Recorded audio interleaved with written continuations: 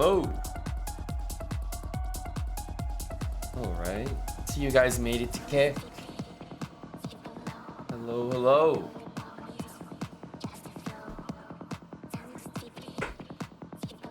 What is up? Saturday night. Now, because this is a nightclub, we're gonna need to check everyone's ticket stub. Gonna need to check it. If you've been sent here from Eric Hansen, all right, please let us know. You can come on in. If you found the stream on your own, we might need to see some ID. Hello to Valentinian. Did get a little haircut, yes. It's getting so hot. It's getting so hot.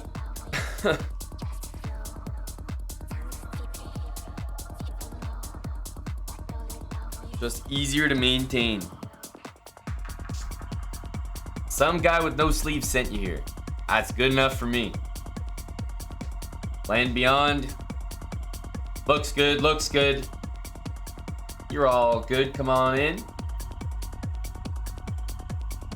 Hey, Curious Chimpanzee. Hello to Nova, Val, Kepler. Chicken Pants says it requires 5 subs. Well, Bazmaniac is covering his entry fee and 1 more. Thank you, Bazmaniac. 10 subs from Baz. Chicken Pants. Thank you for the 5 subs to Kick Cinco. Champ, you don't have your ID? It's okay, Champ. Those who've served are always welcome. Always in for free.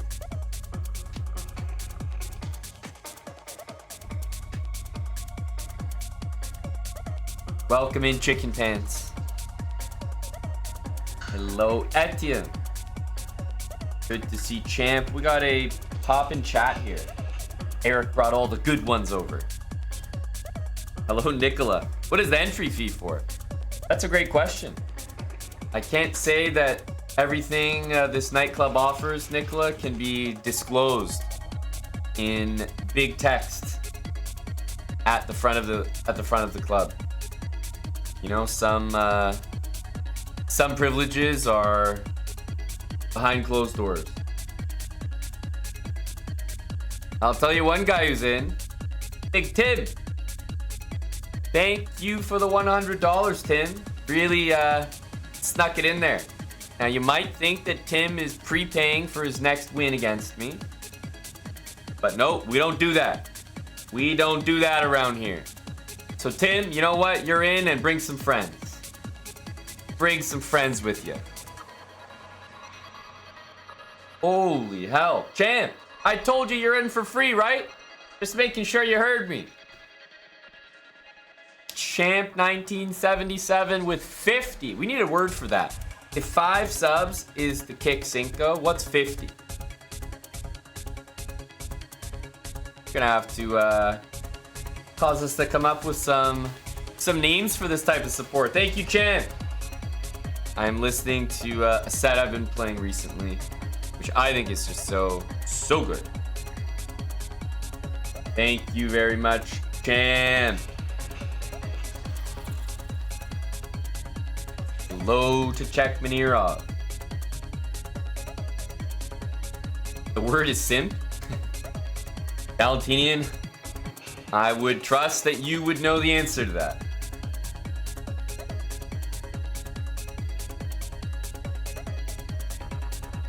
The 50. I'm not gonna lie, the 50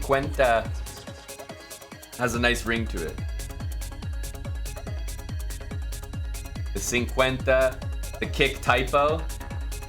I like the Kick typo has a good ring to it as well. Hey, Christopher Cup. Also, those who are just following for the first time. There might be some people that follow for the first time and can't say hi yet. We've got them in a 10-minute timeout. Gotta be following for 10 minutes to say hi here. Well, you've had a few, champ, and you can have a few more in here, so welcome. But seriously, thank you, champ. We only just got started on Kick here. Good to see this energy translating from Twitch to Kick. Eric did his series for a little bit. I thought we'd start off with a few games, as scared as I am of the chat. Just a few warm-up games. I haven't played any chess today. And then there's a few series that I want to get to. Tonight's a chess night.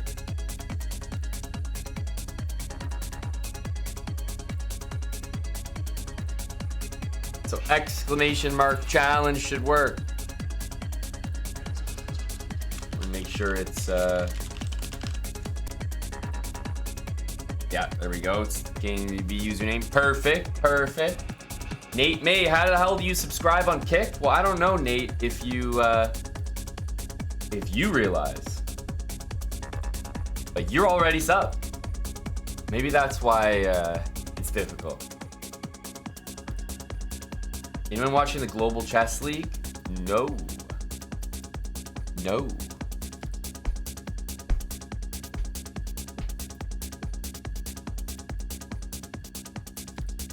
But I'll tell you one thing. Canty as a commentator is something that needs to continue happening. Seeing Canty up on these broadcasts brings me actual joy.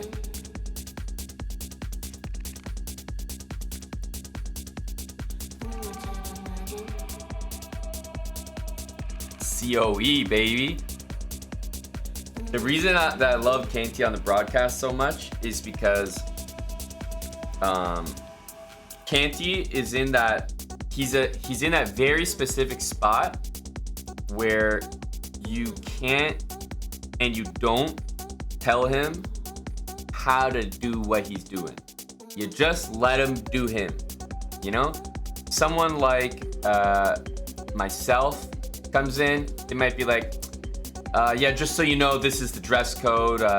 Just so you know, might want to stay away from these topics. No one briefs Canty on anything. Canty wants to show up wearing sunglasses, he'll show up wearing sunglasses. If he wants to wear a COE chain to the Tech Mahindra Indian-sponsored Global Chess League, he'll wear the damn chain. Somehow, Canty's he's worked his way into that beautiful niche where nobody says anything. You know what you're getting. If you hire him, he'll deliver, but you know what you're getting, and you're not gonna change it. It's a beautiful, beautiful place to be in life.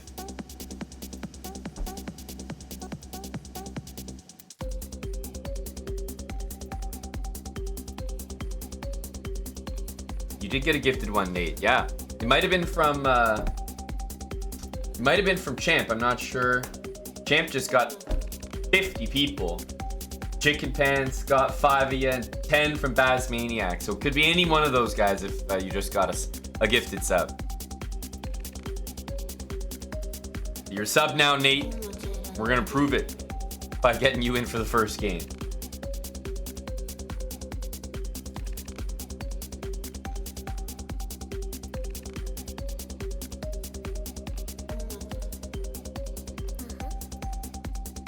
$1,300-day chessable streak. I know.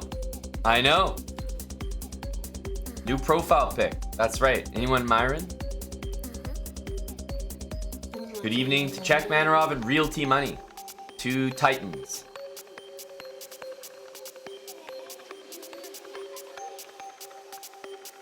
Pharaoh Dave. Hey, appreciate the sub, man.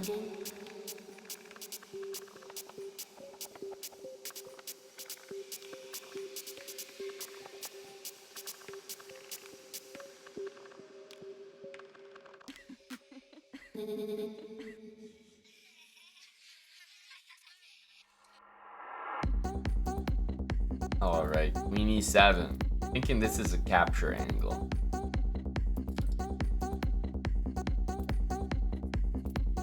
"10 minutes high. It's James time. You've been waiting 10 minutes to drop a hello? What's up, dude?"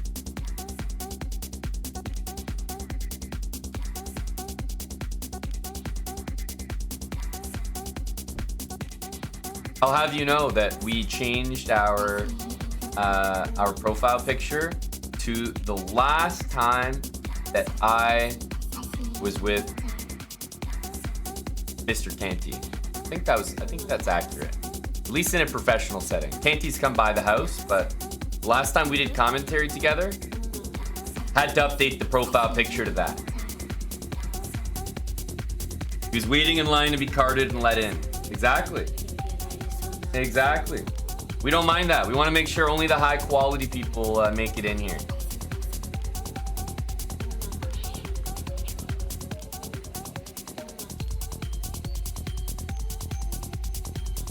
It's kind of funny, but after C6, which looks so normal, I think we can hit him with that move.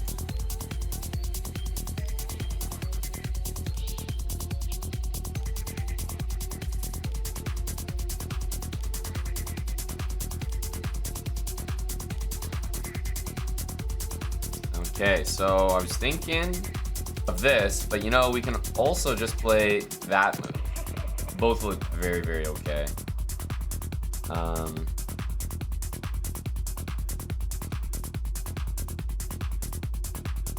Here, Queen G6, we have 97. There's a lot happening here. So let's start with this. Queen is hit, of course, needs to move. Does not have any options here. Queen E6 is kind of wrong. Queen F6 is wrong. Queen there is wrong. So there's actually only one square. And then the things that I'm gonna do, like, I really mean this. The things that I'm gonna do to Nate May here, now that he's a sub, now that we've got a hold of him, no, it's gonna be, you guys might not want to look. Queen H6, we were gonna go Knight B6 and Knight D6, and just sit on his face, honestly. That's it, plain and simple. We're just gonna sit down there. I believe that Knight C7 is a great move. I believe it. However, I'm so interested in playing this move anyway. I have to give it a try. I have to. I mean, it's just too tempting. Knight C7, great move, right? Forks the queen and the rook, we'll win some material, but this one, oof, nasty.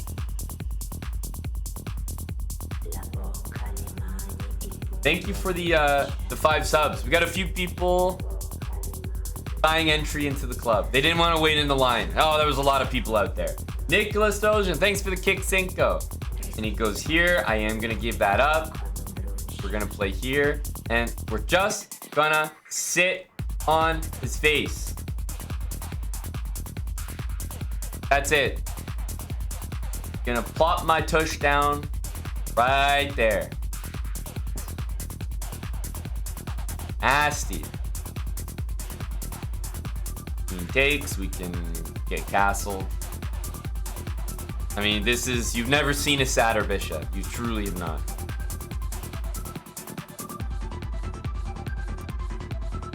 It's about as bad as it gets. All right, the knight can go here, but that's kind of it. There's a couple hanging things, but I'm not even sure I want to take them.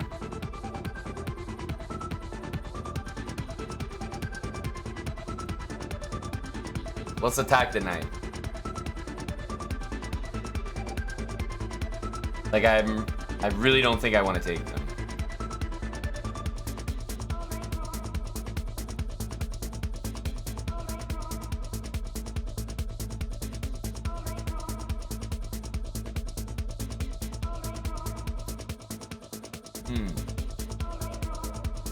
Must we capture? I guess the rook is going to escape. We should take our plunder. But I'm going right back. That one I don't need to take. Just gross. Just gross.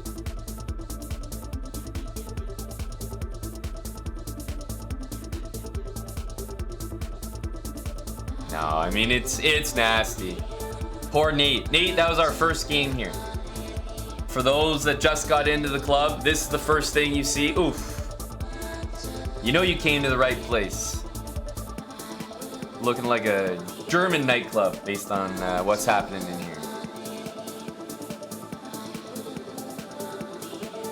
Are KOs allowed here? Damien, they're not only allowed, but for stuff like this, they're mandatory.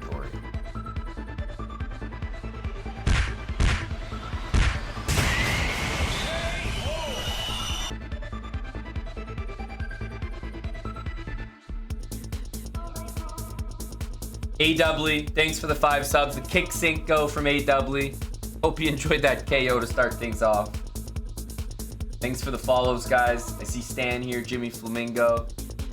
Nicola came in with 5 subs. A fair price, you know, for what's going on behind the curtain. You've been watching Eric's speedrun? Want to try the bird? I can respect that. Just want to give the old bird a whirl. Just need a platform to do it. Okay. Duke Nukem. Thanks for the sub as well. Don't want to miss anyone here. Thanks, Duke. GG, Nate. You're our first game. A little rough. Hopefully, Kakuler gets the white pieces. He does. Here we go. He wants to try the bird.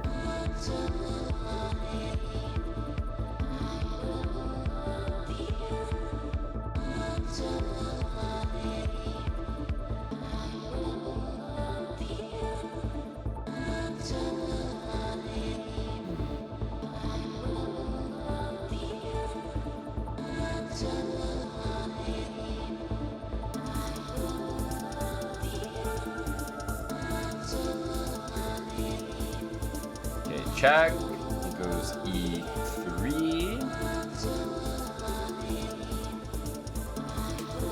Maybe H5. Like H5, H4.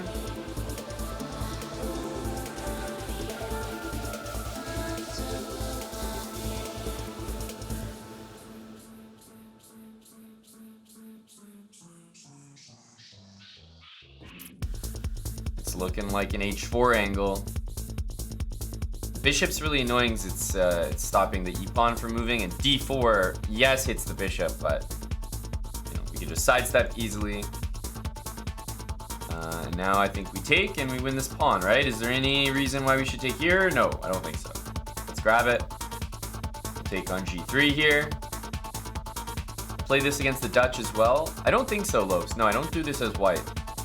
Not exactly. Depends on the line. Usually I just go h4, h5 against the Dutch. So if you mean this idea, then yes, I do that with white, but not precisely like with the knight there. But I always like this stuff. I feel like when people play the bird, the Dutch, you do have a little bit of flexibility. It's an offbeat opening, doesn't take the center. So you have the ability, I think, to be a little bit more creative. Pawn takes knight e2. Probably keep it simple and just take this way.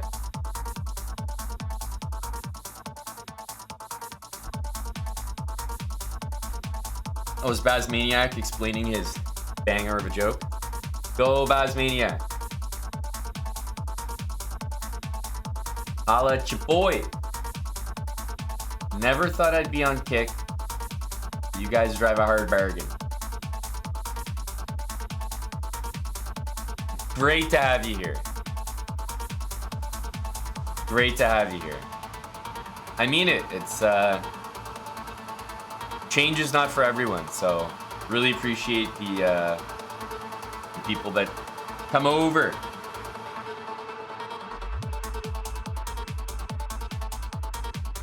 Okay, this move doesn't exactly solve the problem here. Damien, no fixed schedule. Just like on Twitch, right, Damien? We never really had a fixed streaming schedule.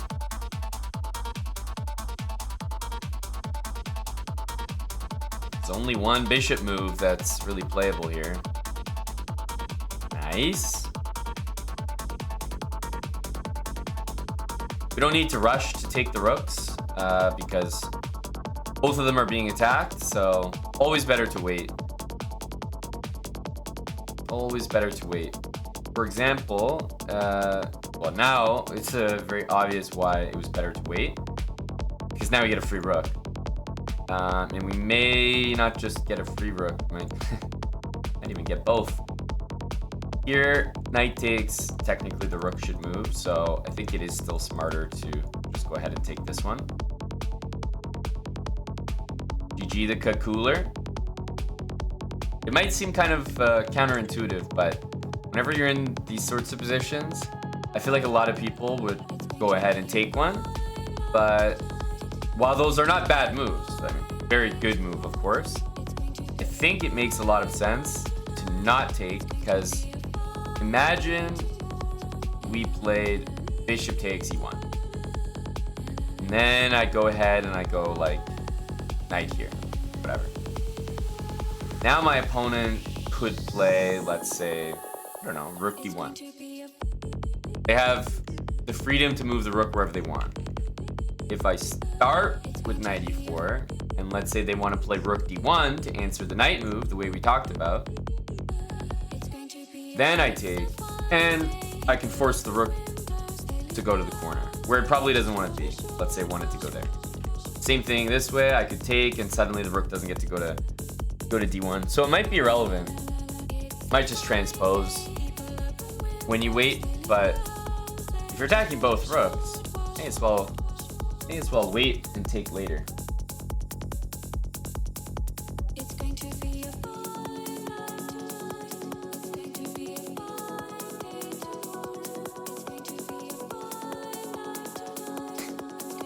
You hope it wasn't a showcase of what Eric's bird opening can do for your chess. I don't think it was a showcase of what it can do for your chess. I think it was a showcase of how much your chess will improve by watching the speedrun. The Kakooler right now is truly in his infancy days of the bird. He's watched a few episodes, but he doesn't have it down pat yet. Not quite. He needs to reach a new level. And the speedrun can get him there. That's a great point, Lopes, yeah. That's true. That's true. You also, indeed, convey very clearly who the alpha is. You're in the infancy of the Stonewall? Absolutely. Lachlan. That's a familiar name.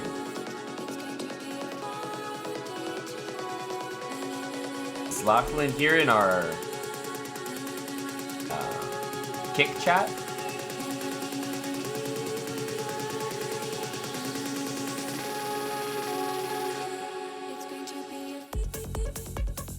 Waiting for the Spanish speedrun? Are you talking about the language? Like just chess, but plain Spanish? Plain Spanish?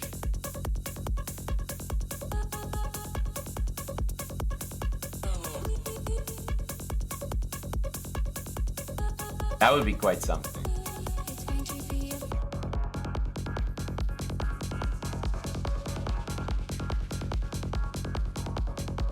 We have to go a little bit easy. The game would end, I think, a little bit too quickly.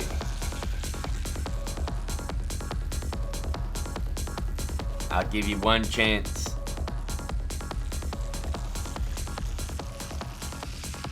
Whatever he's been drinking, give you a gallon? I don't think you want what he's been having. I also saw, by the way, that someone named Yasser Serwan just followed the channel. And it had me thinking, is that really Yasser? You know?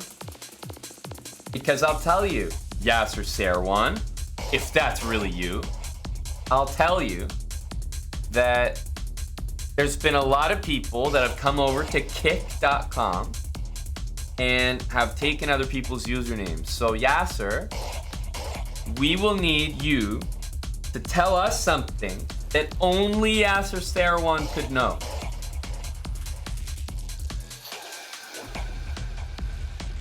We need some proof, and the chat will decide whether this is the real Yasser. At the moment, it's a little fishy.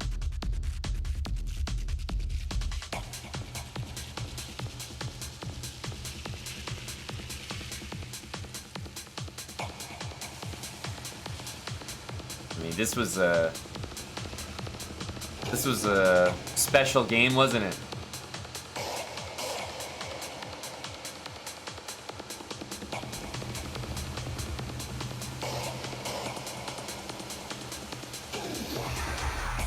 Hey man, I was the marbles executioner.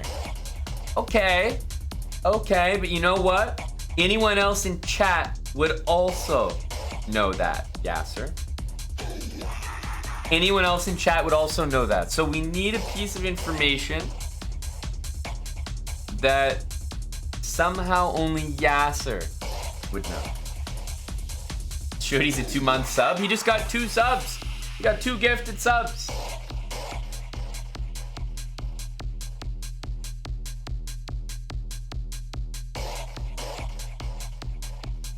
We have been duped by a few names so far.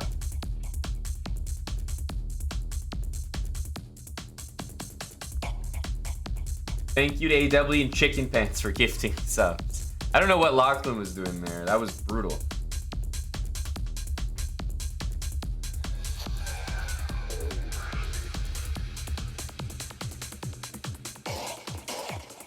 Gasser says, I lost my voice eating those damn Toronto wings.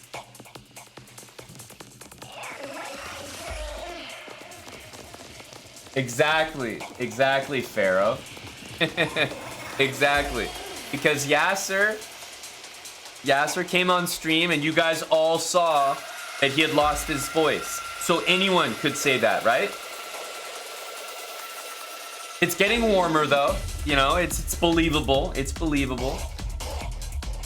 Dylan is a good cook. I mean, that anyone could have produced that information. I mean, it's goddamn obvious.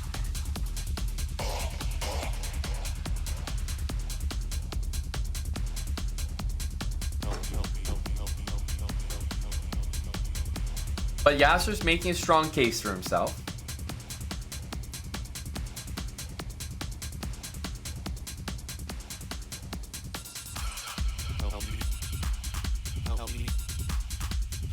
Yasser says, hey man, I went to Avatar 2 and you guys fell asleep.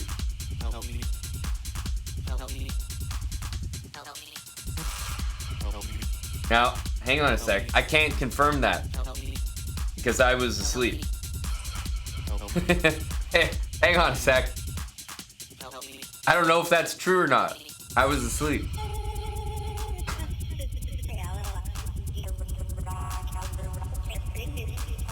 I'm sorry, I don't know if that qualifies.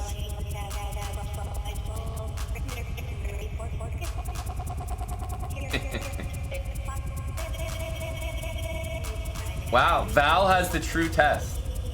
The true test, if this is Yasser, is something that Valentinian knows. Czech Manarov says that Yasser was asleep as well.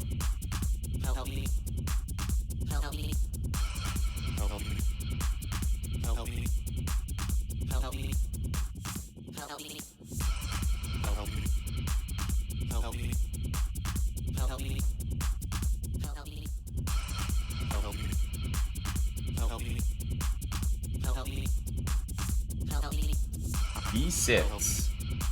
What do the kids do here?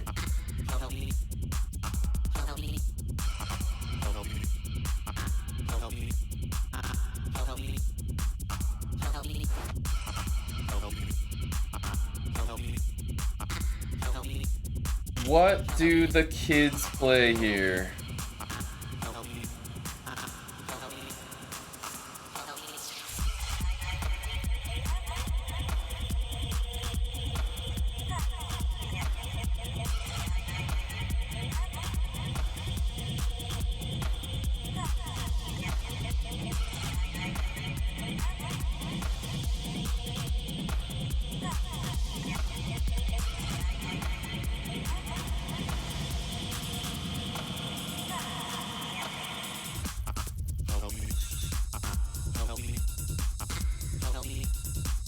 Yasser's got boxing stories.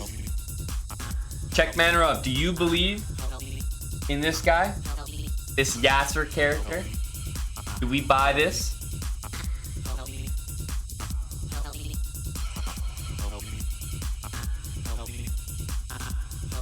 Thank you, Eviscerated. Yes. None. Thank you for pointing that out. It's been rough, you know. But we're in a stream in its infancy, so to be expected. Growing pains.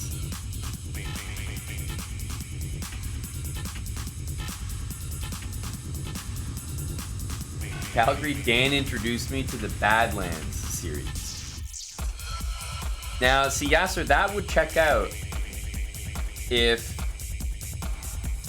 I had shown you the Badlands series, but I don't know what you and Dan were up to.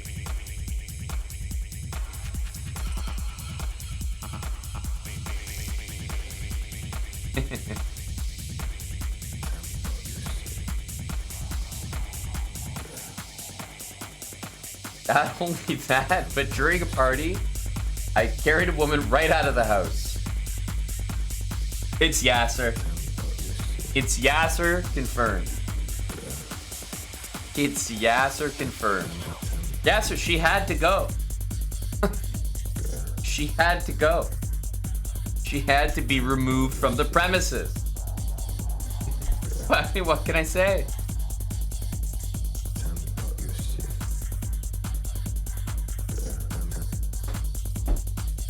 It was in her own best interest. 20 subs from Eviscerated. You see Eviscerated? That number still don't move. It's tough out here. It's an eternal scam. Thank you to Eviscerated. And maybe in the next, 5-10 minutes, another Eviscerated will join the chat and say, oh, we gotta get some subs in here. Can't have this.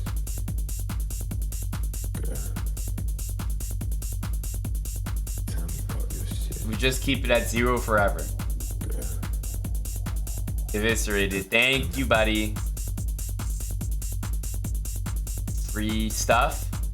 I'm only taking this because Yasser's here. Or at least who he purports to be.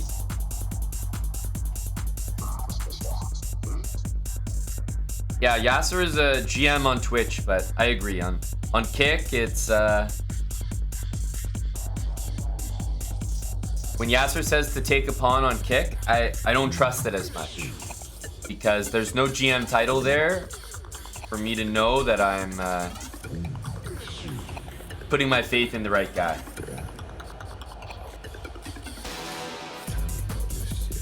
Yeah, Yasser showed up to the club without his GM title. What did he expect? He's gonna get strip searched.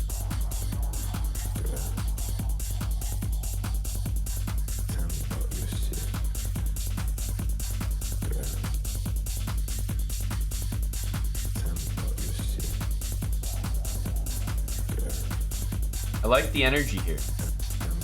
Now, knight d2 is a good move because we just defend our rook, and then we will win this queen on the next move. But just to point it out, we can also take. Right?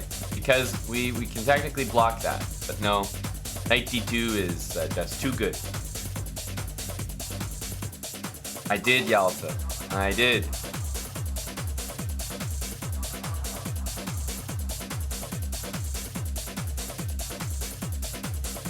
Lachlan SD.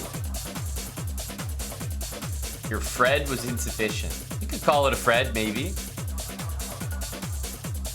You don't have a Kick account. You lurked around here in Melbourne. Lachlan. You don't have a Kick account. So, you're watching the Kick stream without a Kick account? Or what?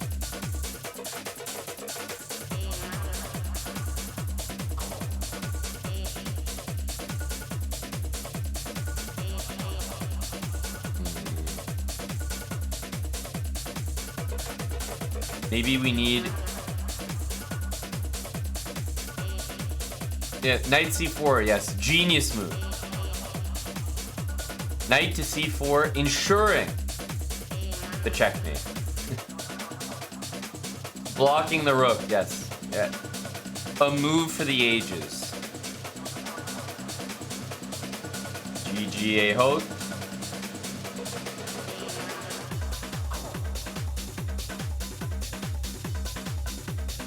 Thanks for the $5, Lachlan. GG. What happened here? So I thought... So let me ask you, hey, where did you get this bishop e7 move from? Because I'll tell you, not many people play bishop e7 here, especially at your rating. You got it from habits. Amazing. Bishop e7 habits. And after d4, where did you get this move from? Hey, Hope? d6.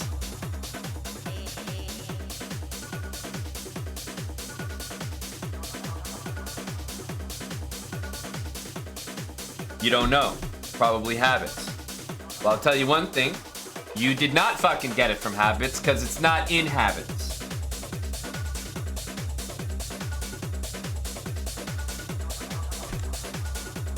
What are you supposed to do after d4? If you're gonna play the first habits move, at least grace us with the second one.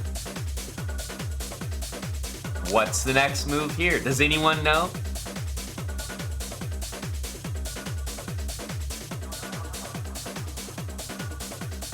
If you want to play bishop e7, great.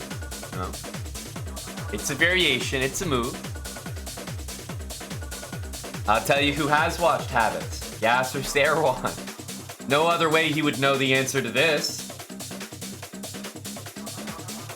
Tim's trying to take 2 moves for white. We don't allow that, Tim. Knight a5, yes, knight a5. We need to attack the bishop.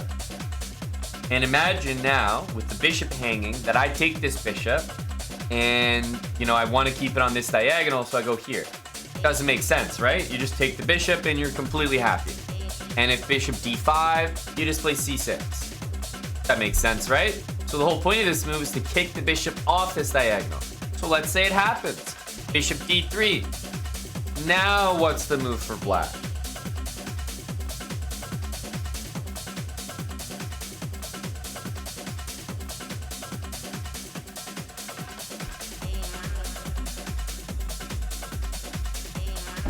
That's right, Ehud.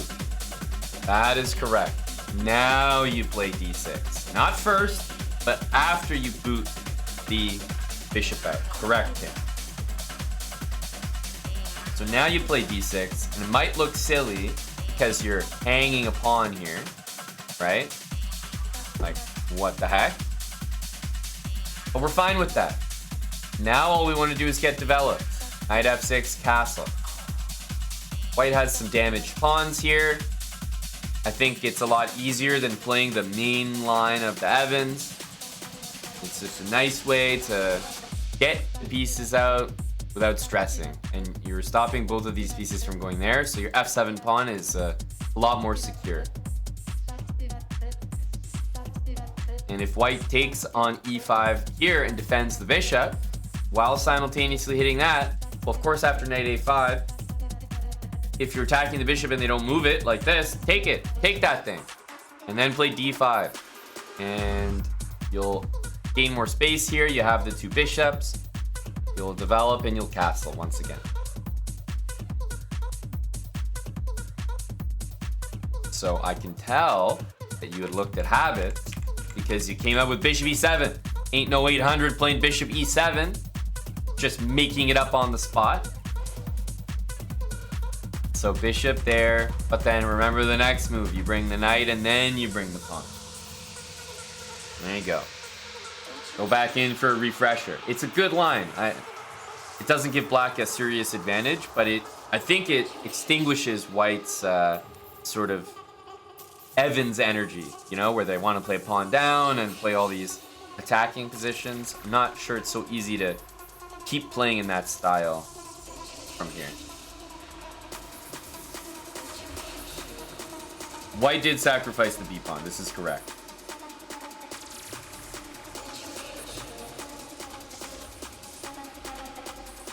Was bishop b6 touched on in habits? Well, I don't know how you're going to get to b6 from here. So I would hope not. But if you mean bishop a5, I don't think so. I think this is the main move that I've always gone over.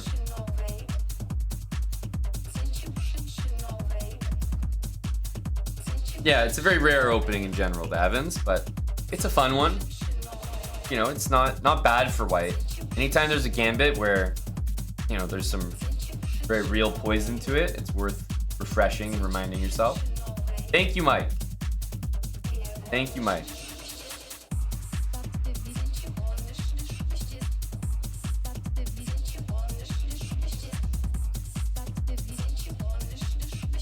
Yes. Go me. I look the same there as I do now. Look, it's me.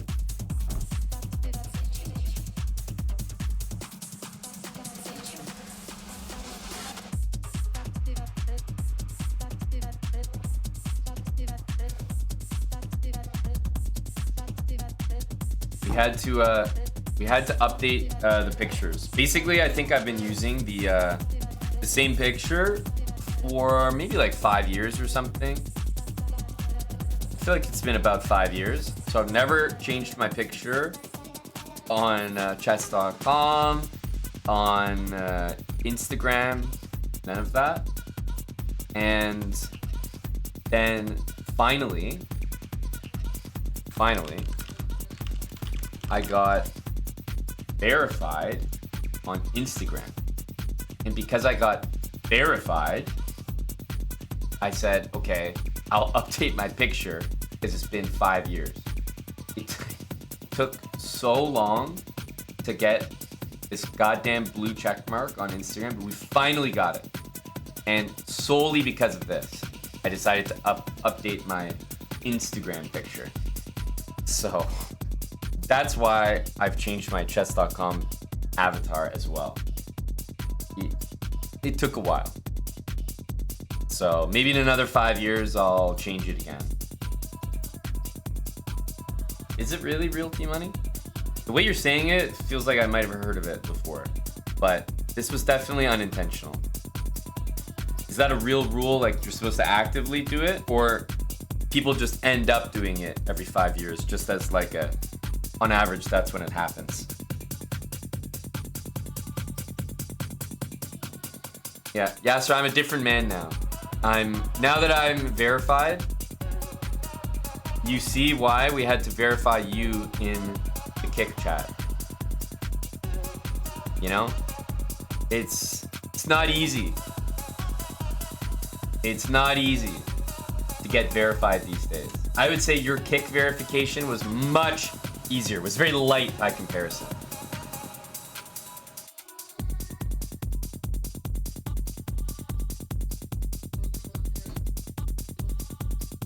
Did I update the FIDE profile picture? No, that one is staying as it is. Hopefully for life. Hopefully for life. That picture was taken, geez, must be, well, for sure more than a decade ago. Maybe 12, 13 years ago, I want to say. No, maybe even more than that. Like 15 years ago. 15 years ago.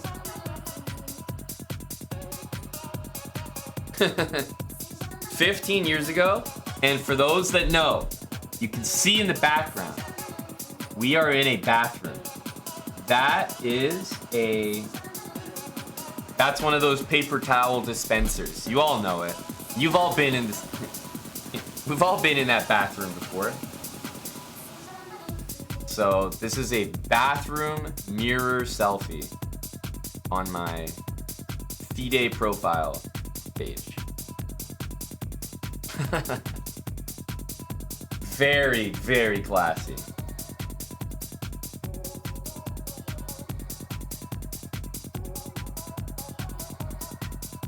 So no, I don't Maybe I'll have to change that for professional reasons soon. I will give it another 5 years. But it's you know, it's like a story. I can pass that one down. Well, you see here, little Billy. Flip phone? It's a good question. Probably was, honestly. Probably was a flip phone. Looks like that was 40 pounds ago. Oof. And that's being that's being polite. Might have been more than that. Definite twink energy, Loaves, for sure. Definite twink energy there. I was 160 at the time. Fucking comedians, all of you.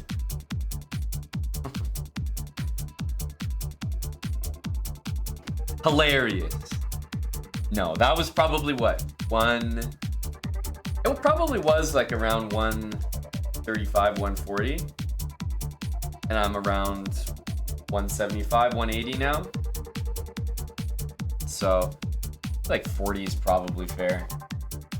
Yeah, it's all pure muscle now, of course. You know, I'm in my physical peak at the moment.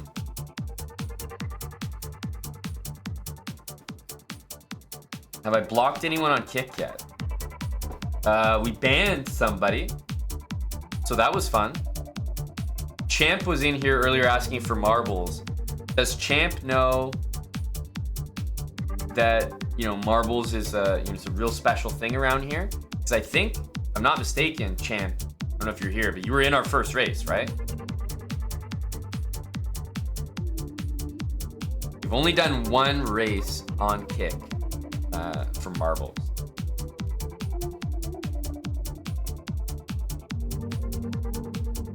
Should you play the Stonewall at 600? Hell yeah.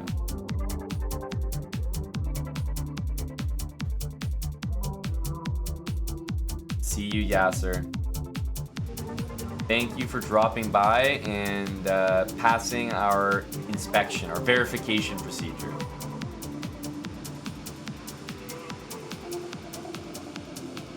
Goodbye, Yasser. Whoever you are. As Maniac, we thought the same thing, but special times.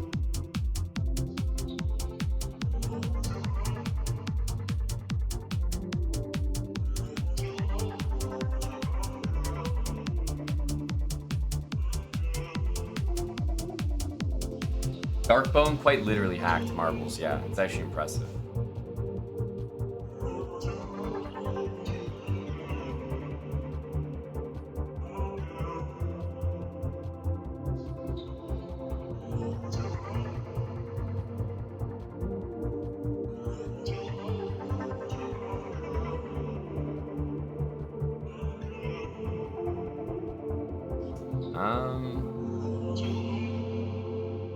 I mean, queen takes is the normal move here, but hell yeah, for some reason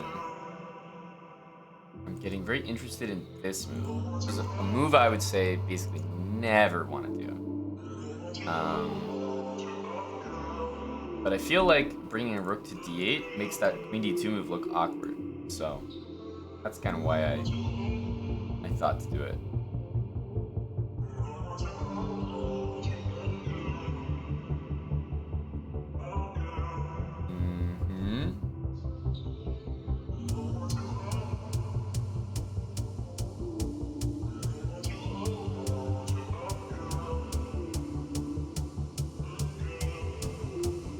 Maybe bishop here is the angle.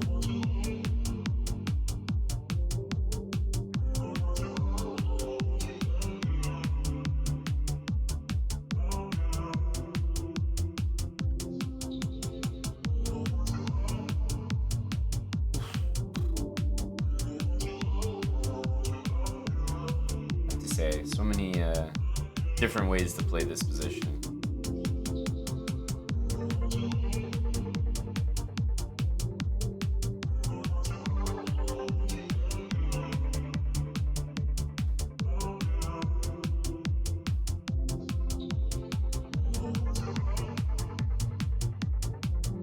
Solid stuff from everyone involved here.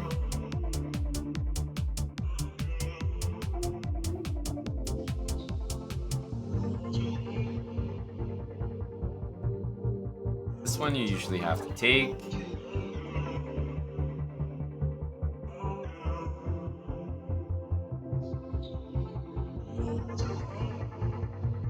Okay, let's bring the rook. Knight there is kind of a weird one.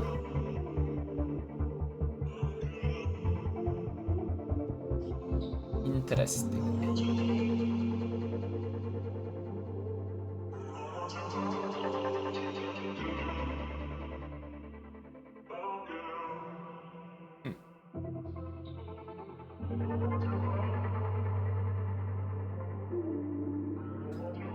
It's like there's something wrong with that move.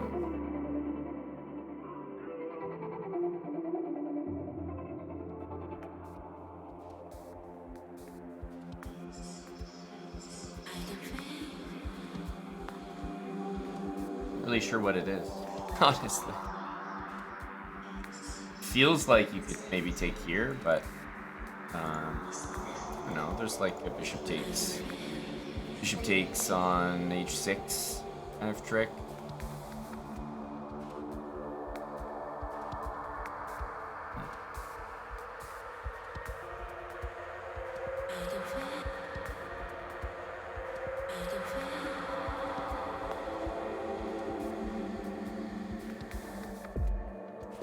Take.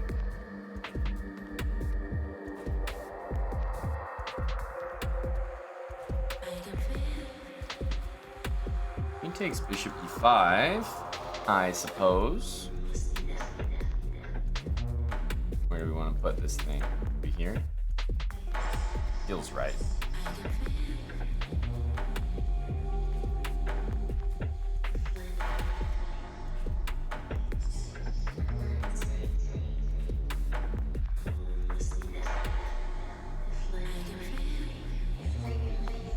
Try to trade queens or trade something here. I'm not sure what.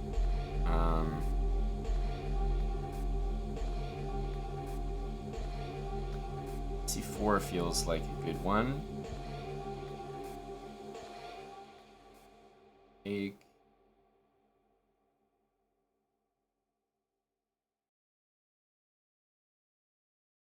So these pawns are disconnected, which is nice.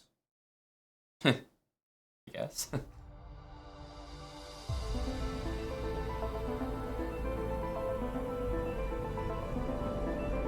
This way is a little better.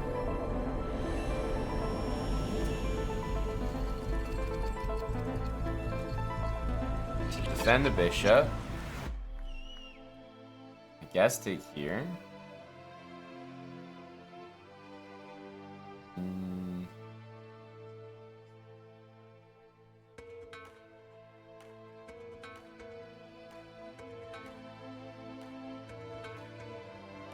Okay. Ooh, big mistake there. Rook g4 was a little unfortunate. We have this guy.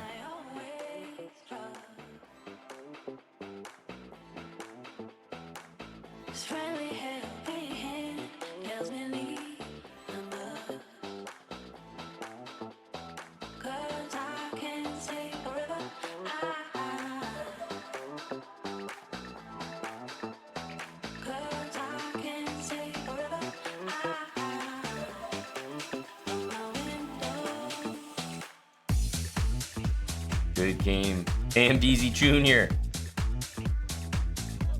It would have been, I think, a pretty interesting game. Still winning for black, but at least an interesting finish. If you didn't play Rook G4, that was a gift. Yeah, I think this is pretty good for black. So I can play A5, Rook F5, H5. And then I have one of those nice positions where the Rook defends every single one of my pawns, and I just bring my king over here. So I think that it was pretty reliable as a win for black. But this Rook G4 move was quite friendly. GG. Of course, Bandeezy. It's getting so damn strong, man. What the hell? It's just crazy. It's like white's moves are not the best move in the position for sure. Losing time with the queen, like rook d2, maybe a escape square would be nice. Knight d1. And while it feels like there's like they're not always the best moves, they're so far from the worst moves in the position. Such a good talent to have, to be able to just play solid moves. Not always the top move, but a top 5 move in every position. A very good center of gravity, so to speak. So yeah, here was the other moment where I was like, I was pretty convinced I could play this. And I saw this and I figured, okay, knight takes f2 is the move.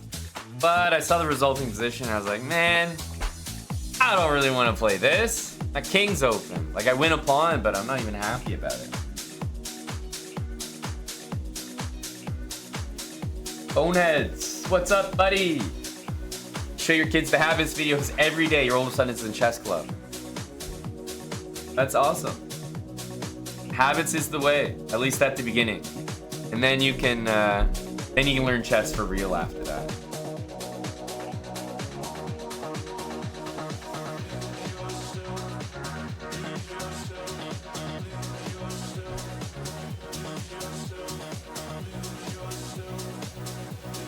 Habits is the way.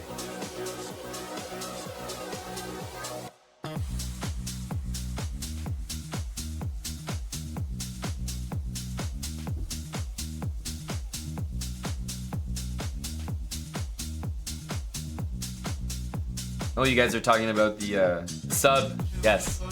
Different than the kick subs. The actual sub. See you, Lucas.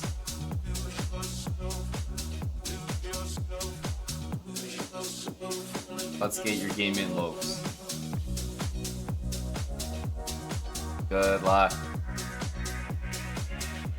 C4. Go, Loafs. Always a tough game. Let's go bishop e4.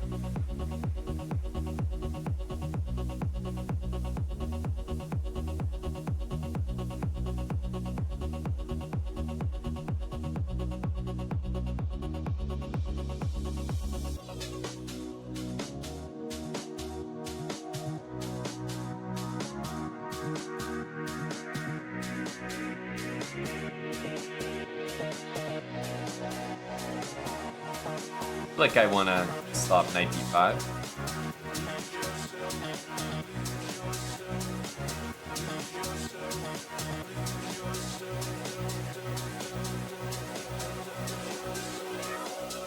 Bishop takes, there's always bishop takes to hit the rook, but even pawn takes is completely fine.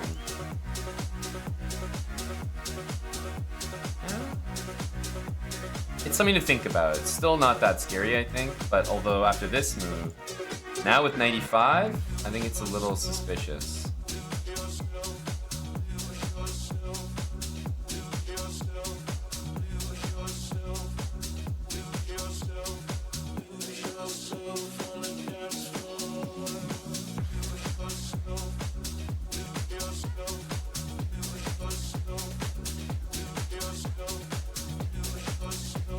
Correct, correct.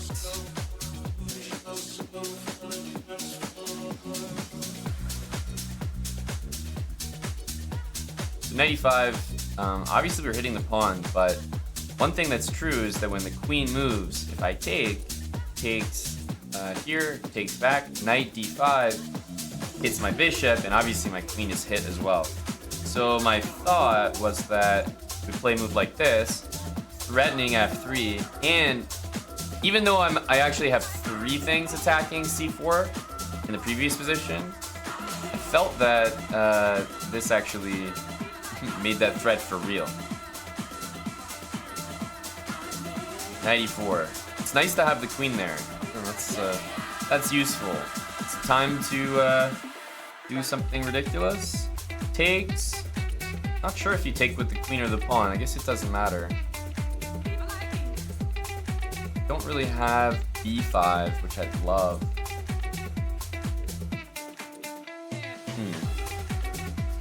maybe just rook e8. Start with that.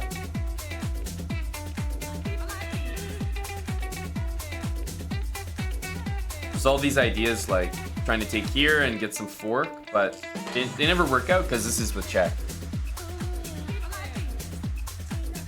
I saw that the long night. I saw that. So we take.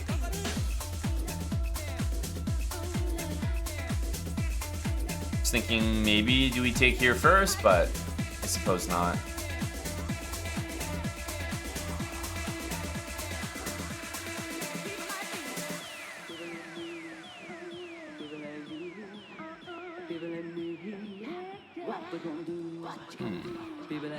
Pretty even, I think, to take it.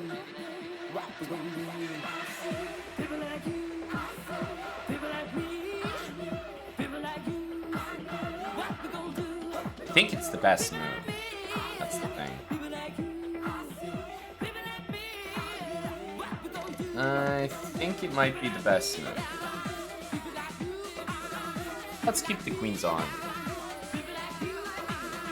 I think it might be the best move, but does not look like the most interesting.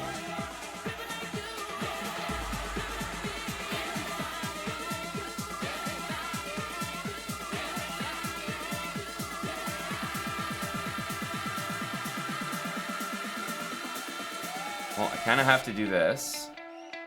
F4 is interesting.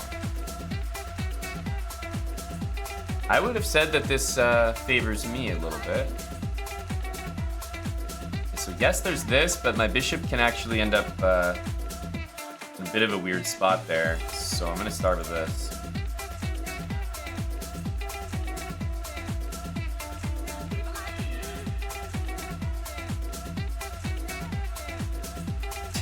We should just do it? It's such a weird idea.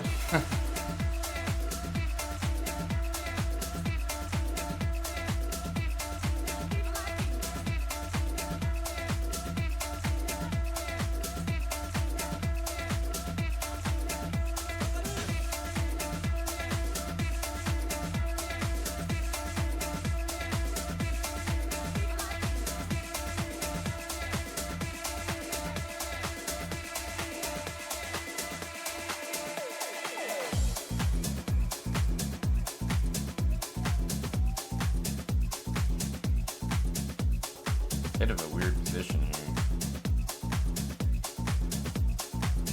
I think pawn takes a5 there was certainly playable.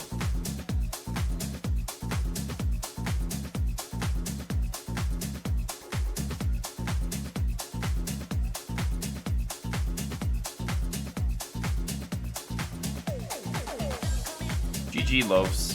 Pawn takes a5, probably last moment. This is a position I think could only be better for you, right?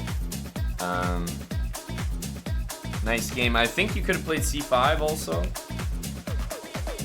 I don't know, maybe it's just around even here. I like the game for white, but here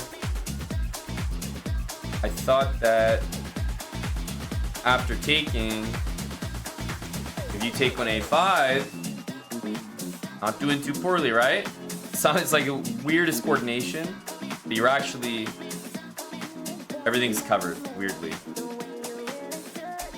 So, white, well, obviously white's better there. He takes a5. It's an unusual coordination. All your pieces are on dark squares. I have this dark square bishop, but it's actually still very good.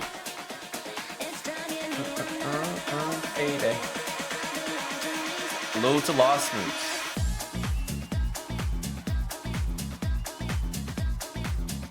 Habits all the way. Good to see so much habits love in the chat right now. Thanks, Chess Ninja. Hello, Salty. Good evening, TH Toaster.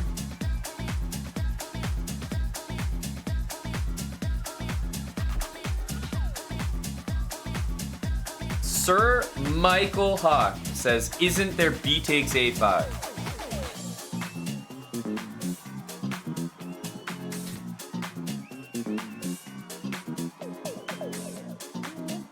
Mike with a riveting take here. Are you saying, Mike, that the move that I just said white should play is the move that you think white should play? Is that... I just want to make sure we're on the same page here. Are you saying the position that I backed up to on purpose to show Loafs the move that he should have played because he would have had a better position is the move that you're suggesting? Taking some risks there. Big risk-taking suggestion. You just got here? That's not true at all. Let's look at Mike's chat history.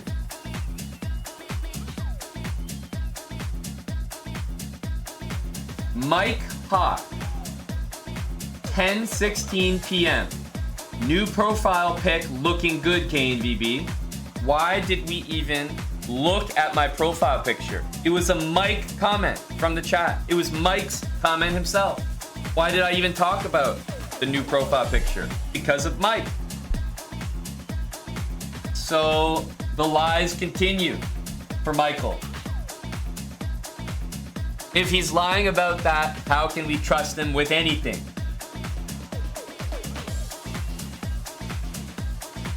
You know what I mean? It's not a credible source. He went to the bathroom for 30 minutes.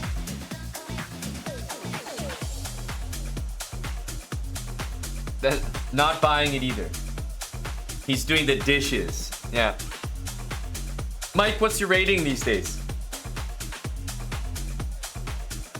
Have you lost all the rating from our last viewer tournament where you killed it?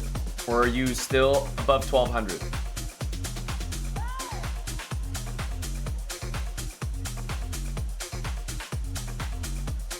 We need to pair Mike. We need to pair Mike with an eligible 1200 bachelor in chat. If Mike is truly honorable, then he'll be able to defend himself.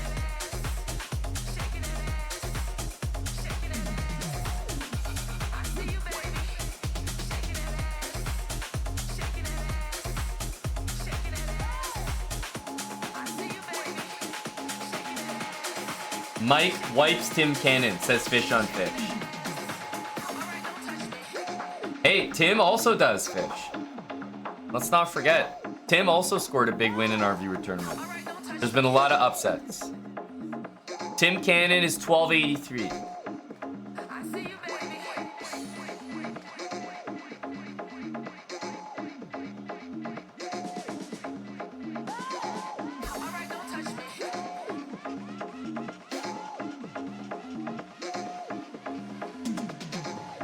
Tim Cannon is strong, but I'll take him, says Mike. Well, there you go. Tim, you're not the judge, you're not the jury, but you are the executioner today. If the Honorable Mike Hawk really wants us to believe him, he's got to demonstrate it on the board. All right, Tim Cannon. Is it T Cannon 25? And Mike Hawk.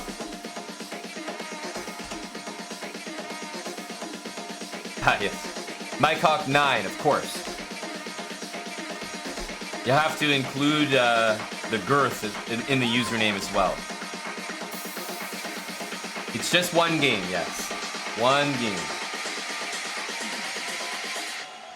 Here we go. Mike against Tim. Mike is clearly a Stonewall enthusiast. Well, here we go. Tim is hitting him with, you know, a kind of London-esque type of move, type of situation. But F5, launched by Michael Hawk.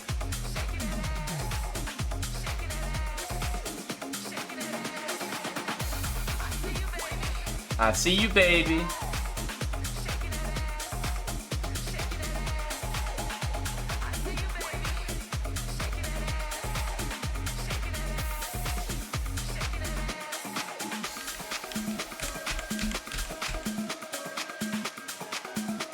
So what's Mike gonna do? Well, he probably needs to do this, but we know that he's doing this to get that one in. I think he's probably realizing, there we go. The fact that that move hasn't been played is a little unusual.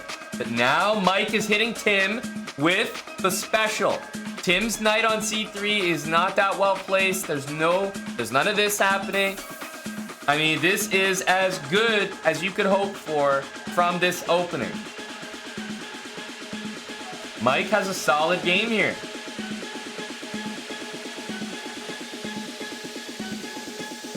Tim is not considerably worse, not even close, but I don't think you can hope for much better with the black pieces playing like this, because he didn't even get the stonewall in some of the good ways. He got it in the lame way, where white could play e5 and you just can't play it. But he's making it work.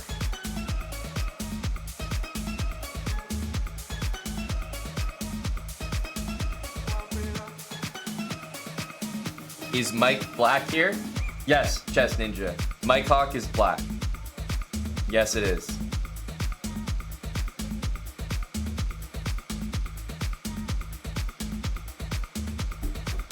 I figured you were curious. Hard to tell just from looking at the screen, you know?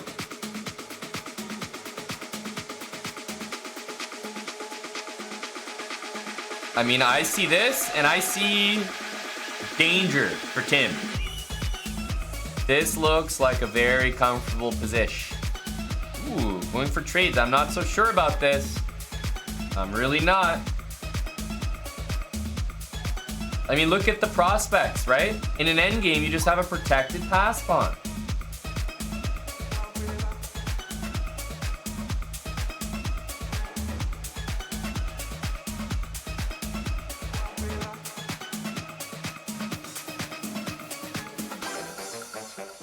Okay, rook takes for some reason.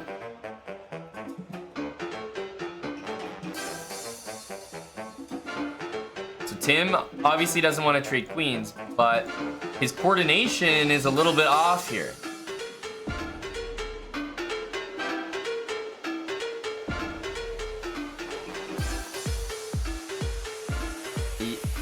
You see this move and it looks scary, but after king h1, it's important to remember, you're not dropping anything.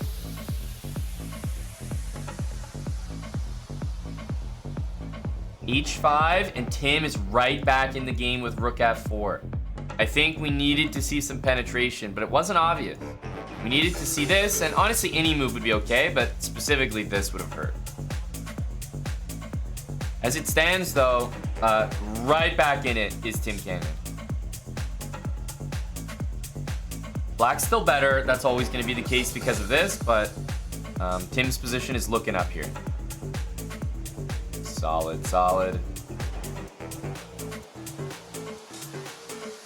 Trying to get in here. Is Tim going to bring the knight out as well? Because he wants to get that rook over. So he's going to stop knight g4, but now if you ever move the knight, you're also dropping that. Me personally, I'm not sure I would have done that. Because I'm just thinking 3 pawns against 2, if we trade these, then it's easily a 2-on-1. But because the pawns were double, you didn't really notice that white had 3 pawns over there. So I don't really like trading the double pawns off. But Tim doesn't take it anyway, so there you go.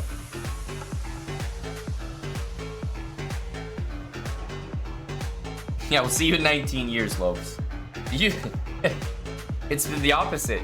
You already beat me. I might have to see you 19 years from now. Mike.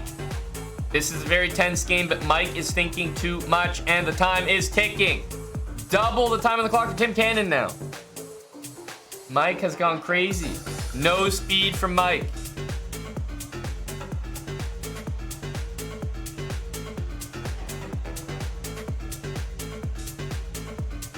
This is going to be a frisky game. This is going to be a frisky game. Going for the speed. Tim is so much faster right now, though. Mike has just lost his mind. Finally, the speed for Mike checks in. He loses the knight, but he's still got the speed. However, I don't think it's going to be enough here unless he pre-moves literally every move and Tim just, you know, AFKs. Tim takes care of my cock. Feels great. Thanks for that, Tim.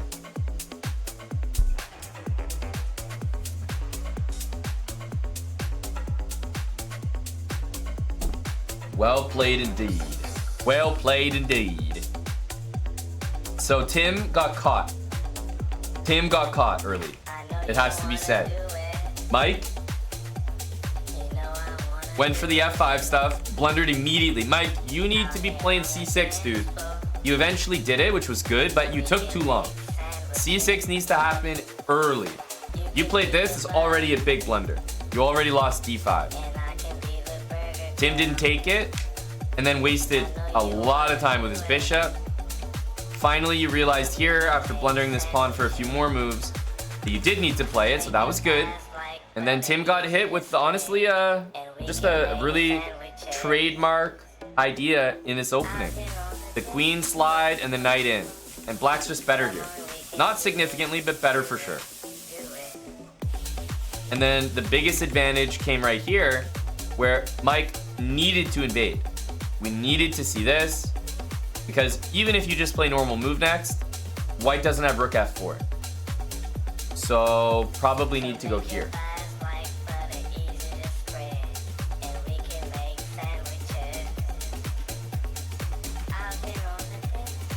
E3, E2 is almost over here. The rook's in a really bad spot. So this was the biggest miss of the game for black. Miss, Tim, immediately rook f4, great move. And from here, it was, I mean, it's an even game. I think black's a little bit better. I don't like trading off the double pawns. Tim didn't even do it. But it's getting closer and closer to equal. And then by the time you guys...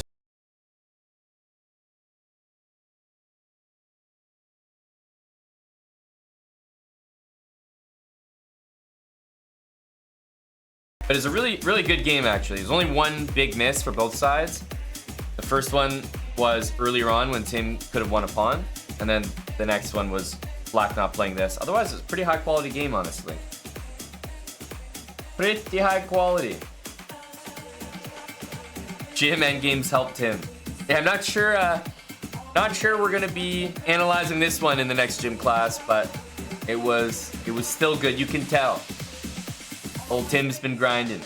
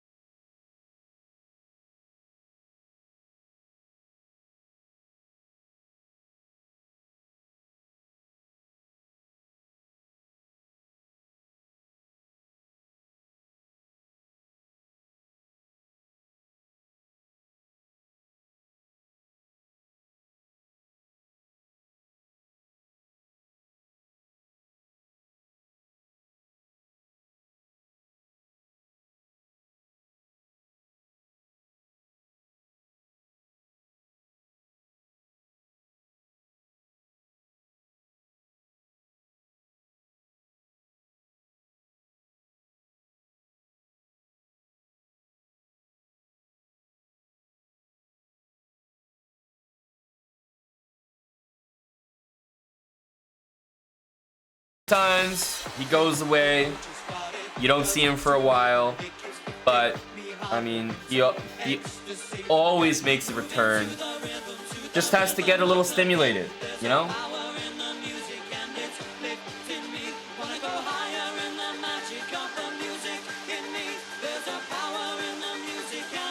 Would one can be considered lucky to be banned? I want to say yes. I want to say yes. It's a privilege around here. 11 p.m. on a Saturday, and not even J-Bell could predict that we are going to play some slow chess. That's right. Slow chess at nearly midnight on Saturday. Big slow chess energy. Today's, about eating the veggies. It's a chess night. You guys have been watching Below Deck, playing band matches, playing League of Legends, playing video games, listening to music. You've been enjoying yourselves too much. We need to go back to the training sessions.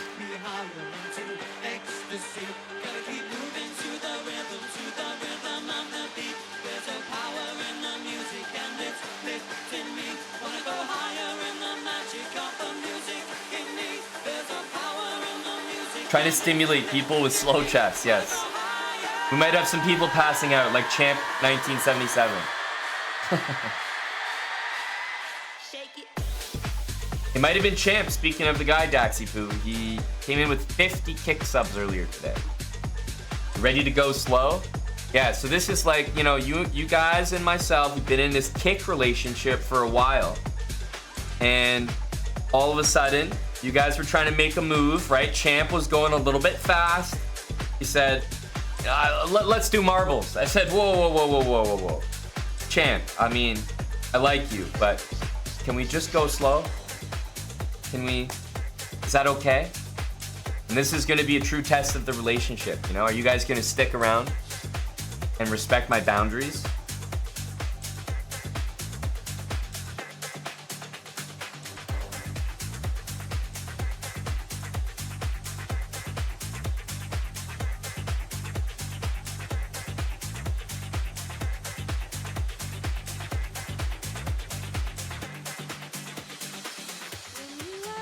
Let me change the title here.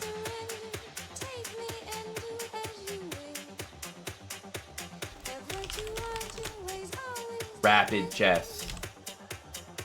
Let people know. We are at 9:29. Okay, we've climbed up a little bit here.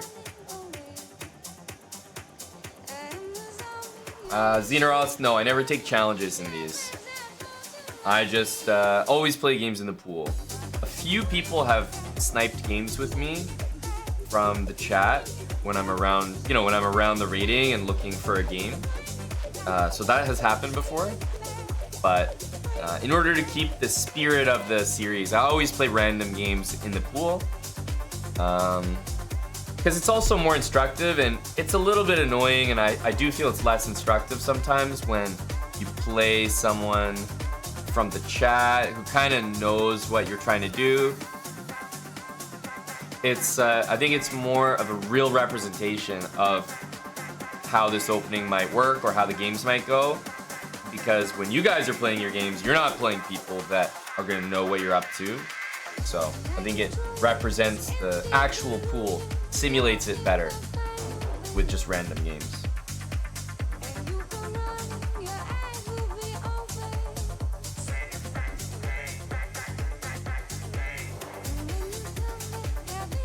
Just the typical Algu. You place an order for the usual.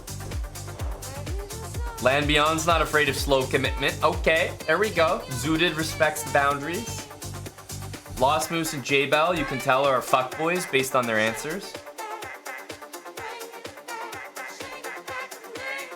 Okay, we got Brennan in here.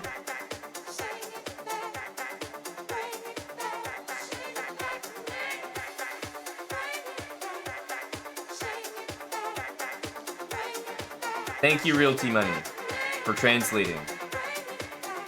It's hard sometimes to convey my messages to all the 400s in chat. It's good to have someone like you on deck who really speaks the language fluently. What up, Glezzy? Alright, we're gonna play some slow chess, which means, as usual, I will be taking some suggestions of what openings you'd like to see. 929 rated, 15-minute games, 11 p.m. on a Saturday. Perfect time for some slow chess.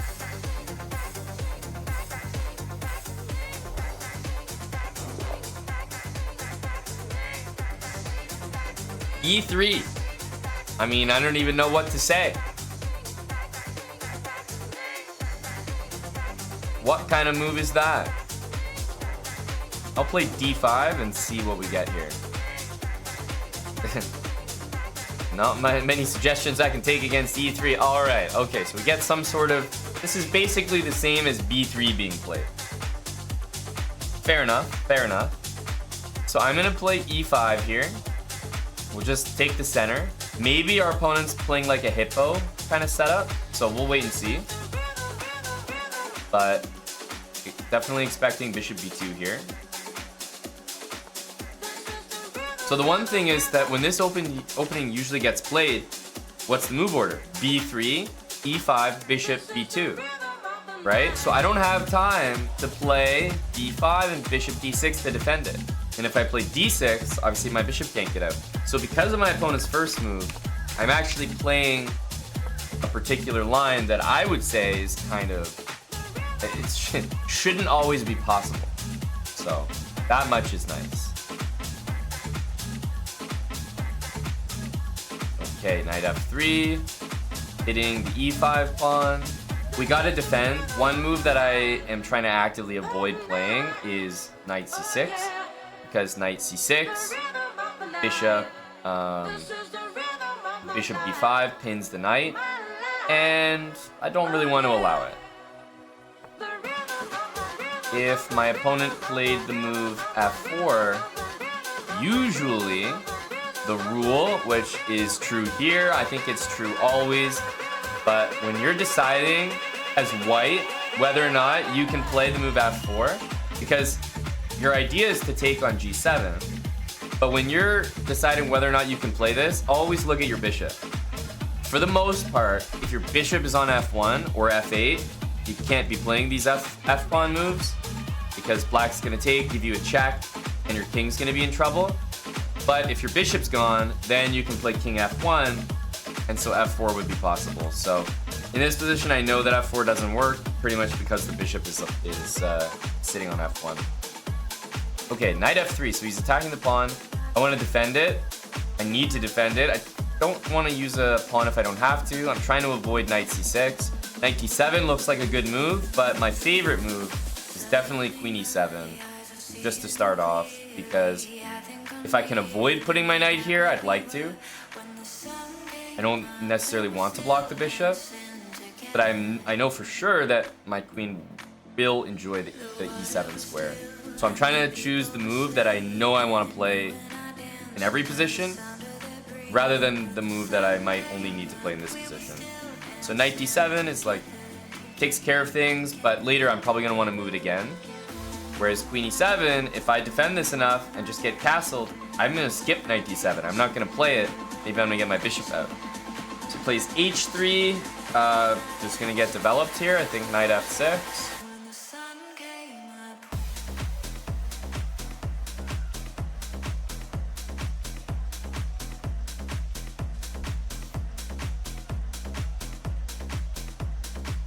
Castling. Castling also allows us to play rook e8. I've explained this concept before a number of times in various speedruns, but one of my truly favorite concepts in chess to explain, because I think a lot of people don't appreciate it, is the concept of overprotecting. The e-pawn right now is defended twice and it's attacked twice. So it's defended. So you might think, like, why on earth would I ever play a move like knight c6? Not because knight c6 is bad, but like, why would I make a point of playing a move that also defends the pawn when it's already defended? And the answer is simple. If the pawn is defended twice, that means neither one of these pieces can move away from it. As soon as you defend it 3 times, you actually enable all 3 of the pieces that defend it to move away. So if I'm protecting it 3 times, each one of my pieces can now move because I only need 2 to defend it. So by defending it once more, I'm actually freeing up every single one of my pieces to move, as opposed to right now where actually none of them can move. Both of them are stuck on a defensive task. So that's why you'll always see strong players overprotecting pawns in the center to free up their pieces to actually go do useful things. So he plays g4, which is like, I guess, hyper aggressive, for lack of a better word. G4 is a lot. Am I really scared of G5? I don't think so. We could maybe pop the knight in. But, that being said, you gotta respect the idea. G4, G5.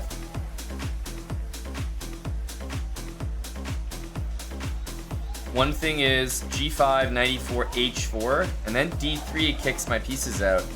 I am definitely thinking one of the easiest moves to play here is just H6. Deals with G5, and I know that H4 can never be played, so H6 kind of deals with that move for the rest of the game. So I'm gonna play it. I don't think I want my knight displaced right now. Yeah, Nate, one of the issues I was actually having, wasn't sure about the move E4, was the move G5. If I take the knight, white takes here, I have to double my pawns, and meanwhile I lose this. So I wasn't sure about E4, G5. Otherwise, I agree with you. I might have played this move in order to play like bishop E5 or something.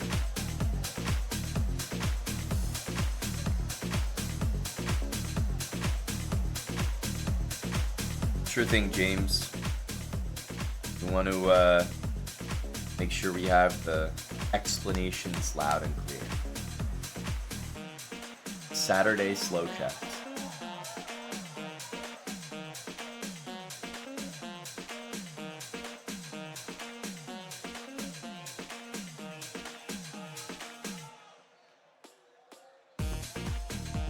Yeah, and now H4 is played because wants to play G5, and I've just stopped it. But as I was saying, I'm playing H6 because I know that H4 can't be played. Like, it's a tempting move. It's like, oh, you stop me from doing it, I will, reinitiate the threat of G5. But you can't do it because now you're losing a pawn, and it's the hands down worst pawn to lose in this position because now the bishop is out. I'm developing with tempo. I'm also threatening E4, which my opponent has missed. And the whole game falls apart from that one idea. But this is why, I mean, when you're playing chess, like, you're taught, like, the habits. Play in the center, right? Get a pawn in the center. Bring your pieces out towards the middle. Like, you can't be playing nonsense like G4 in the opening. You'll get punished.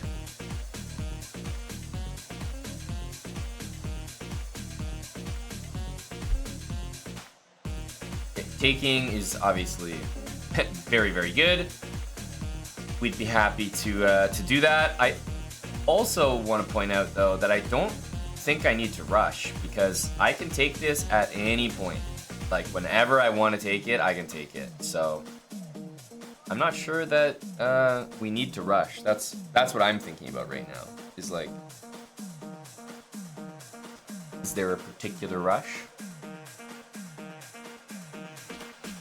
And I think the answer is no, so I'm just gonna go here. Just gonna get the pieces out. I could castle this way, but it's like, why castle into open lines? I'm gonna be up a piece, let's castle long.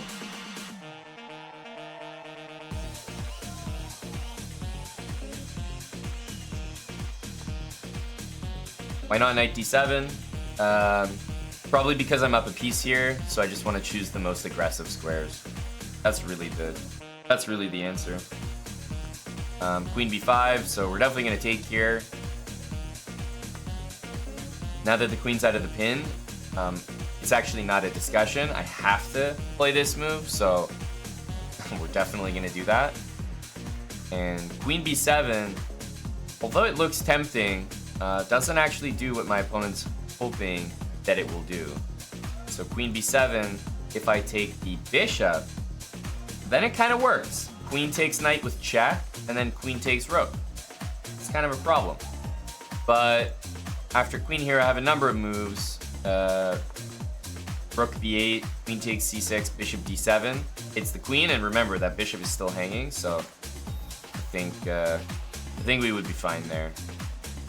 Bishop h3. If we castle, we accidentally blunder this, and that'll be with a check. So we're not going to castle. I think we want to take this, but not really caring too much about this f-pawn, and we're going to castle next.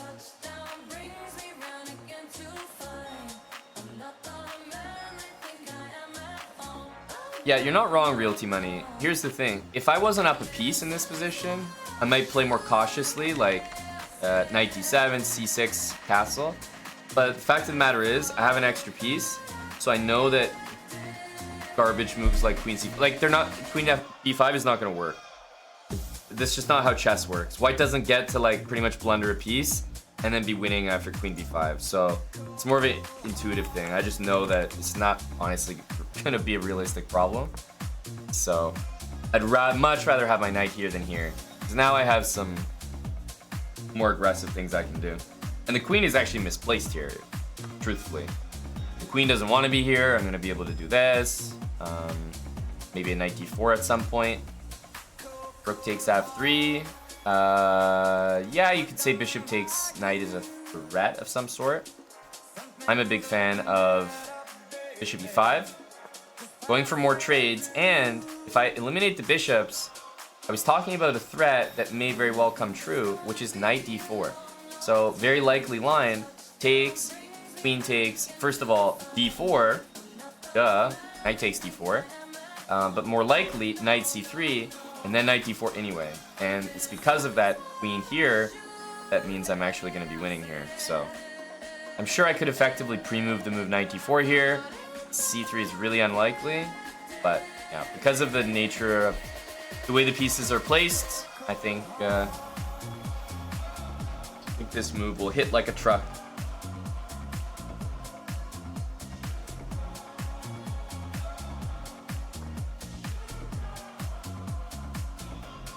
Yeah. Like I said, this move is really likely, because if you miss the idea of knight d4, then you'd rather play d4 than knight c3. So, as I said, queen on b5 is actually totally misplaced, and this is a perfect example why. Now my opponent is going to lose quite possibly everything. Like, the queen is hit, the rook is hit, and the rook is hit in the corner. So, honestly, everything might disappear from the board here.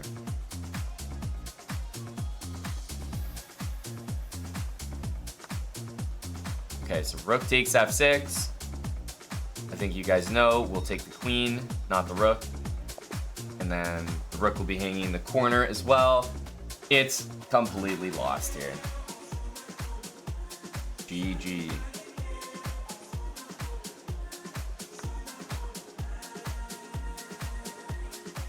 Let's head over to our game review. So, what happened here?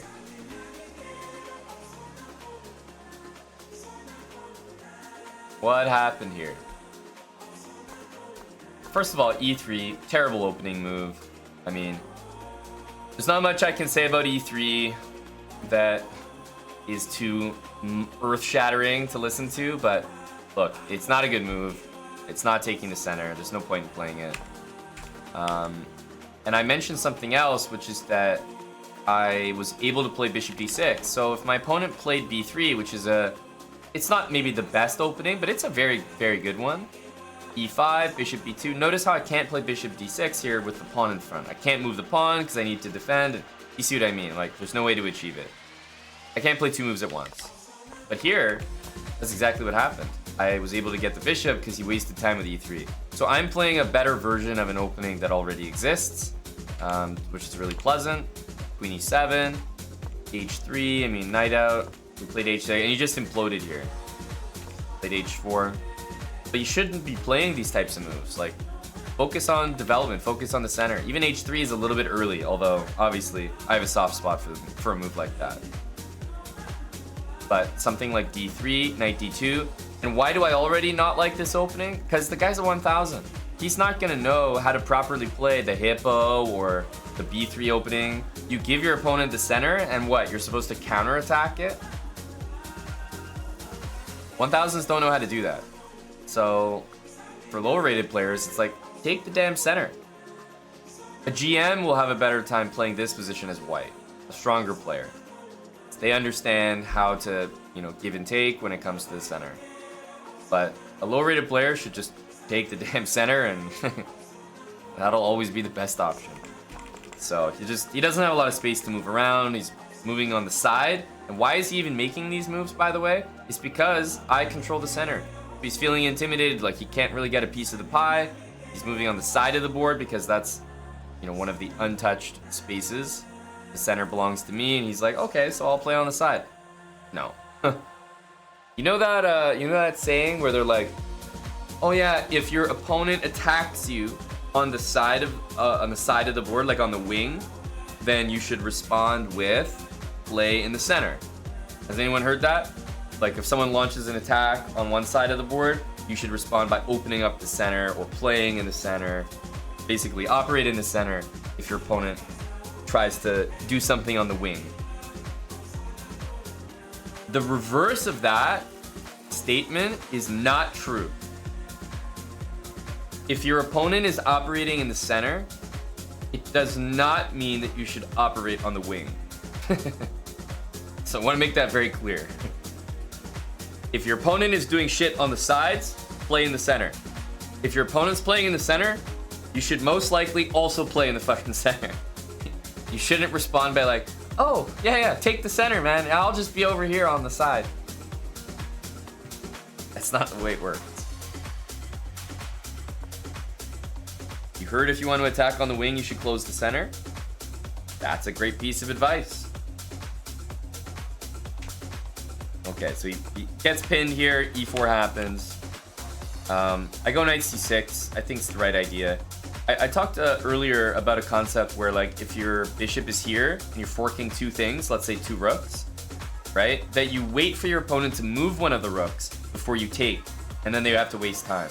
If you take when the rooks are like that, they're happy. So same concept here. Like, I know that I can take this anytime I want. So I'm most likely gonna just do my developing moves and take it later. I don't need to take it, it's pinned. It's more freeing for my opponent's position if I go ahead and simplify everything. So I'd rather keep the pressure, and as soon as he moves the queen out of the way, then I'll take. And rooks do not belong here, queens do not belong here, bishops belong on the board, and you shouldn't be a piece down. It's all coming to a head, and yeah, obviously. Too much material. Too much material being lost.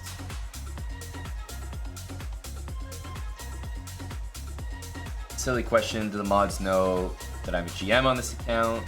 Otherwise unfair to the opposition. Is there a system for streamers to do this? Absolutely. Yeah, I mean, you're not allowed to make multiple accounts. Plain and simple when it comes to chess.com or websites in general. So obviously it's an approved practice. It is an approved practice. Yeah, just get in touch with chess.com. I'm like, hey, I got this thing that I want to do, like this series. It's gonna be slow chess. This is the account name, and you'll see that they put a little note on the account that it's an authorized speedrun account, and all points lost to the account will be refunded. So obviously it's an unpleasant experience to play against a much stronger, not just a GM like myself, but anyone. For anyone, even if your opponent is a 1500 but they're on an 800 account, that's still an unpleasant experience. Like, at the end of the day, they're stronger than their rating, and they shouldn't be at that rating. So it is an unpleasant experience, but as I always say, it's the greater good argument. I think that these series they get more people into chess and excited about chess than they do discourage people and tilt them away from the game completely. So some people suffer some sleepless nights and psychological damage, absolutely, from these losses to me, but you know, this is the greater good argument.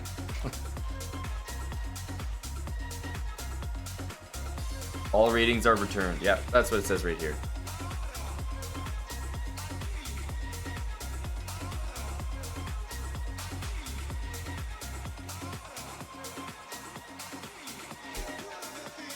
But yeah, if you're making other accounts, you always get in touch with chess.com, and they're always cool with it, because they know it's for content, so they want to support their partners and their streamers, content creators.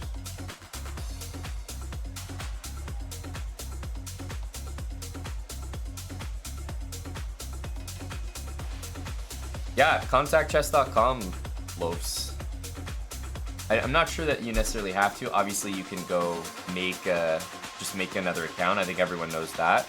But it has been the case that sometimes, if you just don't want your account to get randomly deleted, I'm pretty sure that it's in the, like, you know, the terms, conditions, whatever, that you're not supposed to have multiple accounts. So sometimes it's nice just so that you're covered, that you're like, hey, I'm gonna make another account. This is the name. Because it's normal for people to have like a public account and then a private account. Like an anonymous account and a public account.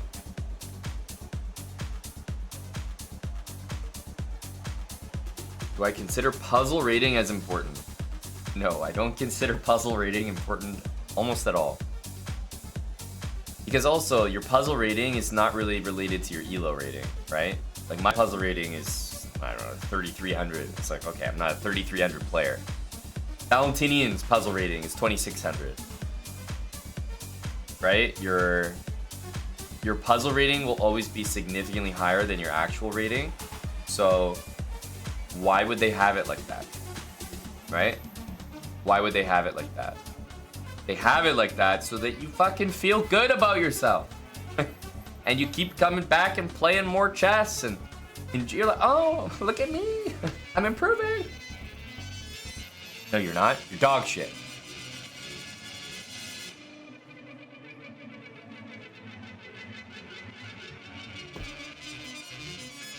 Just like brilliant moves. Except I'm not gonna lie, brilliant moves is like, when you get a brilliant move, it's actually crack cocaine. Like, I'll actually snort those brilliant moves right up my nose. Getting a brilliancy in a game, fucking love it. Makes me feel good every time. And that's me. That's me. It works on me.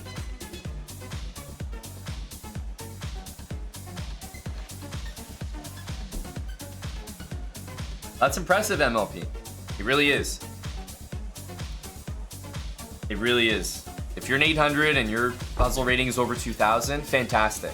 But you have to stop and smell the roses a little bit. Or face the music, rather. Not smell the roses. You're an 800. Your puzzle rating is 2,400.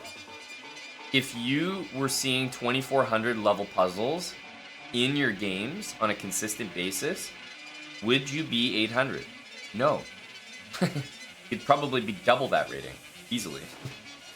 Like, 800s are not walking around playing 2,400 level tactics in their games. Like, it's just not a thing. So, obviously, it's just like hey, this is something to feel good about. Puzzles are good. It's important to practice them. But I would never, ever read into the ratings that get spat out from it too much.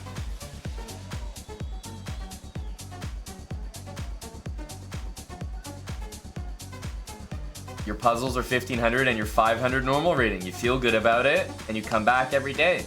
That's what I'm saying. That's what it's for. But just don't draw the line when it comes to like speaking chess with your buddies. Like, bringing up your puzzle rating will get you walked out of any room, any conversation about chess.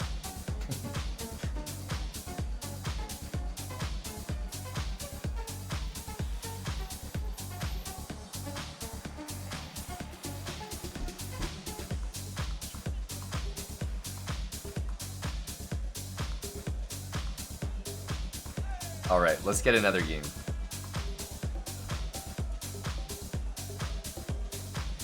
Let's get another one. I'll still take some suggestions. Looks likely that we might get the white pieces, so let me know what you'd like to see.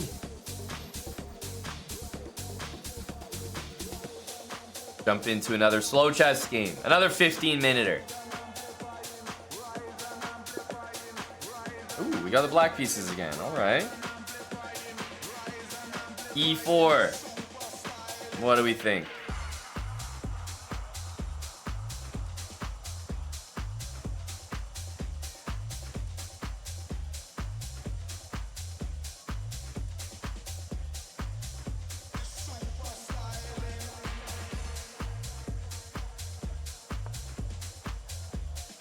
I'll play knight f6. I don't think I've played the Aliochen too much. Do I recommend the opening? I truly don't. I've talked about how lower rated players should play openings where you take the center. So, do I think you should play openings like this? No. I can still play it and see where we go. But no, for the most part, like an opening like this where your knight gets chased around, I do not want to see anyone walking around playing that, that's for sure. Alright, knight to c3. So, I mean, if I play e5, we're obviously transposing back to e4, e5. But I'm going to play d5 because there's got to be some reason why everyone plays e5 and not knight c3, right? When you're playing e4, knight f6, the point is you want to play e5. That's the whole reason you play the opening as white. So knight c3 is definitely not, I would say, not the top move. And if I'm not mistaken, after e5 here, the idea is d4. So takes, and you get this kind of equal-ish looking position. Both sides lose a knight, and although white's the one moving first, it's nice because if you take here, I'm taking back with a check, and I also have pawn takes on d2, which will also be a check. So that's how I can kind of survive here, because if pawn takes here, pawn takes here, pawn takes here, pawn takes here, it would have that very awkward moment where the newfound queen comes all the way back and takes mine, which would be a little embarrassing. Alright, b takes. I'm going to take this way. Open things up here. I like these double pawns. They really help control squares that knight often wants to use.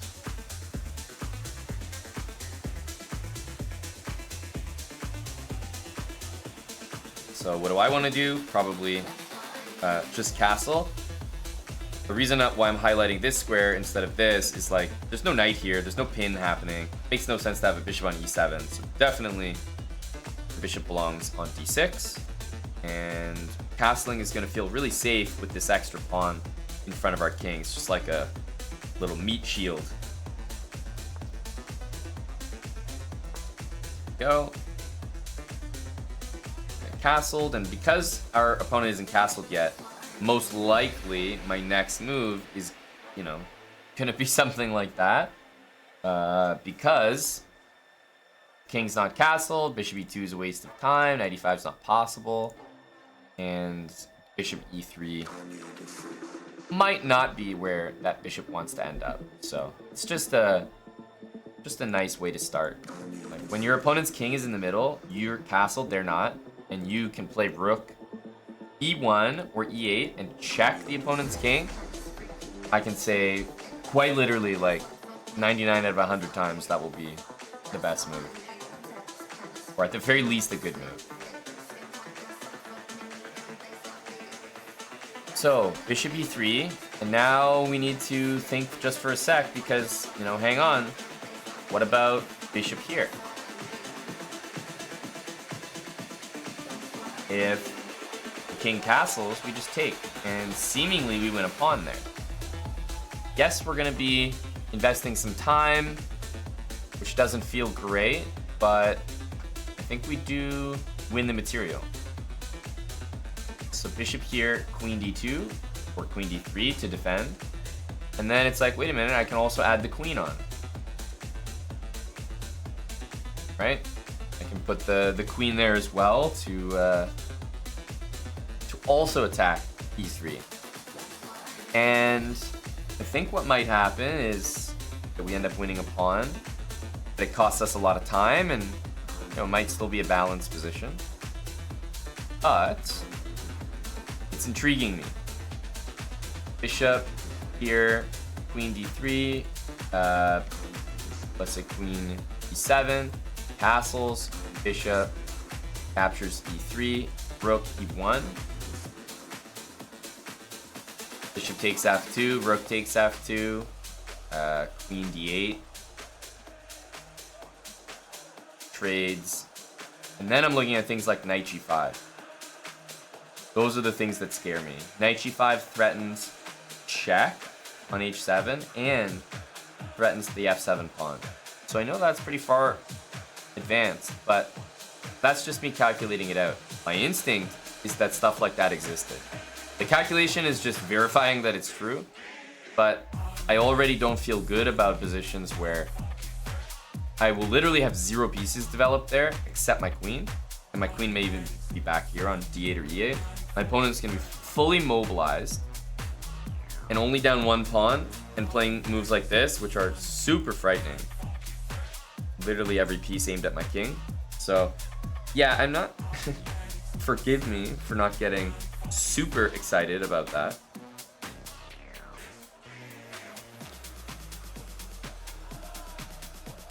So I think we want to just develop instead. Let's just develop.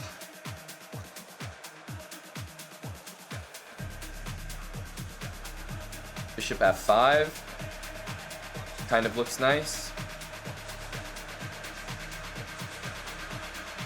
Knight d7, knight d6, not a bad idea. I'm kind of liking bishop f5 as a move.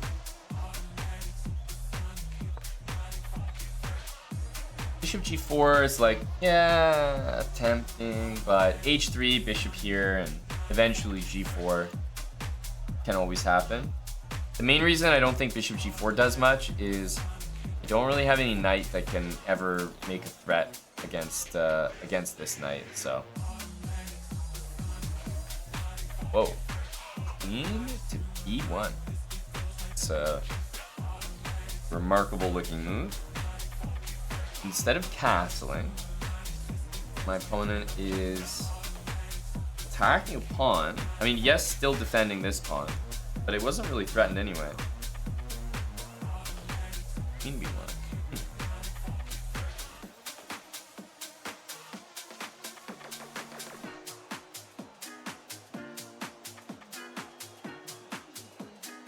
Well, one thing that's true is knight c6, queen b7, knight a5. I think there's bishop takes, queen check.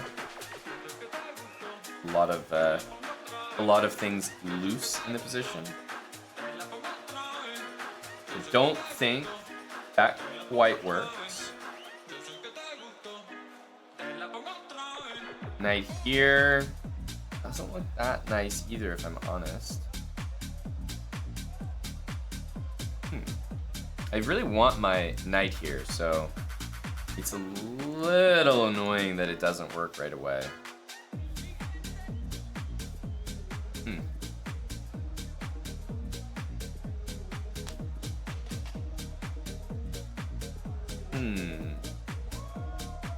Queen c8. Yeah, it's a move.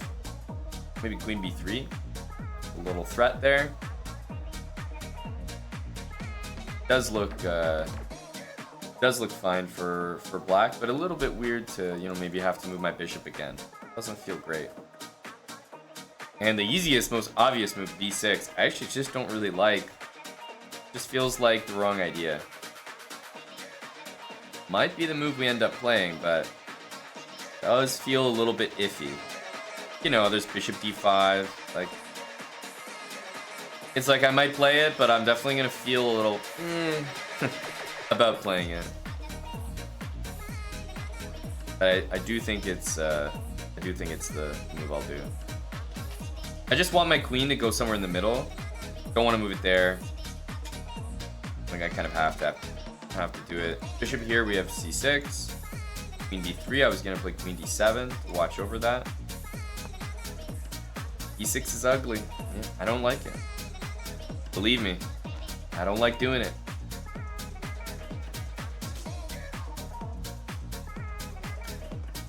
e6 seems like the same problem as the London.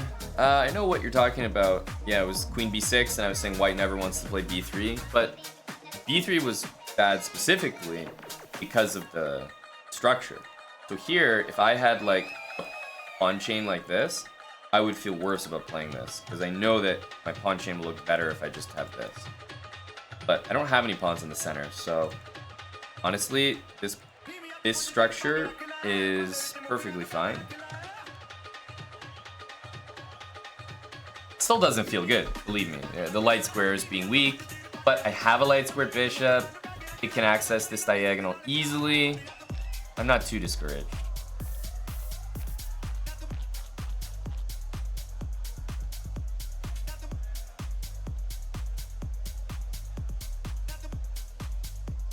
Can I do an educational series for titled players?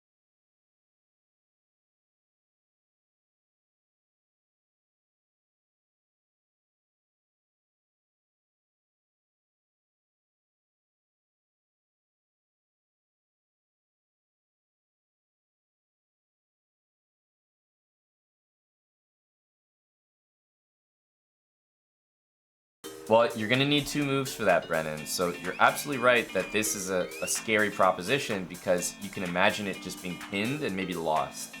But I'm never scared of it because I always have a move to hit the bishop. So for example, if it was my turn here, I would play knight here and I wouldn't be concerned. Bishop b5, I just play a6. And don't have time to do any moves that you want to do, because I just boot the bishop out. So because of that, I'm not scared of it, but if my pawn was on a5, I would be deathly scared of bishop b5. Absolutely. So yeah, I'm thinking this. There are some moves that can be played, but guess what? Knight a5 is such a nasty move to follow up that I think it needs an immediate answer. So I'm gonna go here. Again, this, I feel like we have an answer in just a6.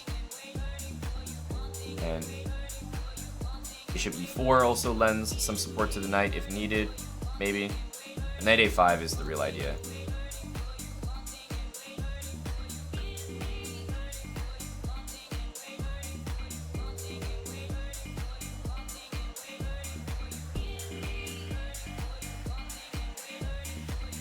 If my opponent played knight h4 on the previous turn or any moves before, I probably would have gone bishop e4.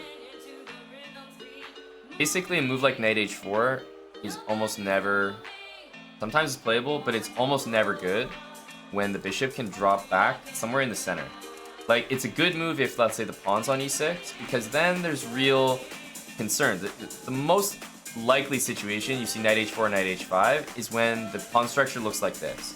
If you have 3 pawns here, it's understandable knight h4, because then it's like the only square available is that. If you go to g4, you might get harassed more, and if you go to e4, f3, your bishop's kind of stuck. Has to go back anyway. But here, knight here, and I go bishop e4, it's like f3. All of a sudden, my bishop can return to b7. That bishop on e3 will be loose. And by playing f3, you're actually literally trapping your knight on h4 that you just put there. So that wouldn't make a lot of sense either. But it almost never makes sense to go like this and attack a bishop when it can just return to the center. Because the whole point of doing this is you want to take it, usually.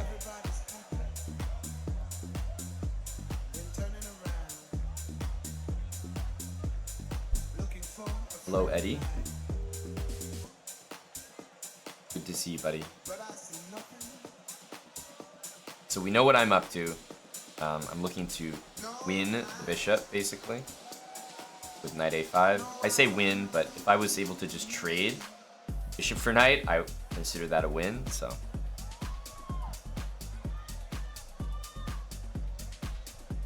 Rook to d8, knight a5. These sorts of moves are on my mind.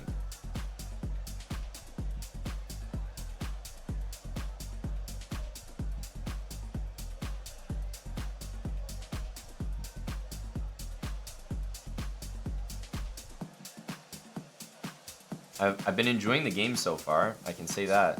I think my opponent's playing well. Don't know if this idea is any good by white, but it's, you know, it was at least an idea. He had a very clear intention. He hit b7 on the way. He's gotten castled safely. Materials equal. I think it's been a really good game so far. Why do I want the bishop? That's an open position, right? Definitely a wide open position. There's no pawns like locked together or anything like that. Open position, you always want the bishops. That much is true. Queen a4. Nice, nice. So queen a4, what I'm immediately thinking is surprisingly move knight takes d4. And the reason that I'm considering this is because if the queen takes me, by the way, the queen is hanging. So knight d4 is insufficient. Knight takes d4, queen takes queen. Well, then I pop in, I trade the knight, and then I take back on d7. And I've won a pawn by doing that. So that looks like a pretty nice conversion. Knight d4. So the only thing that is a little bit bothersome about knight d4, which should win immediately, is maybe moves like this. And I mean, it's not really bothersome. It's a lonely night. Like, I get the bishop for the knight, and we trade pawns as well, so it's fine, obviously. Been turning around. But it's definitely on my mind as Looking for the most likely outcome. So I'm not sure we win a pawn, but it's still a very good move. Knight e5 is the other move I could play. Queen takes queen, knight takes, and bishop takes back. I don't win a pawn there though, and it trades a lot of pieces, so I'm not really interested in it. But whenever you see this queen loose on the side, super common tactic is right in the center of the board. So I'm definitely gonna take. If this happens, let's say I take with the queen, it's like, it's not really a, it's not really a problem. I'm getting the bishop, but I think after this, welcome to the Daybreak Sessions, Clapton. I think after this, if king takes, first of all, the same problem persists if queen takes queen, right? I insert knight takes knight first. But what I can do is take back with the king. Now the queen is forced to capture. And then I would probably snag that pawn on c2. And I have the bishop pair as well. So that would be my plan. So queen takes here. And remember, before taking back and losing a piece, oops, I'm going to take this, a check, and then I'm going to take back. So then what I'm doing is I'm ending up a pawn. That's a good trade-off for me. So always on the lookout for these tricks. You see this a lot in various openings, but when the queen is just sitting on the side of the board, knight d5 or knight d4 should always be calculated, because the queen will usually be hanging on the side. So when the queen like takes you or takes whatever's behind the knight being exposed, then you often have this like knight takes something with check trick. And yeah, you're absolutely right. Yeah, 928. After pawn takes, bishop takes, there is no worse pawn structure in chess. Like, it's almost as bad as it gets. It's that strange touch, that weird swagger, that bizarre style, that awkward flavor. Bitches wonder why I'm so unique in the bed. I never answer shit and drop my dick on their head. Like you and me, baby, ain't nothing but mammals, so let's do it like they do on the Discovery Channel. He's thinking a lot here, and generally spending his time, which is good to see. But truly, there was only one move there. Just a little unfortunate that that was the case. Yeah, pawn islands are brutal here, Ralph.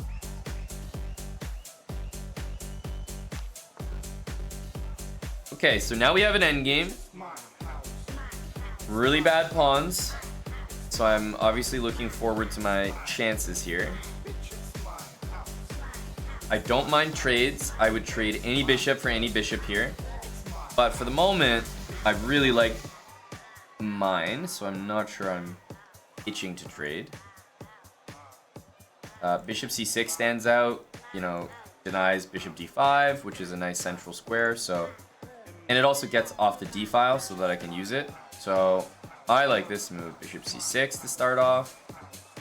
Also makes a threat. And then from there, moves that I'm probably going to do are king f8, rook d8, maybe double. But yeah, probably king f8, rook over. Maybe start to push the pawns a little bit.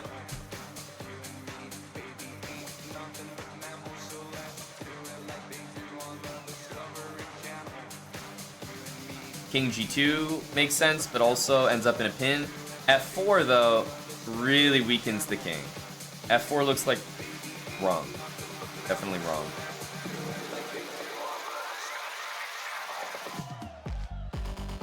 The reason I like king f8 is it gets out of the pin and brings my king closer to the center. So if we ever need to trade rooks here, it's just nice to have my king there ready. And in the event that everything gets traded, my king will be closer to the center.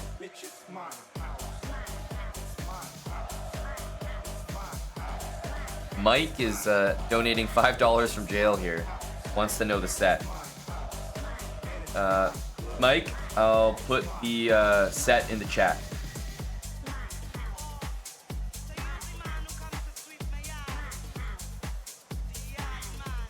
Don't worry, I got you, Mike. The set is in the chat.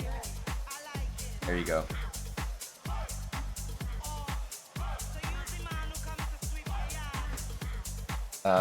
King g2. I think it's time to play king f8.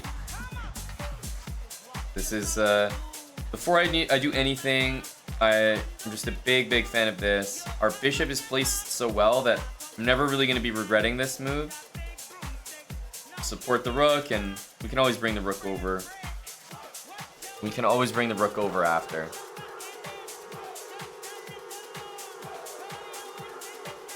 This is just a great preparatory move for an endgame. Okay, rook e2. Definitely a little bit weird.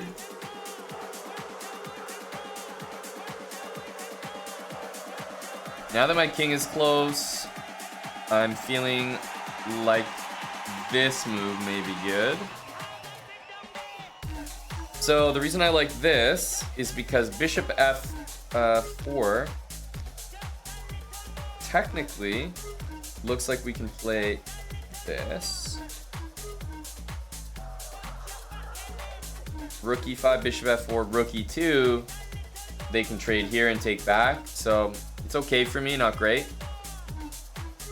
But after bishop there, rook c5, I'm wondering if we win a pawn here. Yes, they can take on d6, but that should be a pretty good position for us. So I'm going to go rook e5. I also really enjoy that as soon as this bishop is not defending that square, that's going to win. So bishop here, we can go rook c5. We can also go rook f5. Takes, and you know, this is a target on f3.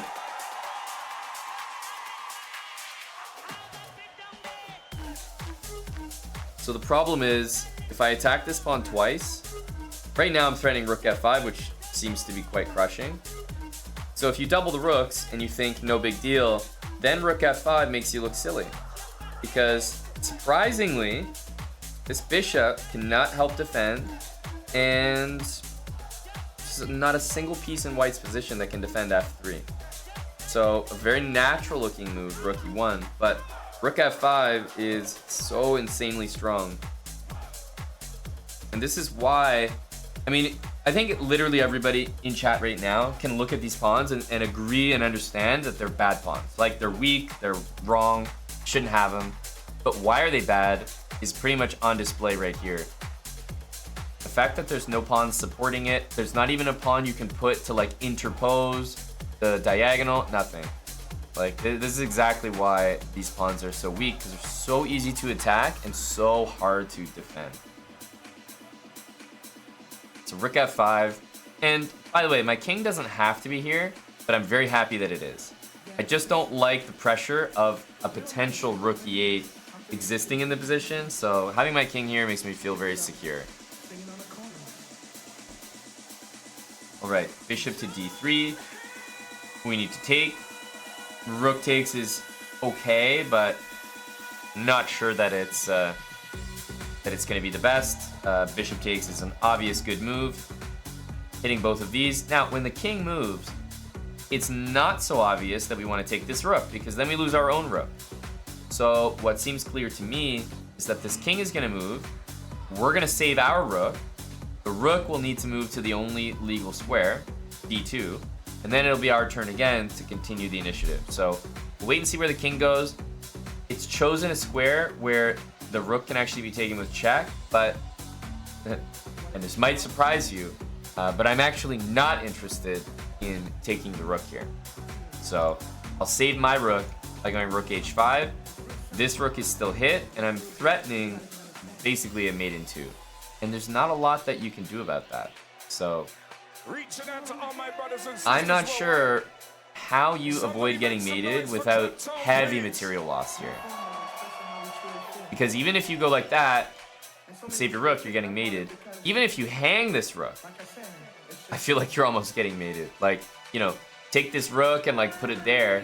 It's like, you know, position is still very bad. So we save our rook. I can take this at any point. This move is not possible. So even if I don't end up mating him here, I'll just take the rook later.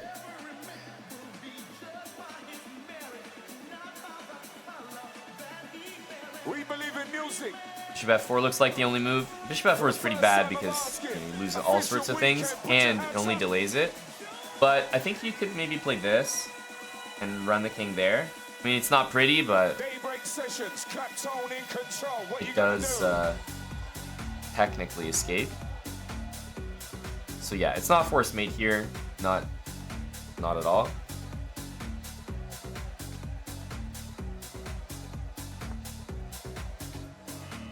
Wow.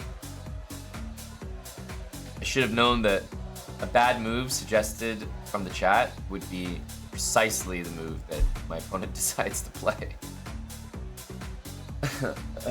Bishop f4. So definitely just gonna take this. And by the way, why is my king so amazingly placed? Can we talk about this? Bishop takes f4. Rook e8 would be mate. Thank you very much. So we're just gonna take this and have the exact same threats. If I take here, the bishop takes back, and although there's a hanging bishop, there's a hanging rook here. So I absolutely want to play bishop takes f4 here because it keeps all my threats alive, and the rook's still hanging, and there's no issues down there. So bishop takes f4, and wow, look how great that king on f8 is. Winning the game on its own.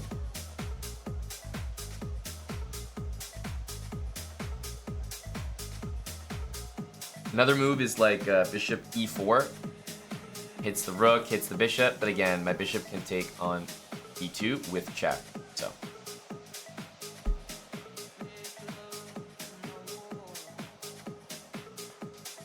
I think we should end up ahead an entire rook here, or checkmating. One of the two. Bishop b5 to threaten a mate idea. Not only drops the bishop, drops the rook, but probably ends up getting still mated down there, even if we ignore and just hide our king. So h3, as you can imagine, is not really going to stop checkmate. So we're gonna take it.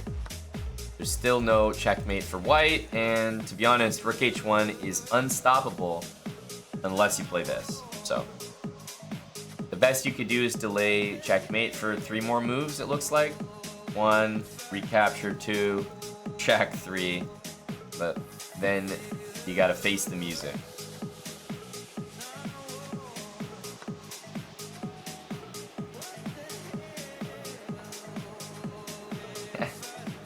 I like it, I like it.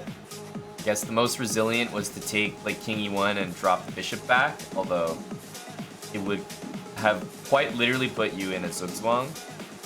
But bishop b5, hey, I was only marginally better than my opponent here.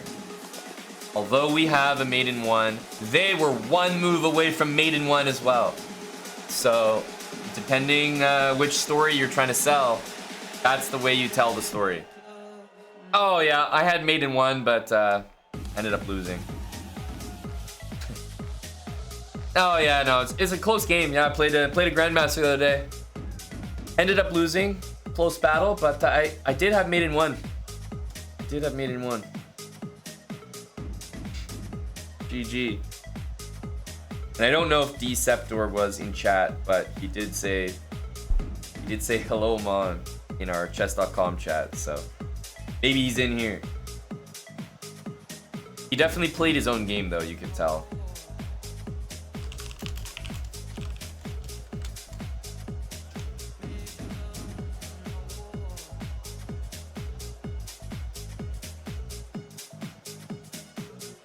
Let's look at this one. I'm not even gonna ask you guys what you think the brilliancy was, because it's a little obvious. But we did have 1 brilliancy. Oh no, we want that on just to see the brilliancy.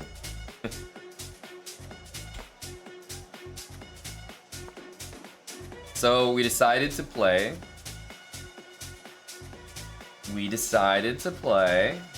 Knight f6. I do not think it's... I don't think it's a great opening. So I definitely don't recommend playing it. But knight c3 for sure is very friendly, because now we get to play e5. And after e5, it's kind of uncomfortable here. Unless you're familiar with the book move, I guess, which is d4. Because if you try to play around this and go like knight d7, you might be playing like a weird French position, maybe e6, and suddenly you're playing some funky looking position there. But d4 is the theory. You both take the knights. This is definitely not a good move. Yeah, this was friendly for us. Usually white will take one of these.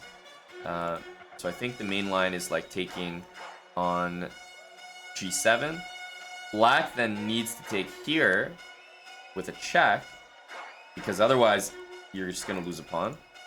And so white recaptures. And clearly white is a little bit preferred here because the pawns are just nicer.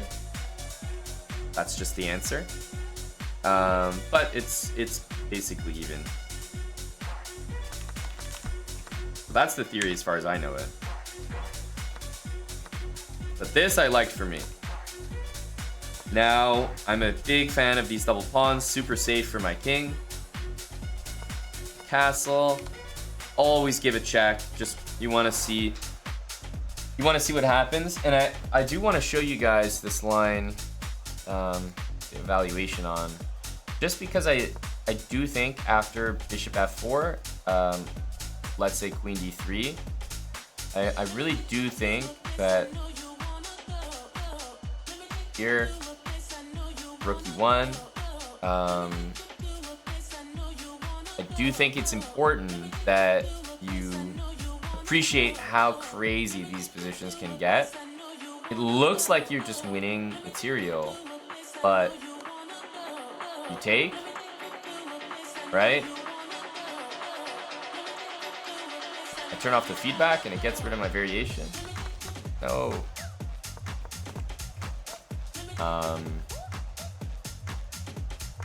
Yeah, bishop f4, queen e7. And this, to me, is exactly how things can get crazy. So you move your queen, and this was a line that I was mentioning in the game. Takes, knight g5, and it's like...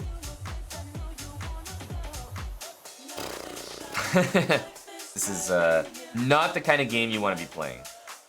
Like, everything is scary here. And the evaluation is probably going to slowly improve for white. But there's this check to take that. There's h7 hanging. The queen is against 3 pieces. So the 3 pieces will always be very, very nice to have. But they need to, like, develop to their actual squares. Right now, the king is in a tough position. And you have to deal with a ton of checks. So it's a weird, it would just be a weird position. Not something you really want to deal with. Queen b1 was really, really interesting. I was like, I wanted to do this, but I was a little scared of this, honestly. Yeah, the moves are queen d7 and bishop e4. Both just admitting that you're kind of down a pawn. Because knight here doesn't quite work. This was one of the lines we noticed. Kind of unfortunate. So I don't love b6, but I know that it's not a terrible move because it supports the knight on a5, so it's actually kind of useful. Queen b3, queen d7. I really like the position here because I knew that if I got to play knight c6, we would be a-okay. Yeah. And now black is just much better. Knight's coming to a5, rook over. And queen a4 was unfortunately a mistake, and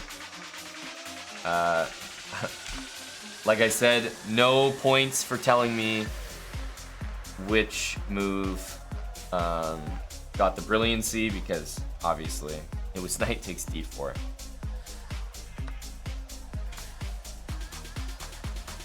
Yeah, worst pawns you could ever have. And I liked our technique here. King f8, and rook e5 to f5, nasty.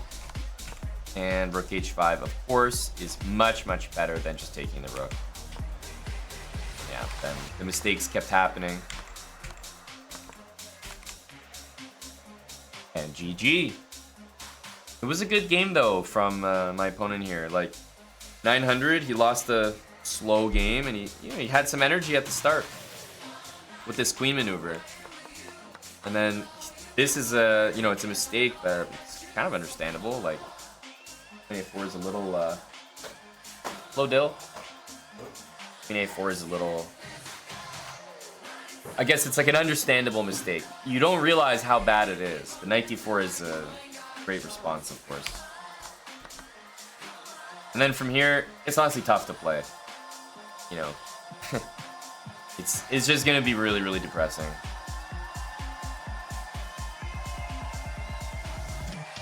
So whoever was requesting that opening, hope that was mildly interesting. We didn't really get a true version of that opening because we didn't see like e4, e5, and then the knight bouncing around everywhere. But we saw knight c3, and the move is definitely d5. The way to handle it. Hello, Eddie. Eddie, do you know that we did a marbles race on Kick? And by the sounds of it, you weren't a part of it. You know that, Eddie?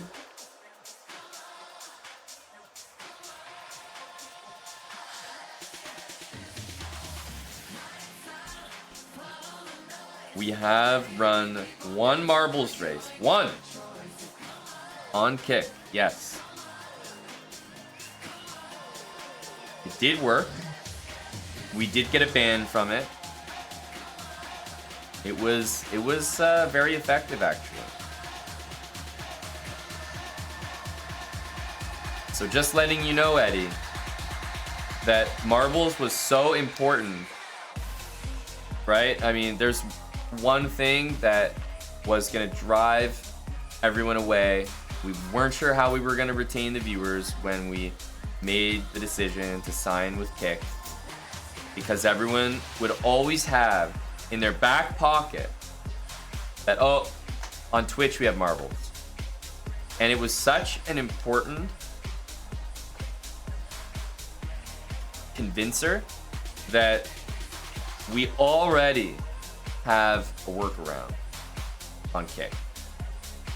Dark Bone was, I mean, he ain't never worked faster.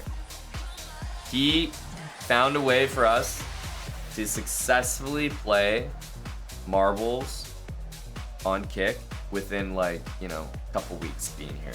So I would say that's pretty impressive. That's right, Tone Cruise. It was a fun race. But just so you know, Eddie, there is marbles availability. So that's another reason why you guys definitely should spend time with us here at Kick now. What does Twitch have that Kick doesn't now? Now that we've moved marbles over, what have you guys got left?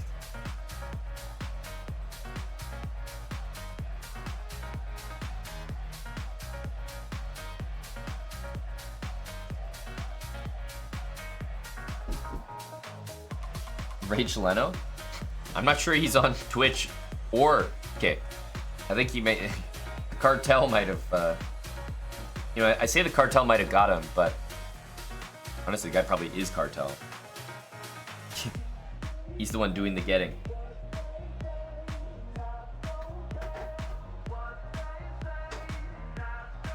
Decent mobile app. Agreed. Agreed, Nate. But you can still watch it on the browser, and it's about getting the people over first. People are going to follow their big streamers, and then they want to make sure to take care of the experience. But obviously, having an amazing app with no streamers or no volume on the platform is not necessarily the first priority. But I hear you, man, and I couldn't agree more. Couldn't agree more.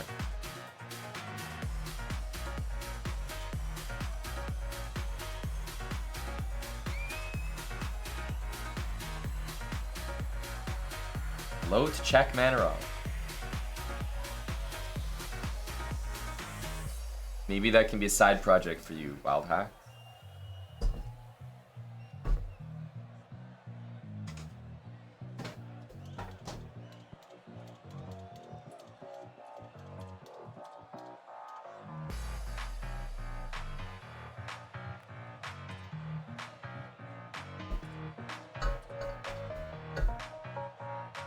Appreciate the unwavering support there, Fred.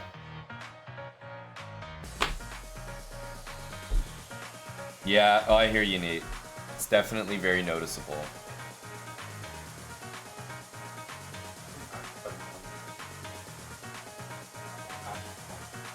Okay. Sorry? Oh, all good. Thank you. Hey, what's up, Fancy Fetus? Good evening, buddy. Yeah, no, but hang on. We can talk about what Kick needs to improve, because you're absolutely right. Let's talk about how Twitch has been around for as long as it's been around, and they didn't ever once think to put this amazing emote on their platform. In my opinion, Kick is miles ahead of Twitch just for having Flowey. Like, we're glossing over the obvious here.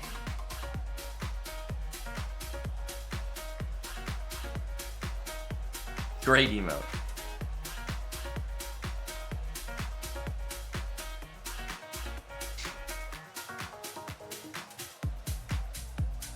Yeah, unfortunately, Fetus, I don't have any secret sauce that I can give you for, you know, finding a way to just have all your pieces cover each other. Even for a strong chess player, having your pieces well coordinated is a truly, like, it's an amazing feeling at all levels. When your pieces are like multitasking properly but not overworked and on the squares they should be, the pawn structure is healthy, like, no, being able to have your pieces coordinated well and all that is just comes with experience. But obviously if you're following good fundamentals, then they're more likely to happen. It's kind of like they say in chess, like, if you have a good position, then it's more likely that tactics work for you. Obviously, you still need to calculate things out, but if I'm up a knight, then the chances of there being a complicated calculation and it working out for me are, you know, much higher than a complicated line working out for my opponent. Because I just have an extra knight. Like, most stuff is gonna work for me. So it's the same thing with coordination. If you're just doing good things, putting pieces where inherently you know they go, then you'll just have better coordination as a result. Just kind of happens.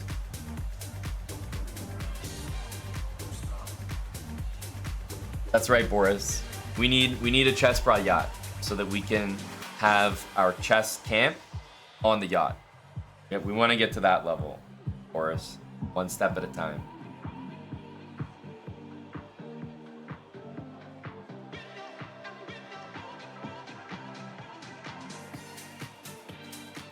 No, just a yacht. No submarine.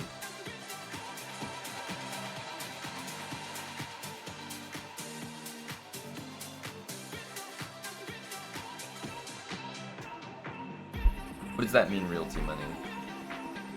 What rating to tell people you play chess? Are you asking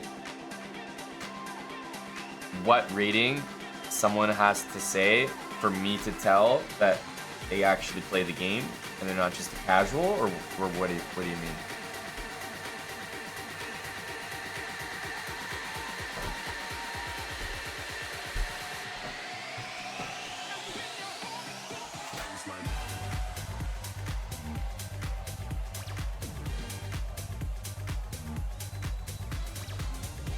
Do you introduce yourself to others? Oh, like, for you to safely put in your, like, dating profile that you're a chess player, or to confidently bring it up to other people, like, oh yeah, I play chess. You're wondering what rating you have to be to be able to say that? I think if you've competed in a real tournament over the board in real life, like entered an event and have like sat there, played classical chess, I think that's enough to definitely say you play chess already. Even if you have a super low rating, I think that's a step that a lot of people don't take. And if you compete in a tournament, that to me that puts you way above most people that play online. That's a different type of dedication for sure. So I think I would start with that I think that's like a trump card. And then if you only play online and you're wondering what rating, I would say if you're, I think 1,000 is probably fair. I think 1,000 is fair. Because if I say 800, you're gonna have people creating accounts and the starting rating's 800 and call it a day. So maybe 1,000. 1,000 is too low? I don't think so. I don't think so. Because realistically, if there's someone who's 300 rated, but guess what? That if you play chess every single day of your life, but let's say you suck, like you're just 300, hard stuff, you have no desire to improve, but like you literally do play chess every day and you're just like, just a 300. If you play a game of chess every day for your whole life, I think it's fair to say when you introduce yourself to people that you play chess. Because like, fuck, you do. I mean, so it's not only about rating. But that's why I was saying 1,000. Because like most people around 1,000 probably do play fairly often. There's not many people who are like way above 1,000 who don't play a lot of chess games. But obviously it's arbitrary. I think if you do it a lot, you can still say you do it.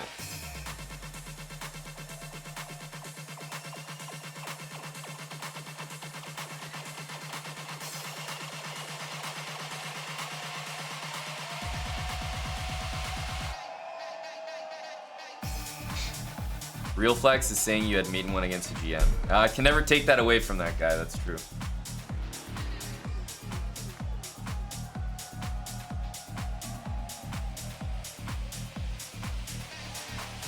Alright, let me do one more game. It'll put us around 950 probably, so I'm gonna do one more slow chess game. Maybe we'll put Eddie to sleep with this one. Go, Eddie. We did have a friendly host from another Kick streamer. Did you guys catch that? It was during our last game. I was, I saw it of course, but was trying to keep the YouTube video clean. Can't be shouting out low elo scum like Brando the Bully during a 900 elo YouTube series episode. Thank you for the host, Brando. Brando is a Kick streamer, except he's joining some of the upper echelons of people who have streamed on Twitch, been banned on Twitch, and cannot stream there, and so they're like seeking like asylum on Kick. So Brando is actually in that category. I think that's a flex. He's a true Twitch outlaw.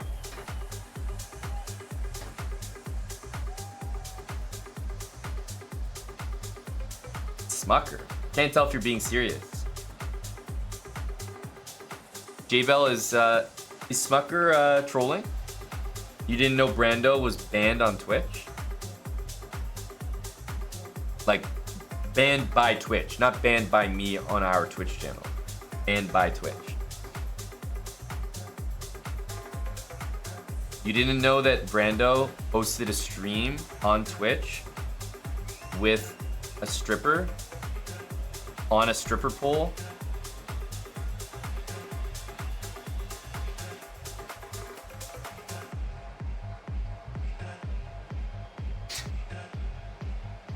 Brando hosted a stream on Twitch. Absolutely, I watched Wild Hacks. Hell yeah. This was a legendary stream.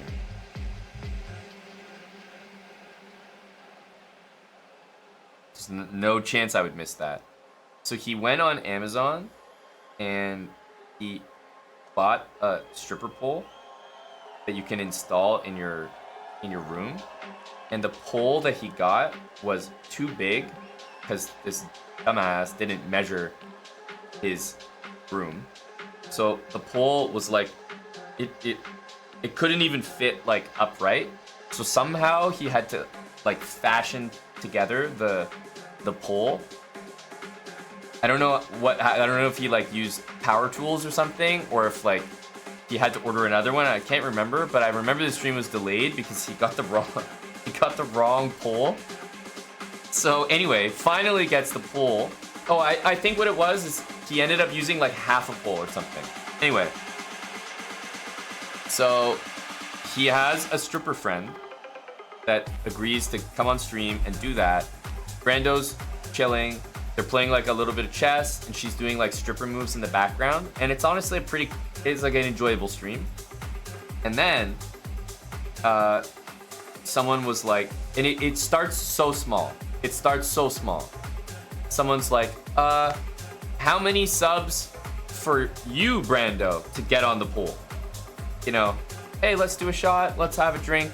How many subs for you? Oh, ha ha ha. 20 subs. Ha ha ha ha. Okay, 20 subs comes in. Brando gets on the poll. Does a few moves. Pretty impressive. He didn't hold back. It was enjoyable. Impressive guy. Okay, it starts small, but then you've kind of you've tasted your own product, and you're like, damn, that stuff's good. And then it's like, how much for her to do it, but maybe without that sweatshirt on? And it's like, okay, 50 subs. Yeah, you can take your sweatshirt off. No problem. And all I can say is that by the end of this fucking stream, there was just you were actually just at a strip club. You were paying, and there were ass cheeks everywhere.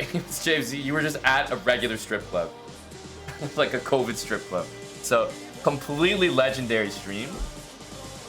So legendary, but someone either reported it, or after the Twitch staff person in the chat was finished masturbating, they ultimately had to pull the plug on the whole situation. So the entire channel got KO'd. Brando went out with a bang.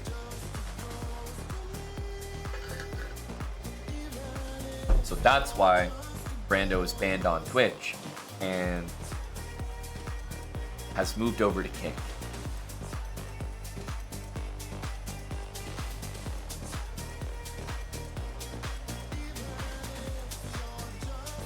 So maybe we'll see a similar stream on Kick. It was a very good stream, but Brando was talking for a while how he thinks it would kill it on stream to just have a stripper dancing in the background, because to some extent you are allowed to have that, right? I mean, there's girls literally like their whole streaming platform is based on shit like that, right? So it's not the wildest idea, but it did get pretty rowdy.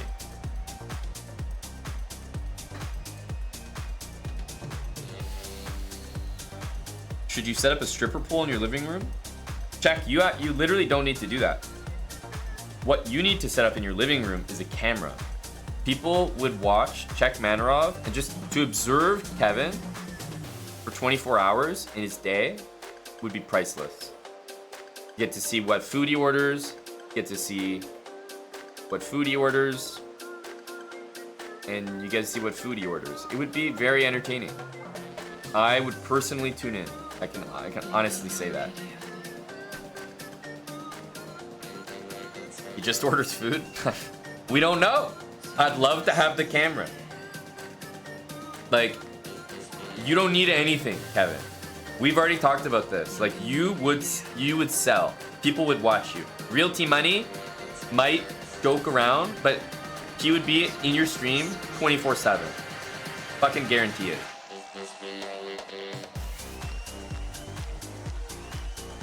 Low to big roller coaster. Like, that would be very entertaining. Kevin literally came on stream, ate Popeye's chicken, did push-ups, and it was one of the most memorable streams on the channel. And certainly the stream that people know Check Manarov for. Quite literally, that stream, like, people might come up to me and say, I've seen the channel, I recognize you, but literally, I've seen it happen. People recognize Czech Manarov. Where the fuck do they know him from? The Popeyes guy. The Popeye, they're like, I've seen you eating chicken on the chessbrah channel. That was a very, very famous stream. That stuck with people. That was a moment for them. That's correct, Wild Hacks. A big day. A big day indeed for everyone. He can do 60 push-ups, Fetus. But Kevin is the type of guy, there's no better way to describe Czech Manarov than extremely capable and easy to underestimate. If you think you can beat him in chess, he's surprisingly resilient. If you think that he can't do a lot of push-ups, he will impress you. He's very, very easy to underestimate and very capable, especially when he's motivated. And the best way to motivate Czech Manarov is with money. So, if you want to see that in action, Fetus, tell him that you'll give him $100 if he sends, like, 3 new greens on a given day. I promise you, he might actually do it. Like, a different beast will awaken.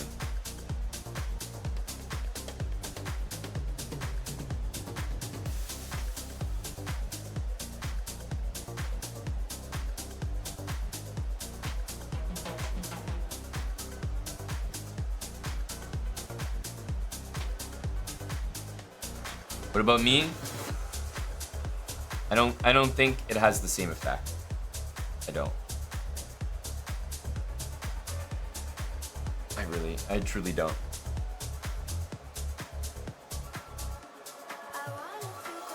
Oh yeah, rated games on my account. I remember that. All right, those are some good stories. You guys probably want to keep listening to me talk about Czech Manarov's Popeye's chicken. But unfortunately, I'm going to bring us back to some chess. Sorry to disappoint you. Let's do another slow chess game. This will get us up to 950. If we can manage the dub. Another 15-minute game. We really should get the white pieces now because we've done our share of games with black so far today. So hopefully we get white. Let me know what you'd like to see me play.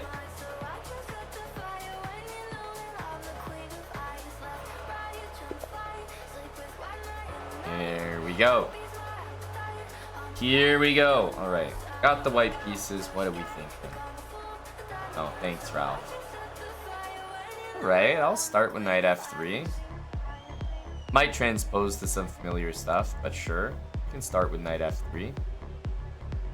Haven't played many games like this. I always think the best idea is just to take the center with something. But okay, if he's playing b6, interesting. I think we go for more of a English setup here. More of an English setup.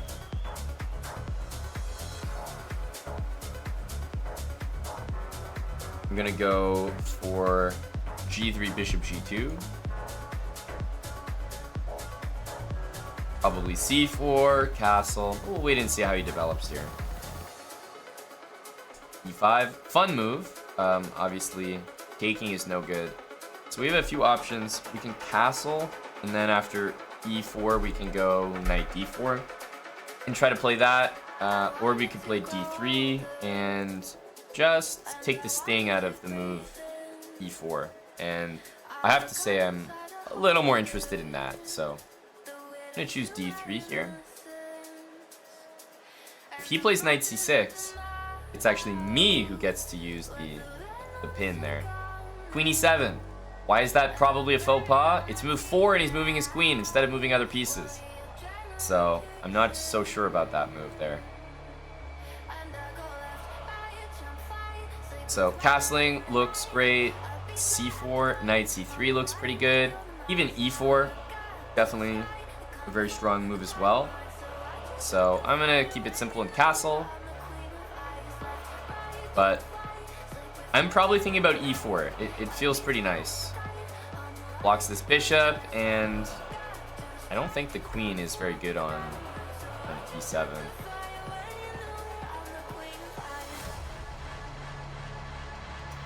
Okay, h5. All-in attack kind of style here. When I see the move h5, I'm already going to say that the move I was planning, e4, makes even more sense now. So I like the idea of blocking this bishop. I like the idea of opening up my queen. So in general, I'm interested in doing that. So I think I'm more drawn to the move e4 after seeing h5.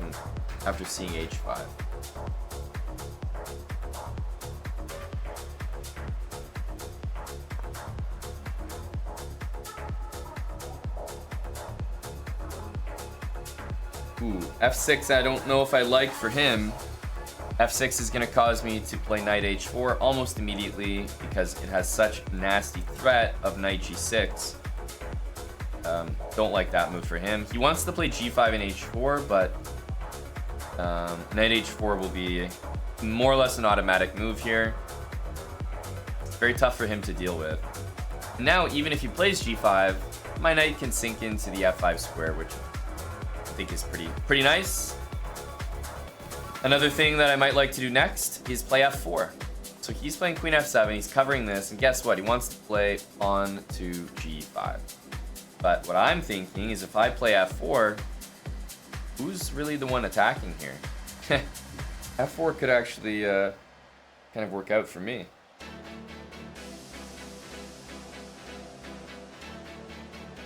Yeah, I like f4 here. We can do other moves like knight c3, bishop e3, both fantastic moves. But after g5, knight there, okay, he plays h4. It's like, I don't think I really need to allow it, so I'm gonna go for this. It's like, yes, he has a check, we'll tuck our king, but I'm threatening this, opening the rook. I'm also maybe threatening f5 to just close things off, keep my king safe. And as expected, he's so tempted and so thirsty to attack my knight that he's got no compass, no idea what I'm even, like, he's got no respect for me.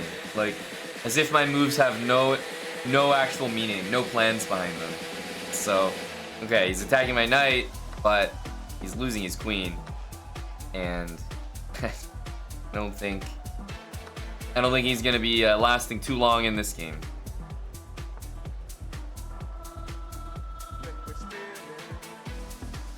Okay, knight c6. He's completely lost now. Queen check somewhere here. This king has to move somewhere. After king g7, I don't actually know what I don't know where the mate is.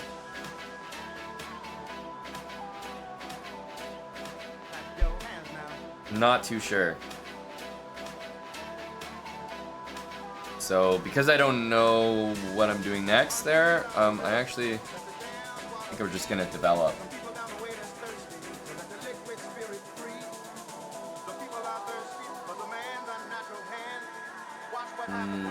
Now it looks a little more tempting.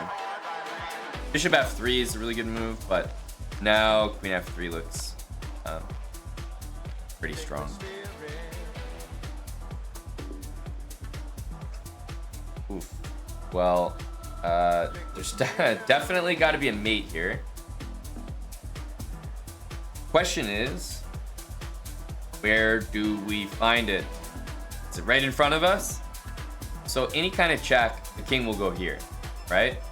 But after the king goes here, it kind of survives a little bit.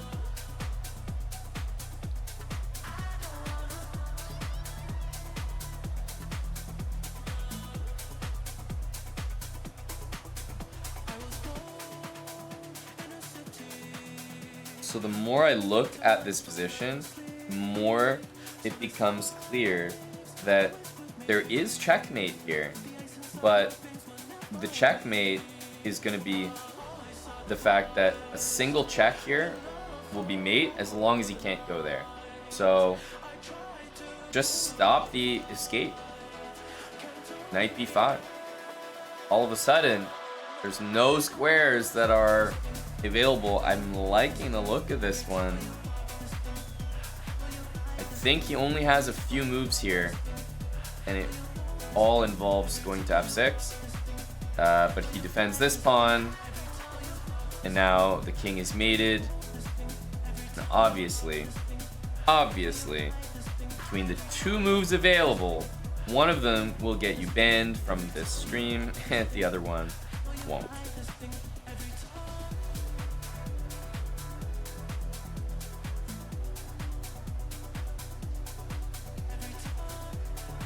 I can honestly say that there is not much that we can learn from this game. This might be the most uninformative game in this whole series. I was like, what can I say? Queen e7, h5, like, buddy's trying to hit me with a checkmate. Queen f7 and like just g5, like absolute nonsense. Absolute nonsense. He's playing queen e7 and he's playing f6. There's two things you probably don't want to include in your opening, and those are the two things, for sure.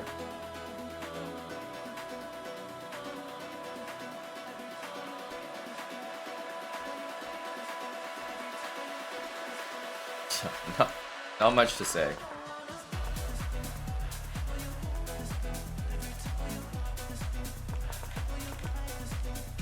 Yeah, this is just nasty. Just nasty.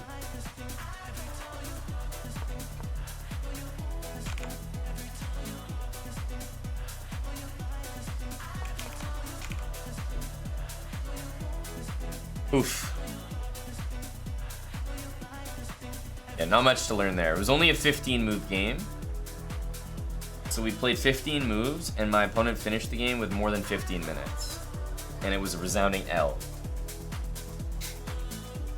Always interesting to come across these rapid specimens that finish a rapid game with more time than they started with.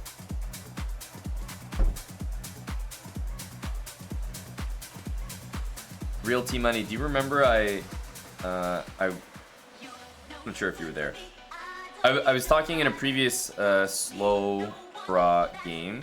I think it was a Slowbrah game where I said that I was teaching us and reminding us how to handle moves like h3 and h6 when people sack, right? Like when they sack, and I was saying, okay, sometimes you're quite fine.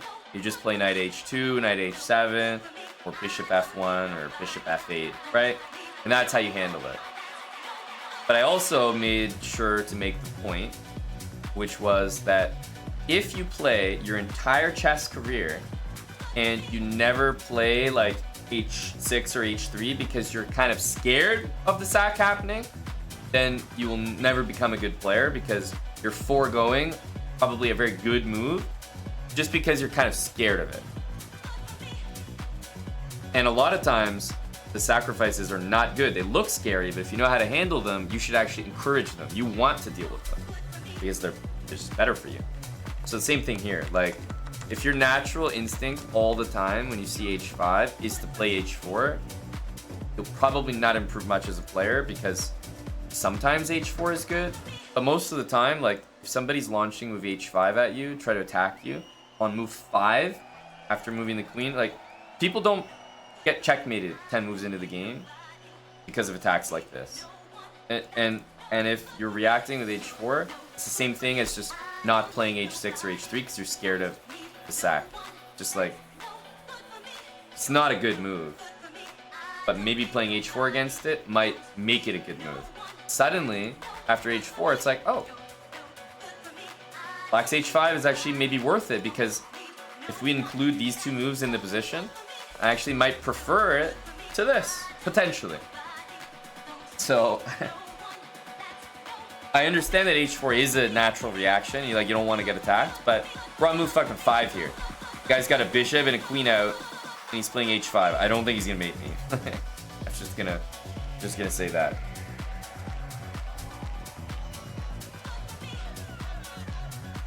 Would it be reasonable in a blitz game? What do you mean lost moves? To play h4 as an answer, or to play h5 as black? Maybe it doesn't matter. The answer is no regardless.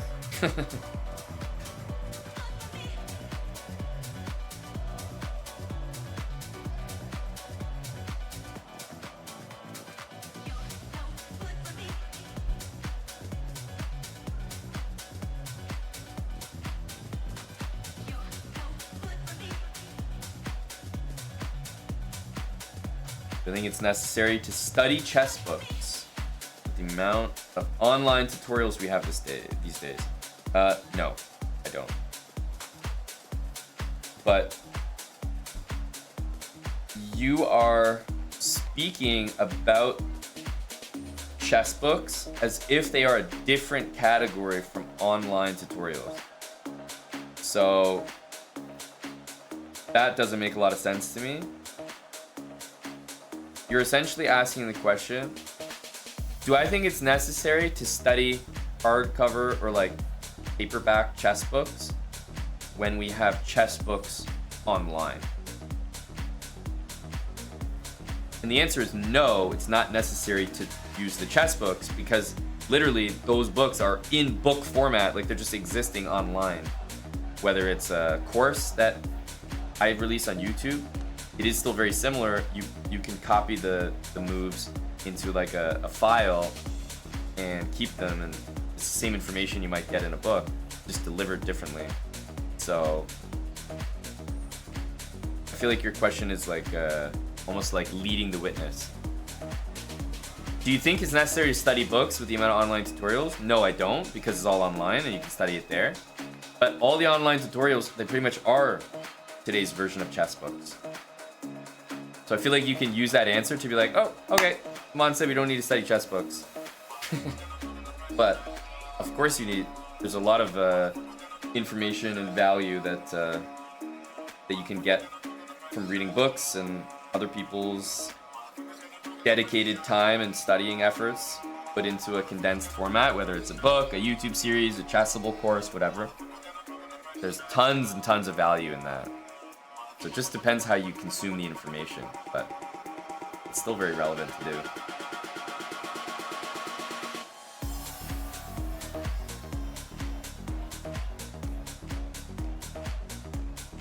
Yeah, definitely like being a book author is not terribly, it doesn't seem like a good industry to get in right now. Like a real book, physical book. Because it's just so much easier to consume everything online.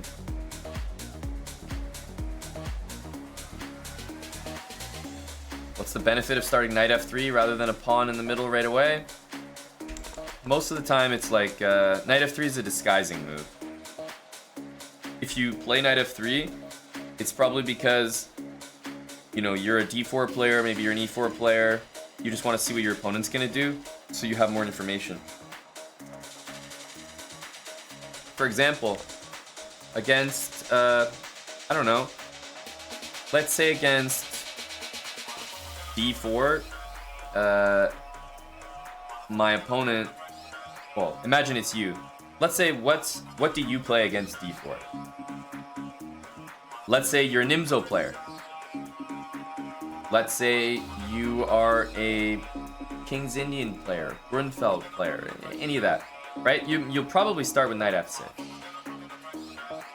So if I play knight f3 against you,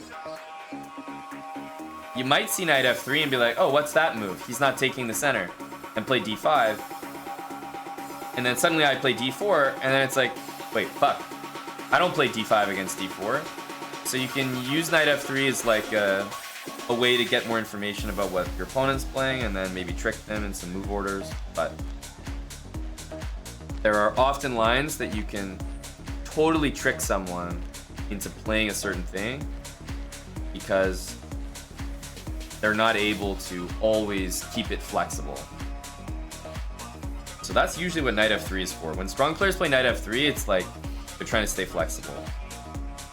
It's not because knight f3 is like much better than these moves. Like obviously the best two moves in the game are just taking the center. So knight f3 is usually waiting to see. Same thing like against e4, if you're an e6 player or an e5 player and someone plays knight f3 and you're like, okay, I can't play e5 against knight f3, duh. So against knight f3, I'm gonna play a different system. Oh, I'm gonna play c5, and then your opponent plays e4 and you're like, fuck. Shit. Same thing here. If you're a Nimzo player, but you don't want your opponent to know you're a Nimzo player, you know, you might play e6. Maybe you're like, oh, if I play knight f6, they might be familiar with this. Oh, they might play bishop f4, or they might play bishop g5. Like, fuck, I hate the Trompowsky. I hate it. I don't want to play against it. So even though I'm going to play the Nimzo, I'm going to start by playing e6. Because now, my opponent doesn't have the option of playing that, and fuck, I hate that opening. But then your opponent could also do to you e4. And then you're like, well, shit, now I have to play the French. So, there's definitely some mind games or mini games that go on at higher levels of chess when it's not just about what openings you play, but you can kind of get tricked. You can get move ordered, exactly.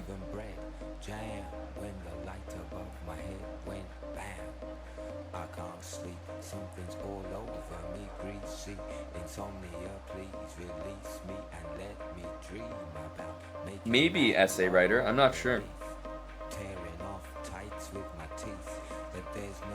I'm not sure.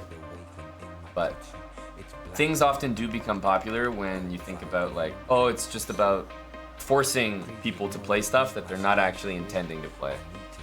That's always a nice feeling. So, yeah, that could very well be the case.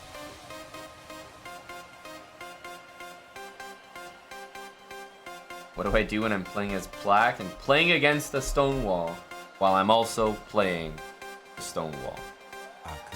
Offer a draw, go next, my friend. There ain't anything out there for you in that game. Go next. Tip your hat to your opponent, you know, a man of culture, a fellow Stonewall enthusiast, and go next. It'll always be a boring ass game. Nothing you can do about that. But you're always happy to play those boring games with black because, as I always say, if the answer to the Stonewall is the Stonewall, then I think it's a pretty good opening.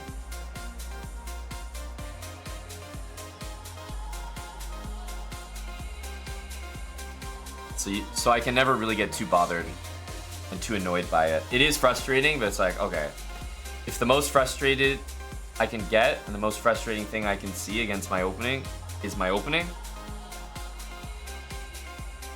you know, pat on the back.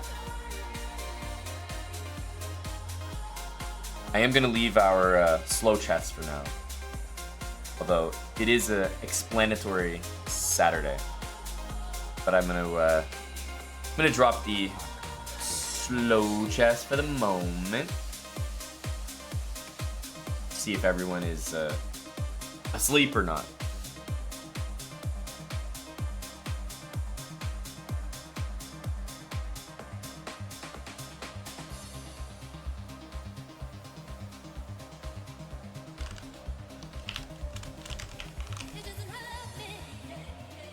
Swap accounts.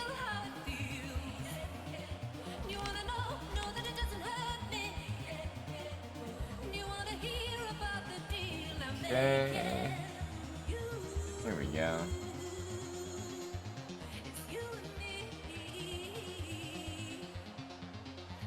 Almost home from the bar.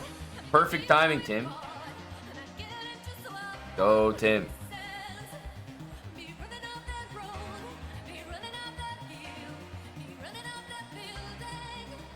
Yeah, I need to be on this account anyway, Boss Moose, right? There's no way we can roll him down the track without this, right?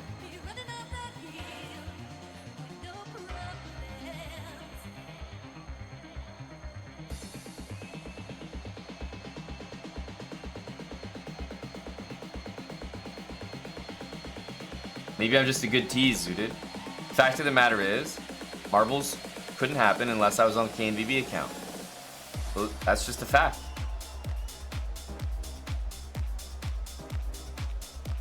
I did get a haircut. I don't think the lights and cameras or anything ever do it justice. Always look brutal on stream, but such is life. Gotta get in touch with some of the ladies. How do they always look like rock stars on camera? Every time I have like lights pointed at me, I'm like, fuck. I always look brutal. Too revealing. The ladies are very talented.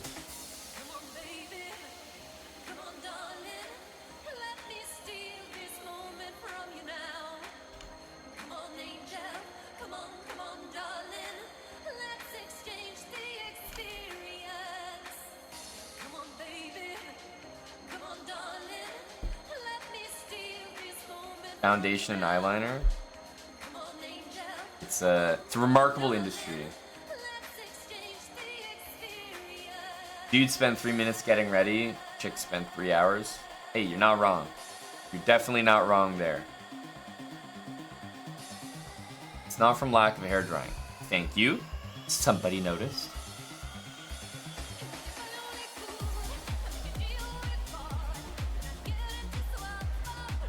Is Eddie still here? We have to check on some of our, biggest marbles enthusiasts. Eddie, the Endgame magician, and Champ 1977.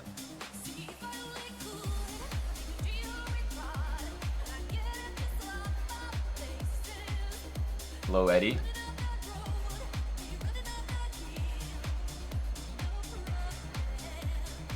I'm playing like God. All right. King's Indian.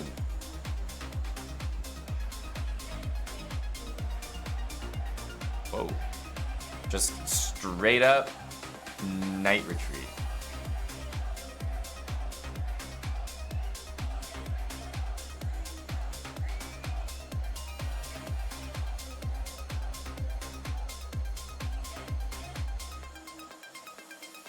Trying to take some squares. Also, this knight doesn't have a ton of squares to go to.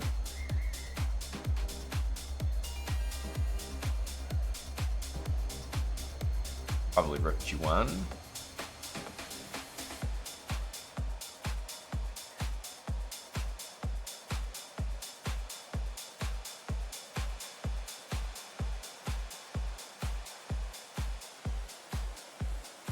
Let's castle.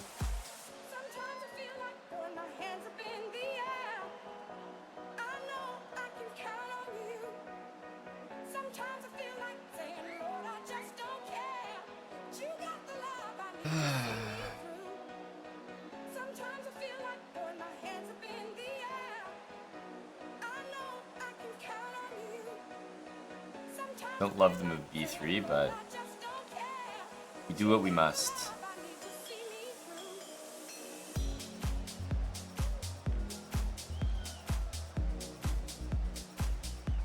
a4, b4.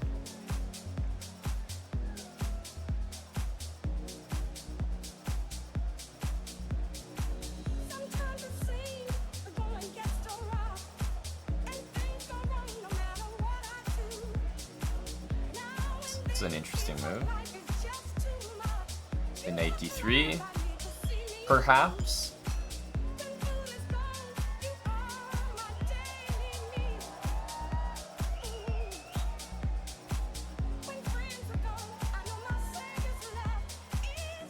I'm not sure I'd be able to guess all of them, Realty Money, but if you let me see the connection, I might be able to get a few right.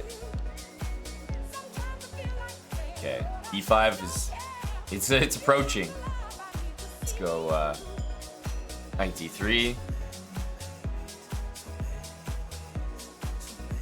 I feel like we're getting closer and closer to seeing that. Knight is a little bad.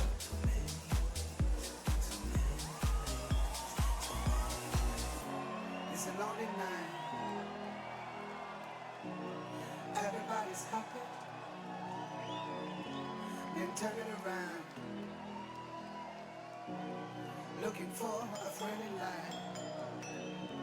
But I see nothing.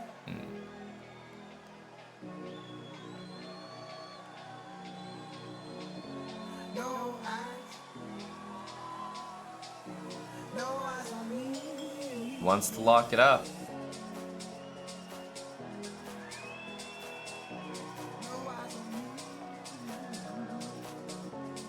He wants to lock it up, eh?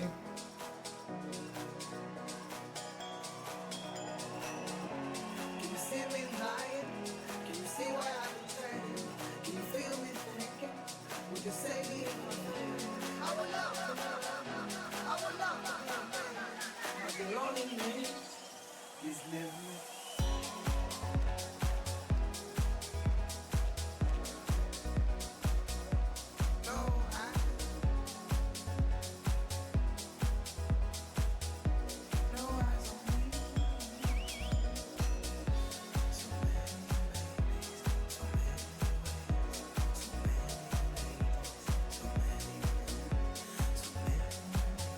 We're the only one with a pawn break here, so that's why I'm fairly comfortable.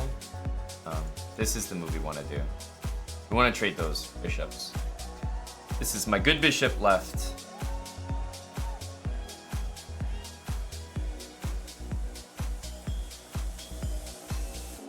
It's a lonely night. Everybody's happy. Definitely want to trade these, and his king is so far. My king kind of has this little path.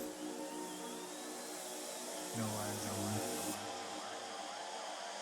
My brothers and sisters from all around the world, Mexico especially, please put your hands up and make some noise for the incredible Clapton.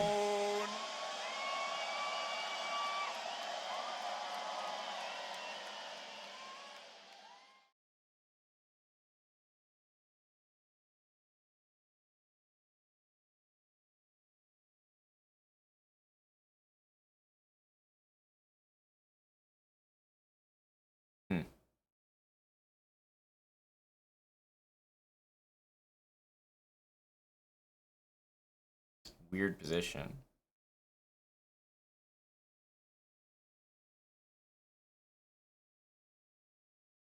Not sure that it's actually possible to win it. I think he wants to win it.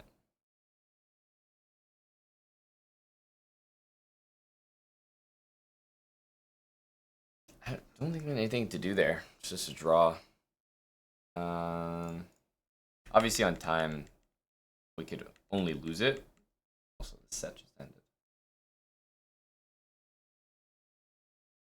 Oh yeah, let's listen to that. Always like this camel fat set. They have a couple released in the last 2 weeks, which has been nice. It is a draw. So I actually missed this idea of bishop takes pawn. I kind of forgot about it. So if I took here, I may indeed have been winning. So let's say we go here, here. What am I actually doing here to win? It looks very good, but unless I sack, I'm not sure what the move is. You know? King a6, not sure ever gets the job done. But this move does look good. That should probably be the move. Here.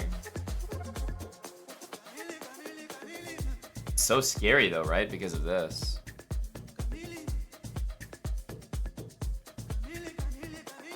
Oh, I guess the point is I play king a7 and I just march this b pawn up. No matter what, whether he does bishop g5 or not.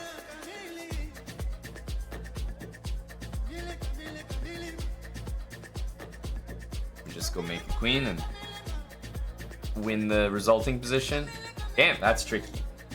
TH Toaster. Yes, send him a flowy. Thanks for the sub, bud. Interesting game. It's a pretty good game by us, but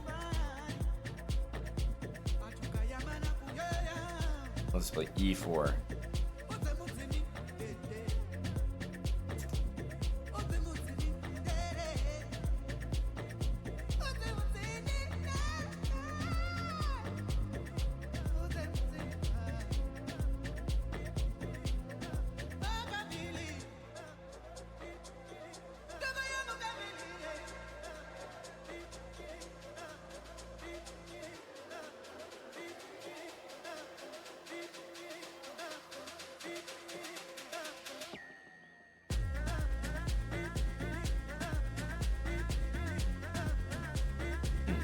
C6.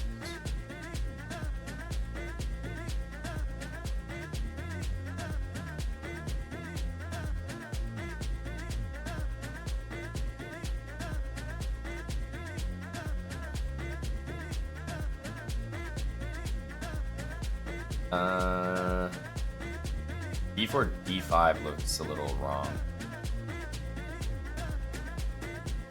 I think it's got to be D4 by us.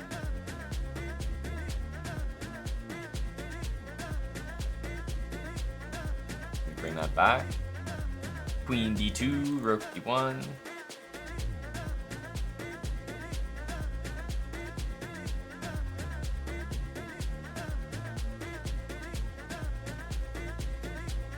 Interesting. Offering a trade. Also, Bishop G3 looks kind of nice.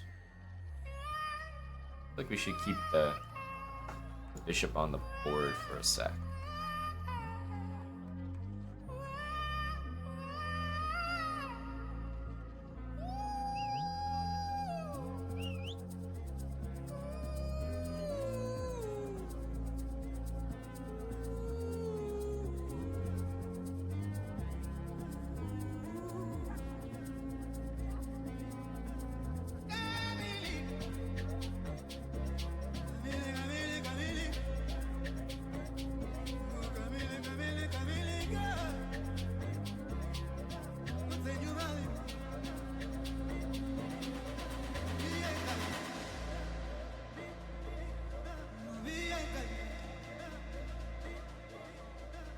Obviously, taking is never going to happen. Black wants to leave this pawn here. Probably the whole game if they can.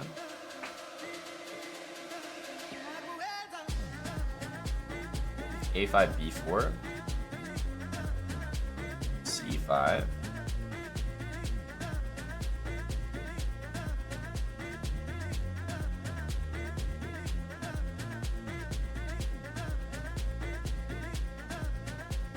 Maybe also B4. Takes, I'm probably gonna slot the knight in.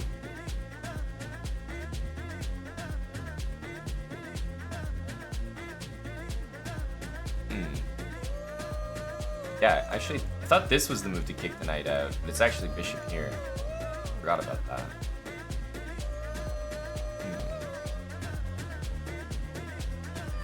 Well, that's gonna be a problem, isn't it?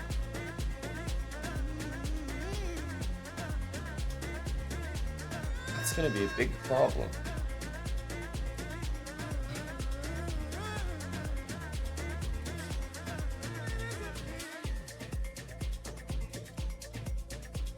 That might just be losing.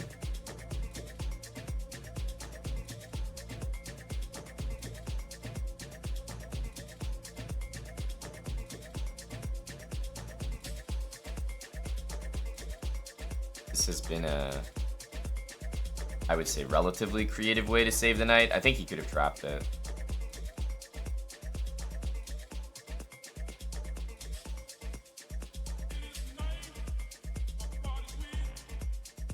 This does not feel good.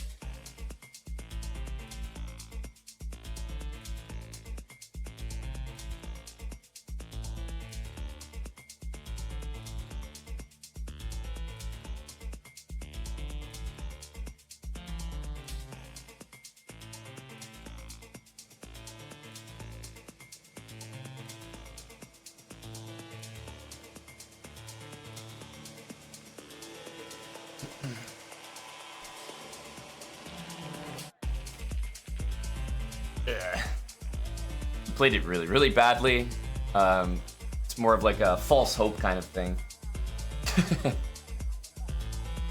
Like when I've talked about this so many times, it's so disheartening when you're so lost. You played such a bad game, like opponent has played well, but then they in the conversion phase they start to mess it up so badly that you're like, wait, what?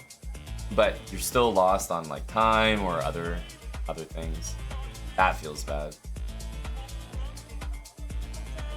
E4.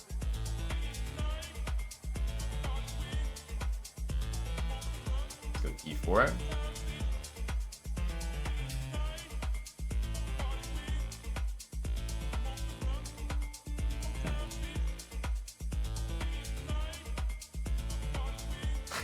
This is just not good.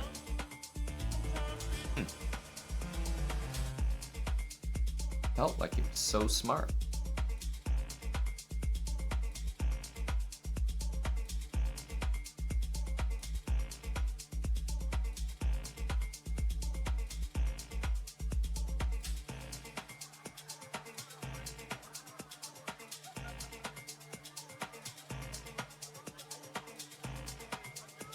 This feels... I think it's gonna have to be an F6 angle.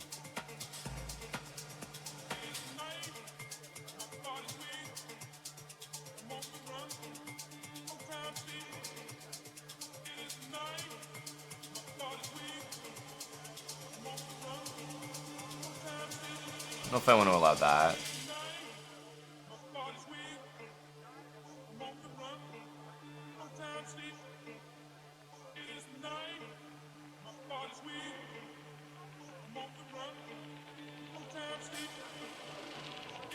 This move's probably not that great.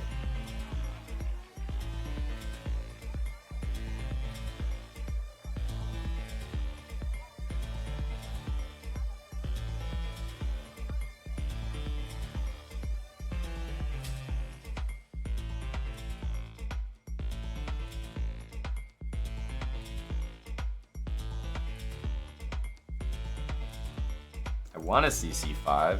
Like I don't have anything too glamorous going on here, but I don't think you can take it at least.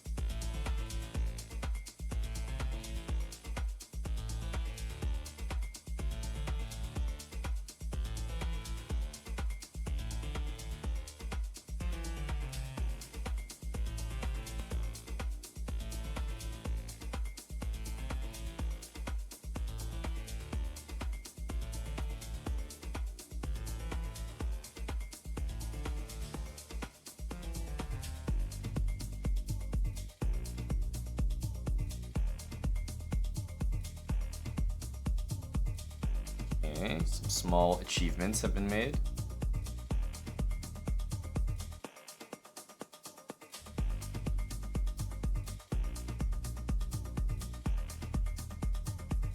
Knight here can jump into some useful squares, I think.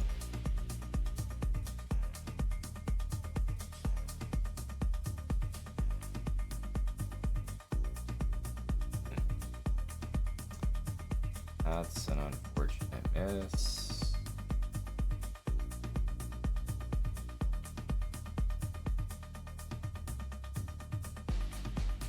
We go here. I was actually thinking of going here.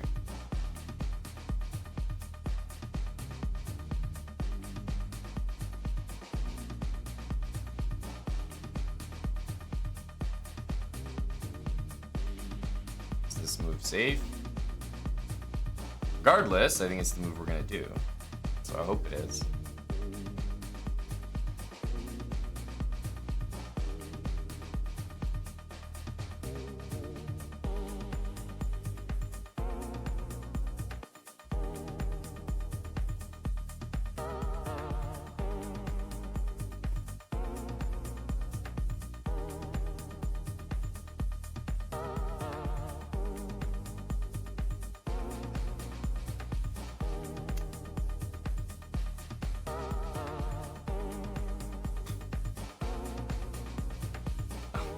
Wasn't even thinking.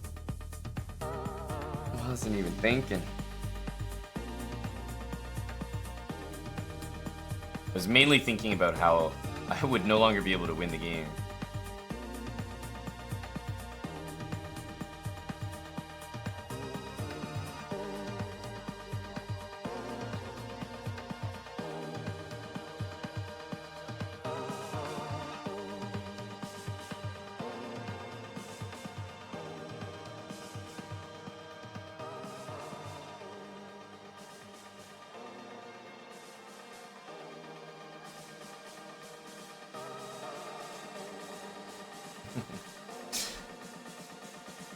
That's an unfortunate miss. We're so asleep right now. You can just tell by our by our moves. With, like, no compass here. All right, he's done. Just in for the 2 games. Oh, here we go. 2850. This is perfect. When you're playing sleepy, playing like a much higher rated opponent is perfect. Because you won't lose as many points for the L's. There's big upside here. We're also very low rated, so only good things can happen here.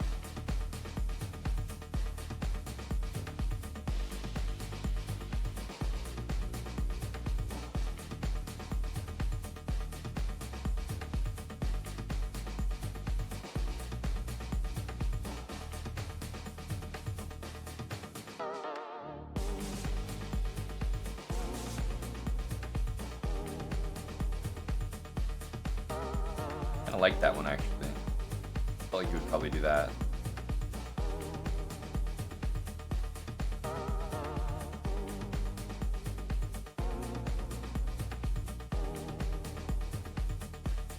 Okay. I don't know if we mind this that much.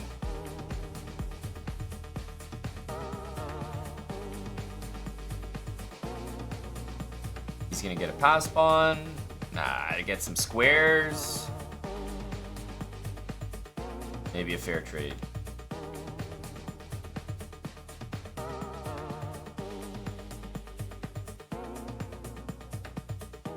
H6 would be a nice move to play.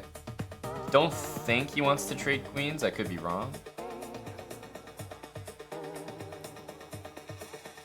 But somehow that seems helpful to me. If he ever pushes, we end up with a knight on c4, which I like.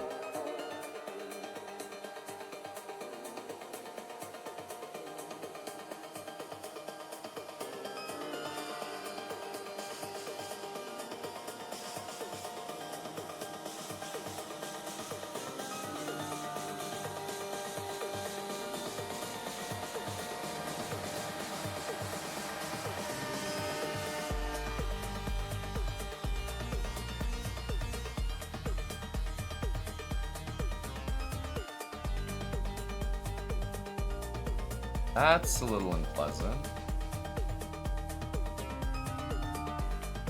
I mostly don't like that I don't have any place for this thing. I don't know my next move.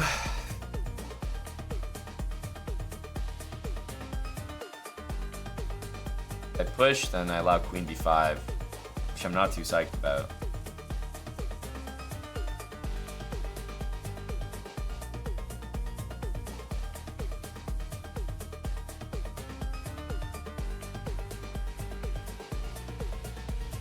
Need to defend this before I play a move like knight c3. Probably should go there. Wow, didn't consider this at all.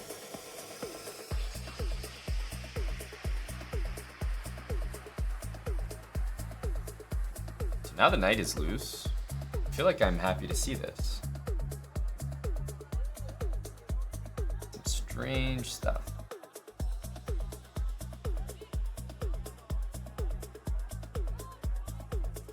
H1 d6 feels strong to me, so I mean I might be just totally misreading this, but I thought I should be happy here. Getting my knight to d5, like what?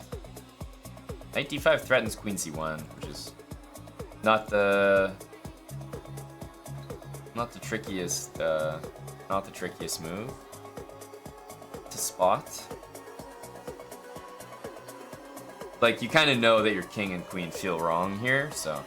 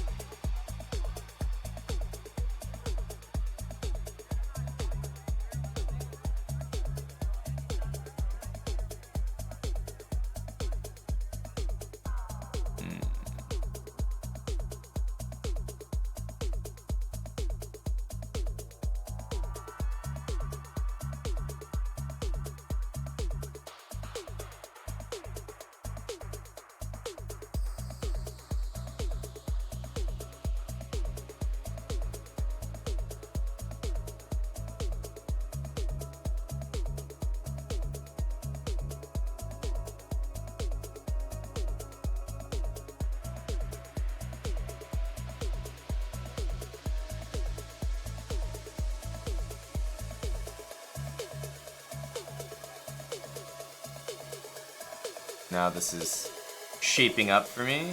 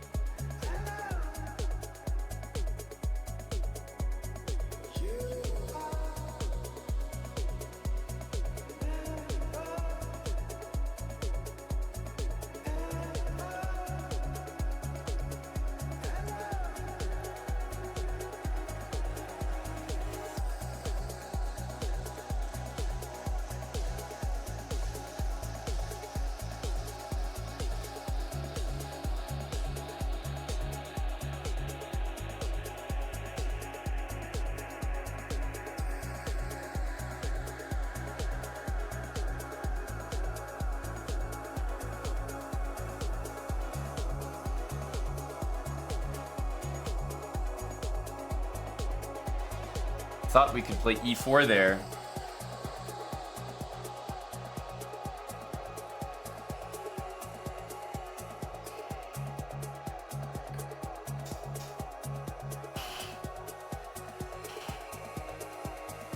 Should have just taken his queen, but I honestly thought that it would just be a draw anyway. I thought he was at like 2 seconds. Or sorry, 0.2 seconds. Man, this was a really nice game. Such a shame not to come away with half point, I guess, at least.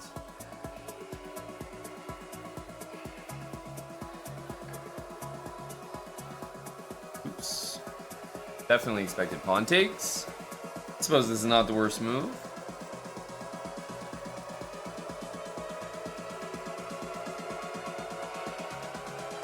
But yeah, as you can see, 2850.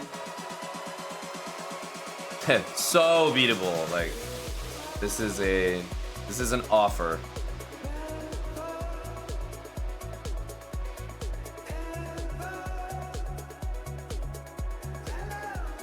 This should be motivating because the rating potential, rating gains are so high here. This is a little bit of a mistake.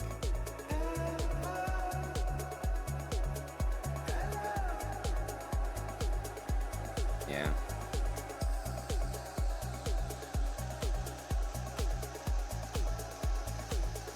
If I take, this pawn is impossible to defend, so that's why we have to do this.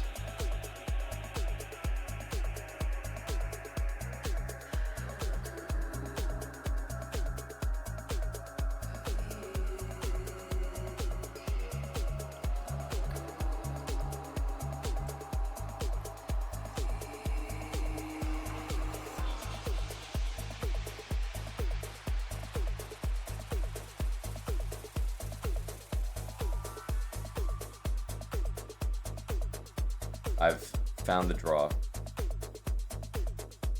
I found it. Okay, so we're worse here. Clear. I'm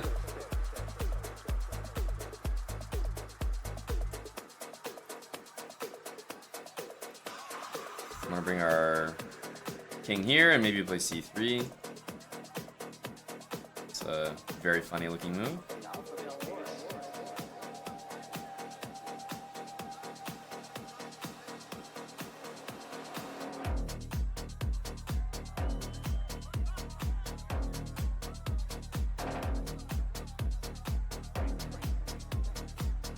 Rook d8 will play c4, and now we only open file in the position, which should make our job quite easy, I would say.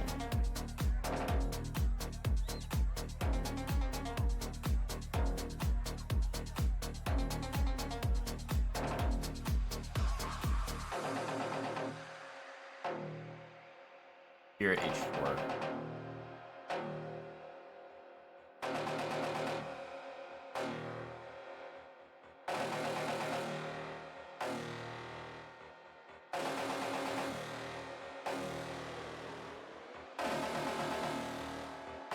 f4, king f3. The position gets very nice. So we also want to go here and just trade rooks with him.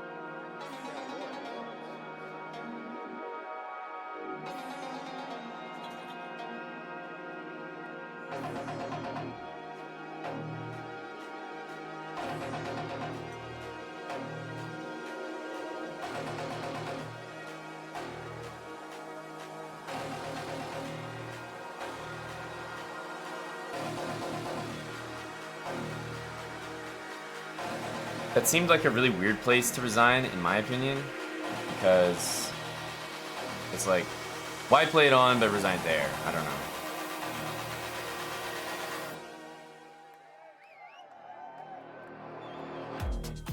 know. This is always very annoying to face. Also, knight f6 is hasty.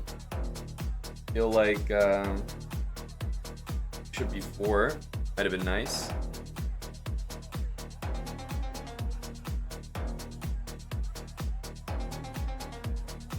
This move means what?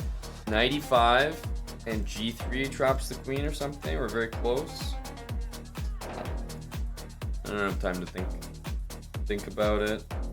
Let's just go here. If the queen's trapped, the queen's trapped. If we die, we die.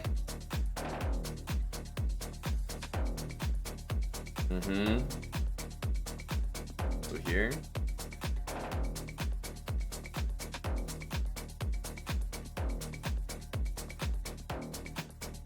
So I was gonna go here. What's wrong with that?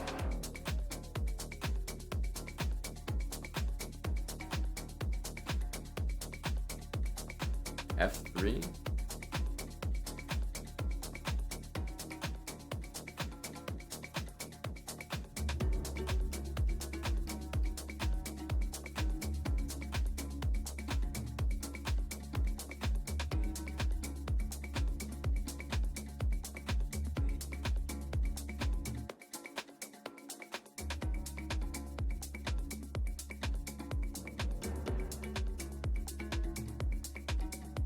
Oh, didn't even see that.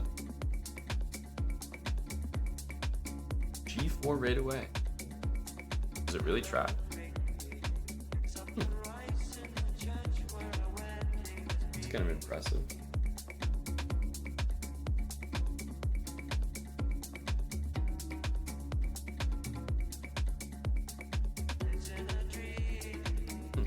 Maybe I should have taken the rook.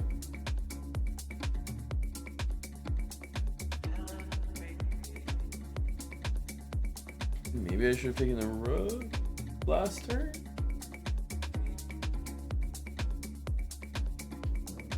It's really weird that it's trapped this early. 'Cause I feel like I've played this opening like so many times, and the amount of times this happens is so few. But maybe it's just been like possible every game, you know? Sometimes when you play an opening just over and over and over again, you don't really think that there are problems with it if the problems don't present themselves on the board.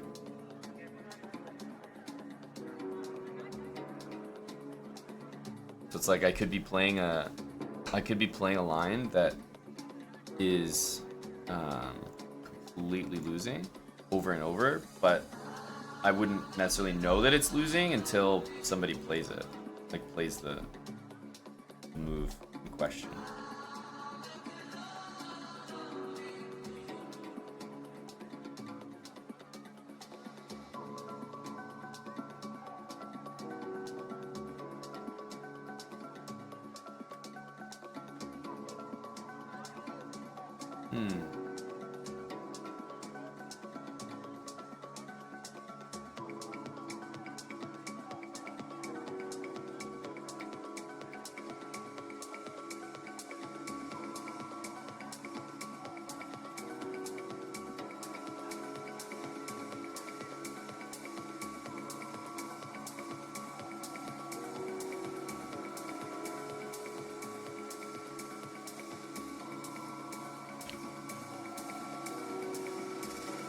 So usually you want a knight there. That's where you need a knight, like yesterday. It's just the best square in this opening. So knight there, knight there.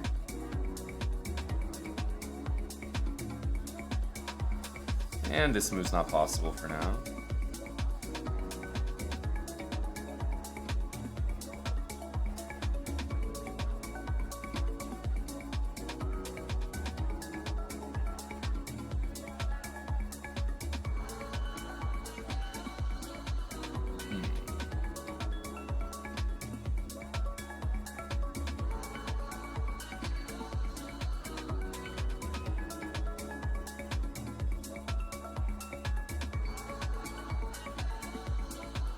There's a lot of pieces that have been traded, which I'm not loving.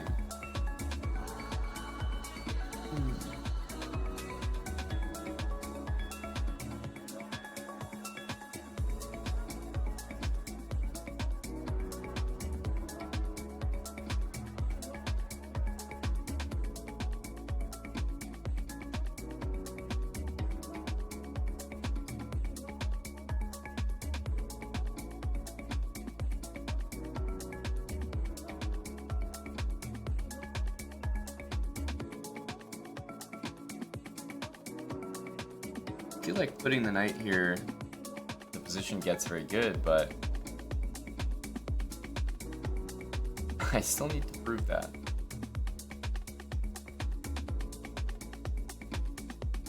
What I know about this structure, knight on d3, and like you should be sailing as white. But there's a bunch of really annoying pressure here for the moment. But it's unclear how to continue. Clearly, h1 wants to make an appearance.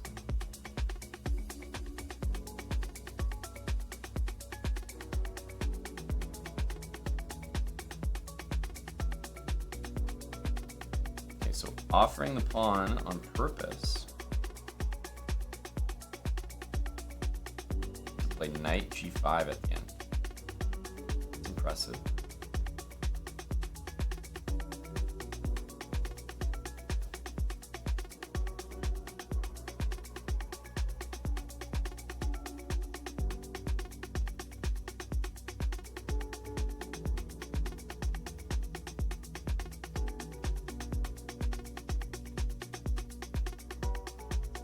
I don't like the I don't really like the way we're playing, but I don't know. H5 is hard to believe. Like, it does look like a strange move. Anyway.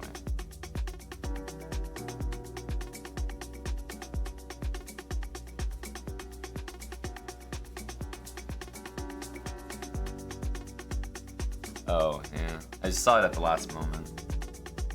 That he wanted to do this.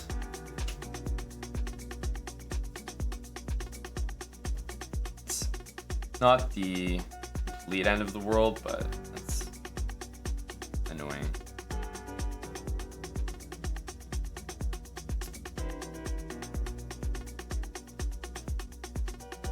Yeah, annoying downhill move there. Knight f4. I just didn't see e5. Didn't notice it until the last second. But I'm sure if I looked with the computer, it would be like that his move is nonsense. But it was a really good move considering the time. That's for sure.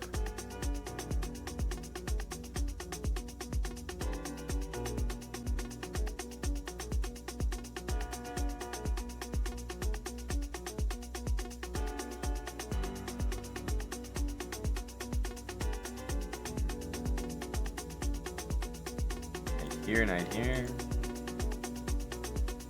It's pretty good. Hey champ. Sure man. You can or did you just play it?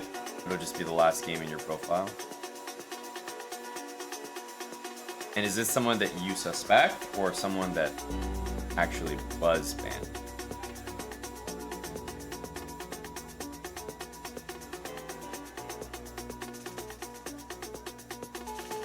This move I have trouble buying because as long as I don't blunder the trick, it's like, am I not just kicking the knight out next? I might be missing something.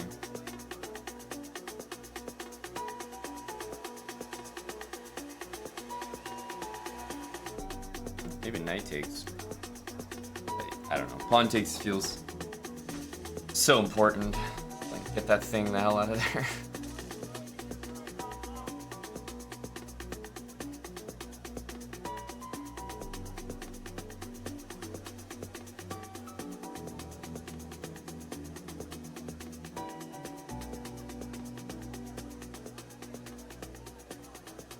I actually thought that he should have played the knight there.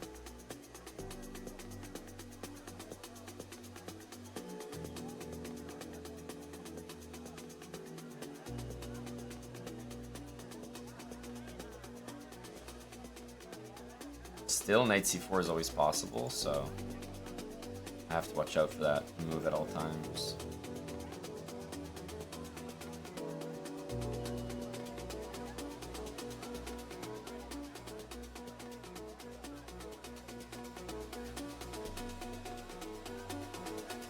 I need this. I also need this rook to go back. I need to reroute a lot of my pieces. This bishop probably wants to be here or here or something. And leave these knights to cover.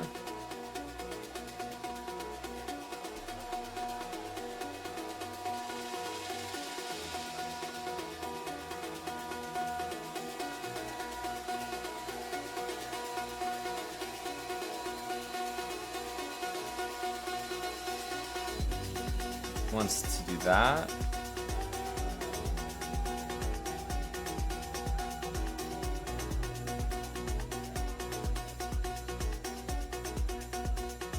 The knight moves, the pawn drops, so it's always interesting. This rook needs to move. I know we can win that pawn, but I feel like there's got to be better.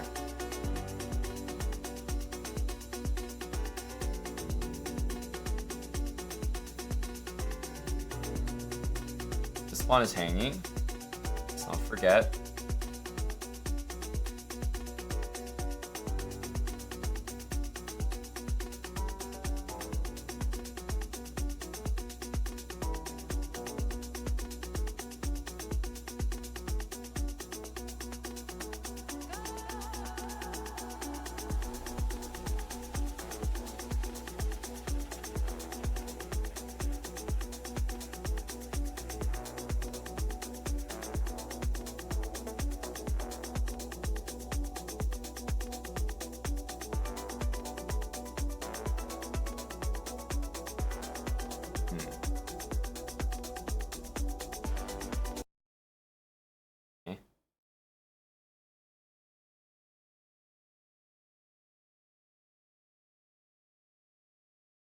Okay.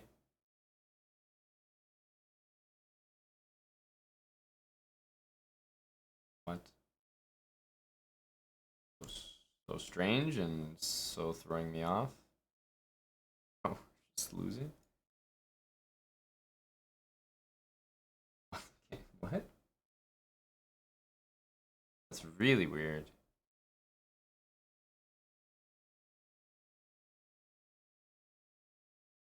Is the music still playing? Just like died. What?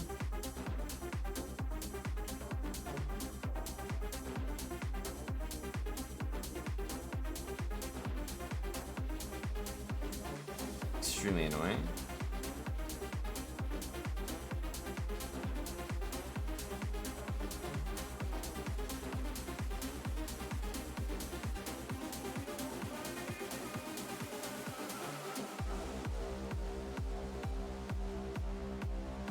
Especially because this game is so winnable.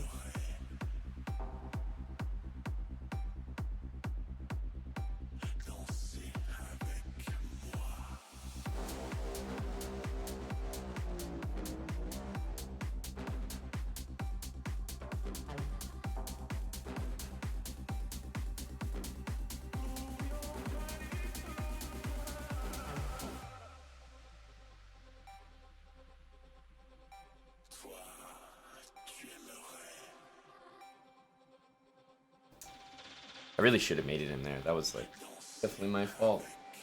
But I'm so confused. What? So it is working. What the fuck? It just mutes. Like the last... What? But I've been listening to this set, like... So it's completely fine. It just turns out like the last 30 minutes of the set just mute.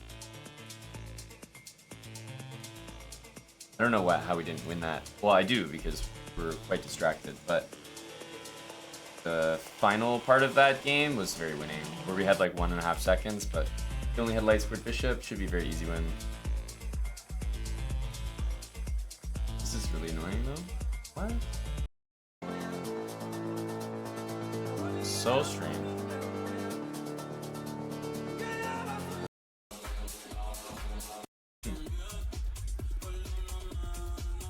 Wow. Okay. Interesting. May not be our night.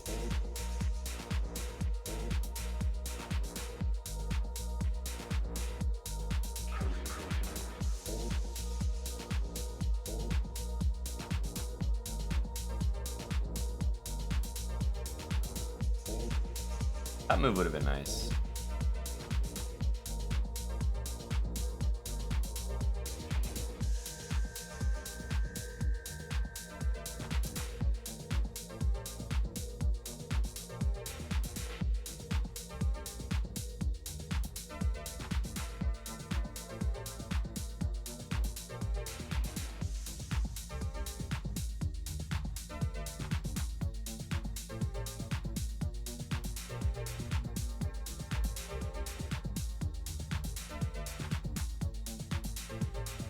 This move is really annoying. We can't play that.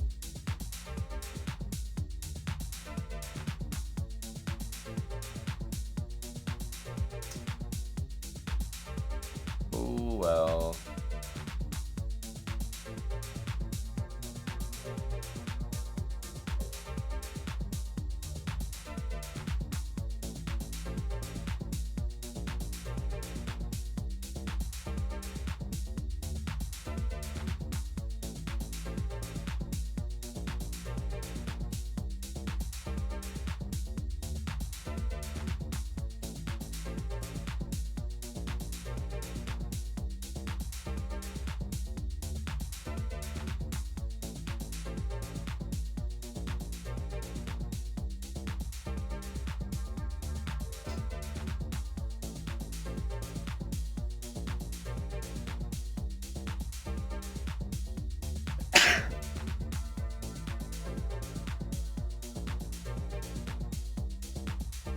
Do some weird defense like that. It's not gonna make a lot of sense.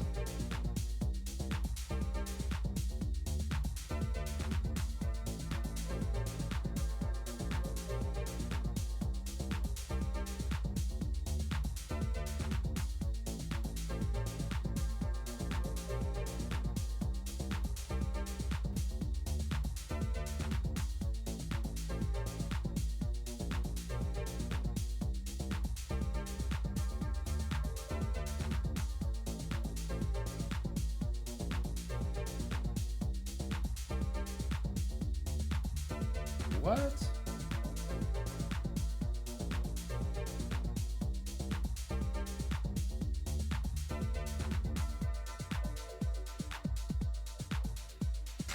Rook b3. I thought he was gonna rook d1. Then he takes and wins the knight. Maybe I missed something.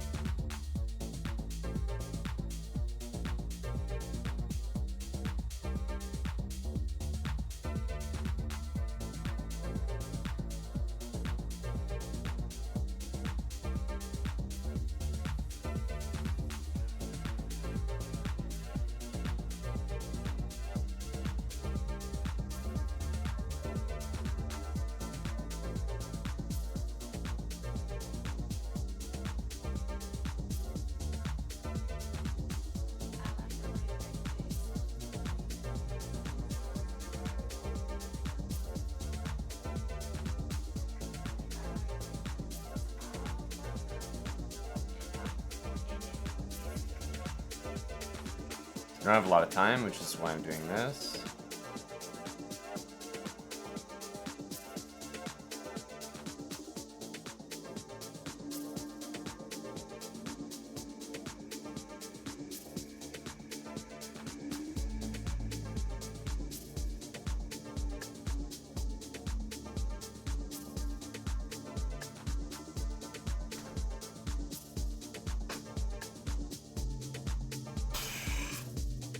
Hard to get a win these days. Very hard.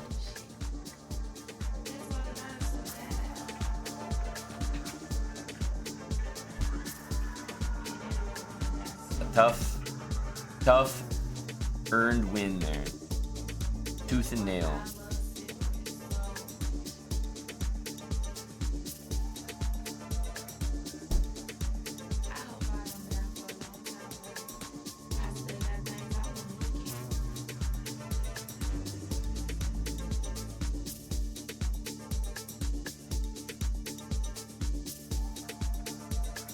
What did Champ say, by the way?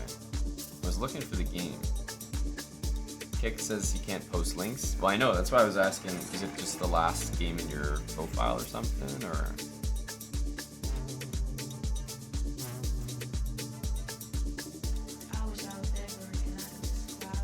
So I can just check your profile.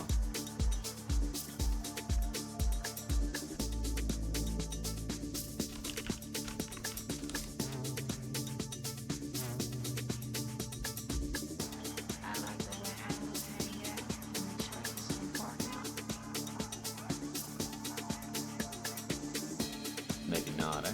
Oh, okay. Probably this guy, right?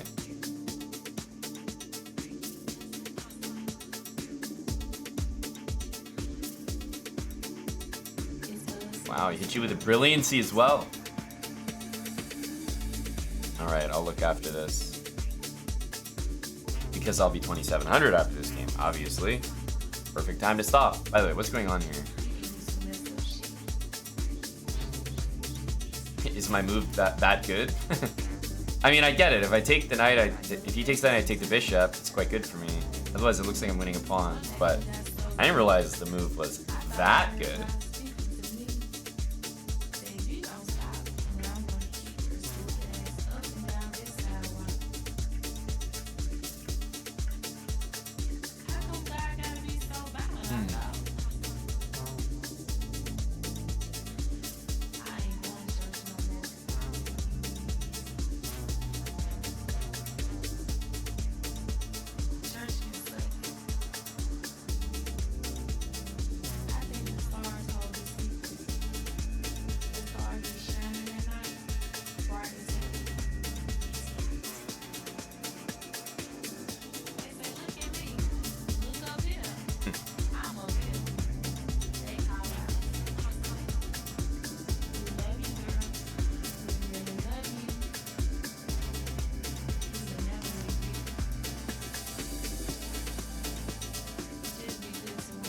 Don't think that the move should have been that successful.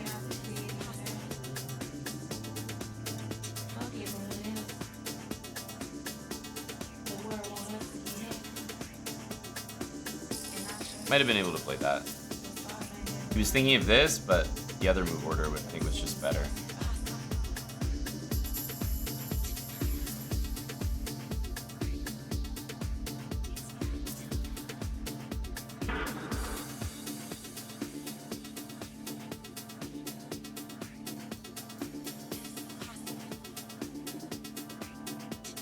Take this way so that we actually have a space for our bishop.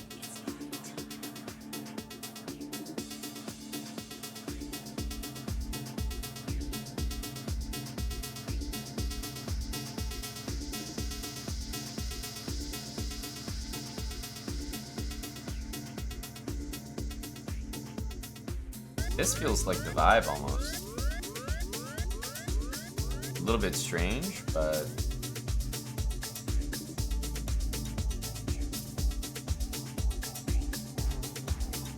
kind of feels correct.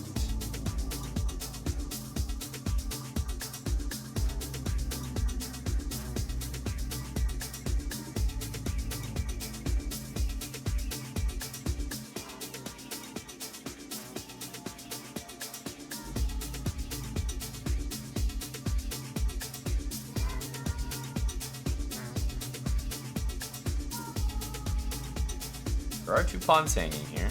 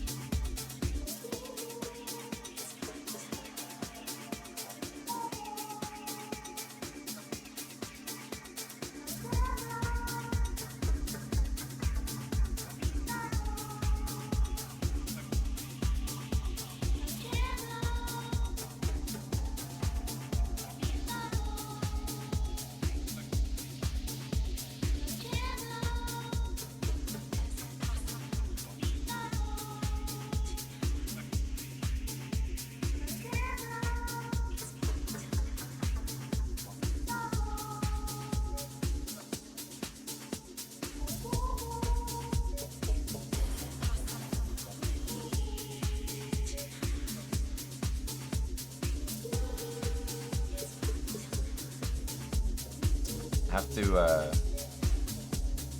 get ready for this lag situation that's about to happen.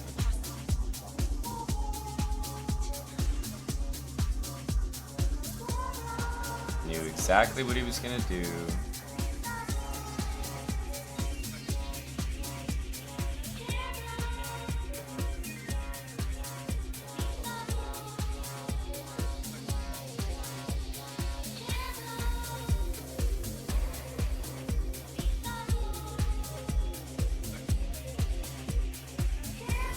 This is so annoying. These time scrambles every time, like playing against someone who gets their time back is so frustrating. It's so hard to properly like allot time or predict how long it's gonna take because we're both free-moving, but my moves are instant. His moves take like half a second to get there.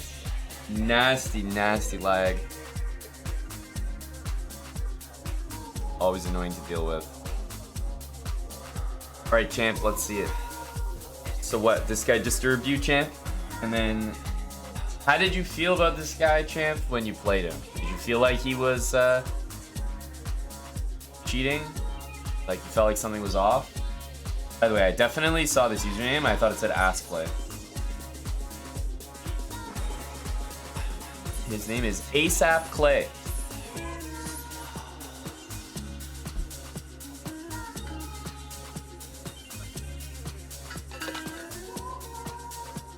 You didn't think anything of it? Well, let's have a look. Let's look from Champ's perspective.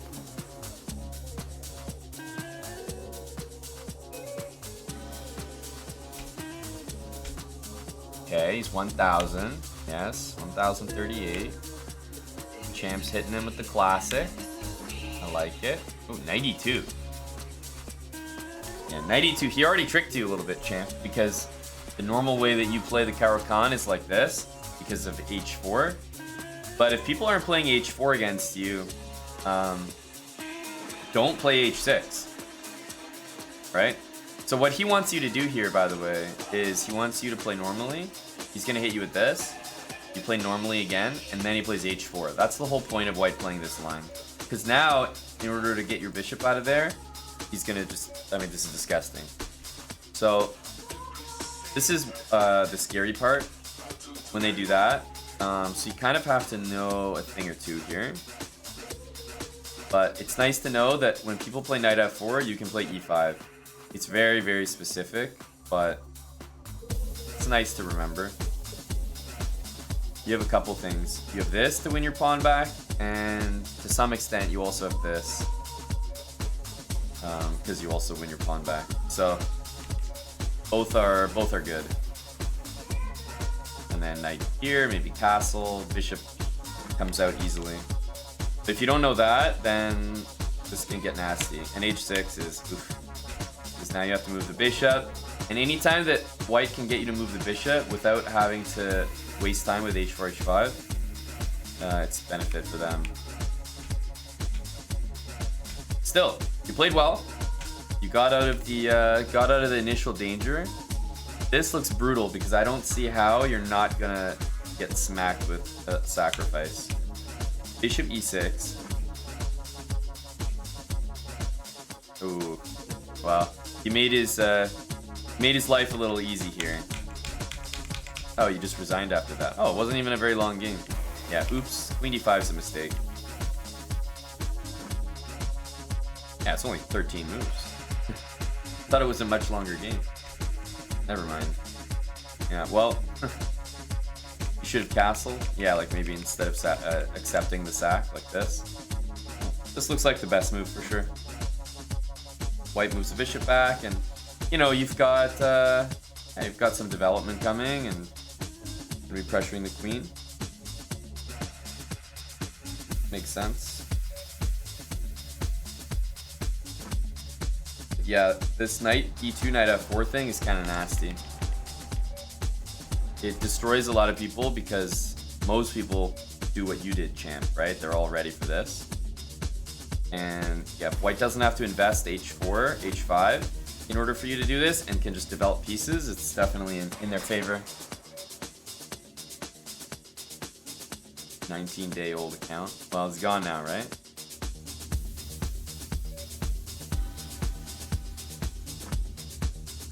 Six-move loss. Well, it's because he got banned during the game, I think. Yeah. His win rate, by the way, is not even that high. It's always interesting, right? You see accounts like this, his win rate is 126 losses. But look at the wins, they're just coming in like lately. So clearly, this guy just decided, you know, he was fed up, right? He went on some loss, like this is him playing for real, right? Clearly. He went on some loss streaks, nasty. He was like, I'm getting destroyed here, man. This is not for me. And then something happened where he just kind of woke up and was like, wait a minute. I don't ever have to lose a game again. He was like, I could just cheat. He had his, he had a moment.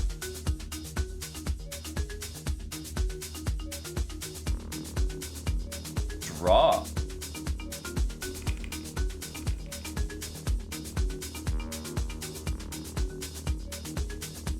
So he's completely winning. I mean, he's destroying. But then he has a malfunction. And you know what? I know exactly what happened. I can already tell. In this position, he played the move bishop d5. The best move is d5. So he clearly read the old script wrong. It was pawn to d5. He read it as bishop d5. Oops. Bishop d5, dumbass. Lost his bishop. And then it's impressive that he, in a rapid game, even managed this. But he's gonna start playing like perfectly with white.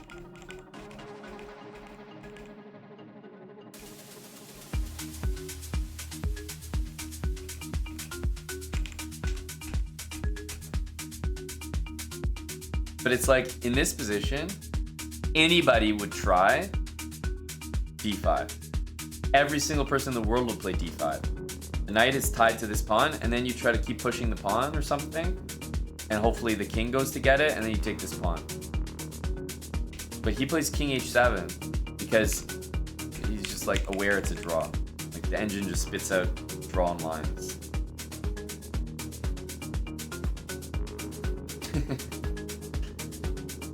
I would try this. I would play this, this. Now, black does make a draw here, but at least give it an attempt. You know, king h5, maybe h4, right? King, if the king goes for the pawns, at least try to take this. It is a draw, but it's just funny the way he made the draw. Anybody on planet Earth would play d5. Oops. Well, he got banned though, champ. So you didn't have to put up with it for very long.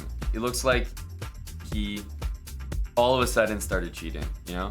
It wasn't like he's been doing it since day one on his account. No. Clearly, he just had a moment and he was like, wait a minute. Why am I not just cheating? it is always remarkable to me how stupid people are. Because most people, I think that the average person, now obviously after the Hans Niemann stuff came out, people are a little bit more familiar with cheating or whatever. And if Magnus could even have an inkling that something might be up, that maybe it is easier to detect than you think. But try to imagine before that story came out, I believe that the average person assumes that it's difficult to detect when someone is cheating. I believe that to be definitely true. Like, if someone doesn't really know chess, and you just kind of tell them, oh yeah, engines are like better than any human on the planet, you can just go like download one right now. Like, you can go find an engine right now and it'll tell you the best moves in every position. They'll be like, oh, that's interesting. And I definitely think the average person doesn't have any type of compass for when someone's cheating against them. And fair play, it's get it, fair play. It's difficult to detect, comes with experience. But not only is it difficult to detect, most people think that no one on the fucking planet will know. It's like, oh, I'll just cheat. No, just get a couple wins. It's like, what? Dude, your account will be banned like within a week, you know? The cheat detection is very good these days. Hello to Valentinian. You were told a pussy is here. Where's the pussy, Val? Has anyone ever asked you that before?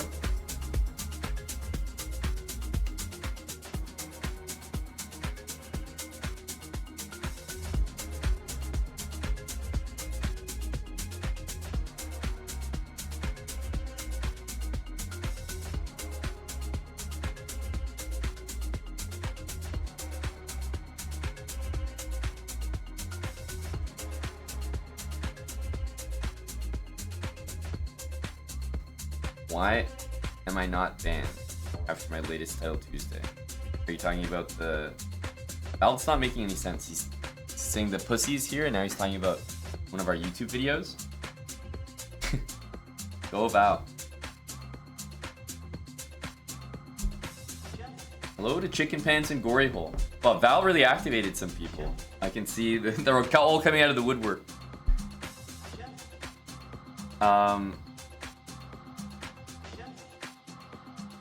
Well, the butt plug thing, the anal bead stuff came from our stream, Fancy Fetus.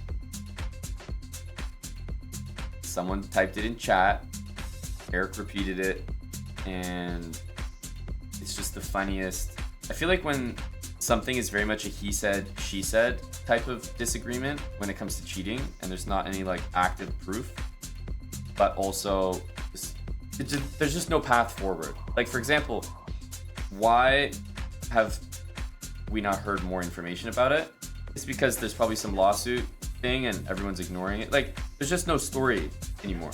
It's like, oh, they launched the $100 million lawsuit. It's like, shut the fuck up. Like, you know, there's nothing happening there.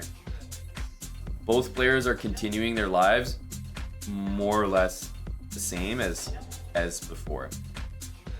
Like, that lawsuit won't amount to anything. And so I feel like in moments like that, you just find the memes and enjoy those. And the funniest thing to come out of it was the anal bead story. So I feel like that's why it got popular.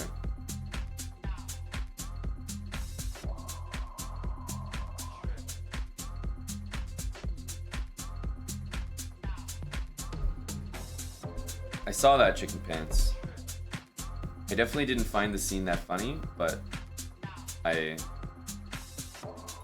don't know. That's just not really my kind of humor. They had some scene on what is it? Always Sunny in Philadelphia or something. And it's basically just the guy like with a anal bead in his ass. It's like, okay, haha.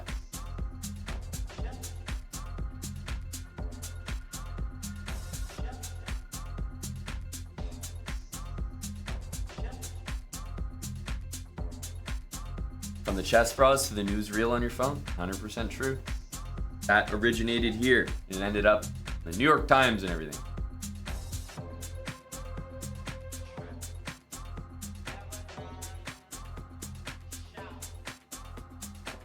Is that a actual copy fish?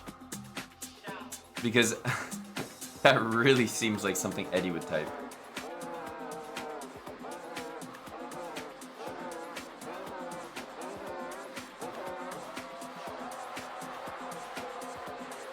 This is a low T stream.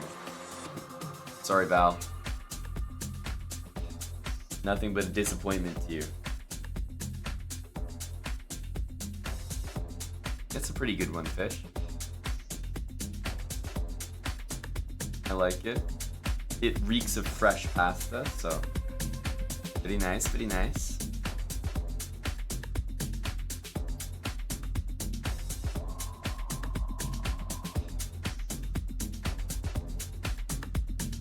We're looking at cheaters that were bothering our good buddy Champ. But I'm sure everyone has played some cheaters. Like, it doesn't happen to me as much on this account, but all my other accounts, like, if you just go through them, it's crazy to see. Like, let's imagine one.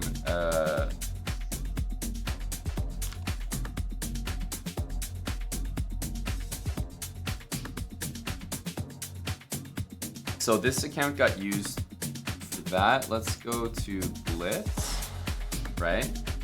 Let's go to Blitz. And I'm just curious. Like, there's already one on the first screen. You know what I mean?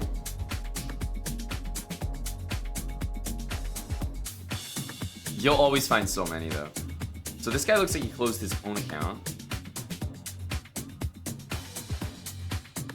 Okay, cheater, closed his own account, cheater, closed his own account, closed his own account. But like, closed your own account, sometimes those are also like suspicious things. Closed for abuse.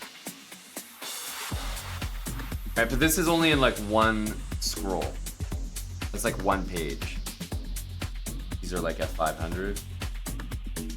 Cheater, inactive, inactive. Inactive. That's a lot. It's a very high percentage, honestly.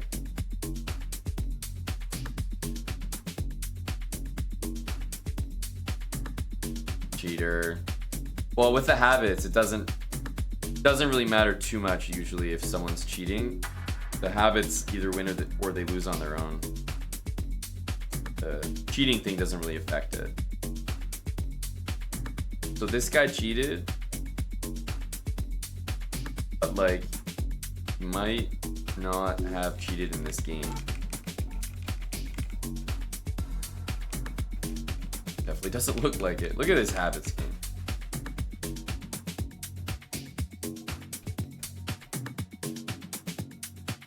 Beautiful.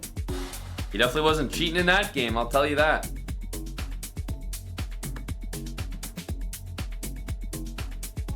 So he played me as a 400. And then he got banned as a 755.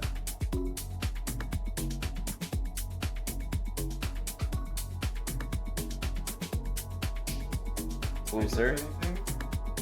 What's that? Can I get you anything? A little check-in, little hello. Val was just coming in here and noting that we're all too low energy and pussies. Val's a fucking pussy. I could put that guy in the dirt. It's just not working anymore. Feel kind of bad. Yeah.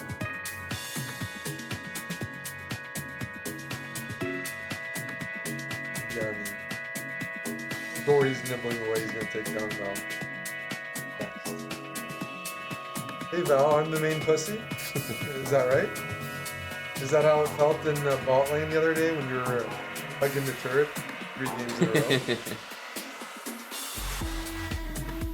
Everyone welcome and clap for Mr. Hansen. Well, I think Ralph and Zudid might. Ralph's usually you clap sometimes. Yep, thank you, thank you. Yep. Hey there, chicken pants, how you doing? Do you have some cabbage? I didn't like Extraction too much. I haven't asked Jeff about it. No, he might be loves it. He peeking. peeks to Chris Yeah, Hemsworth. Like he'll just he's talk about Chris Hemsworth the Mhm. entire movie. Like he's gonna look really good in 10 years. Or that bone structure, he'll be like, like I much prefer the first one. Right. I feel like there's not many. There's more of a storyline in the second that's really bad, and less hand-to-hand combat, like less like Is there Steve more Brown guys and more, romantic like, stuff rocket, happening? yeah, more emotional romantic, and more like rocket launchers. Gory didn't like it, and I was a little skeptical of his opinion. Corey watched it. Yes, so, but I actually did try. I was like, Gory, you didn't. He's like, I didn't even finish it. I'm like, how could you not? So I was, but I didn't like it. But it has good ratings. That was just my review. Huh. Still too cliche and predictable. Hayden, bro. Yes, Hayden. Is that right? Is that right, Val? Hayden with a Y is a nice name. Not Go like buy a that. hairless cat. Val, you keep watching on Kick. Support the Kick bag. Maybe I can get a hairless cat. Maybe that comment motivated. You're getting that pretty, was the arc. Val, you're getting pretty close to being a hairless chonker. Does that count? Shaved head, round looking motherfucker.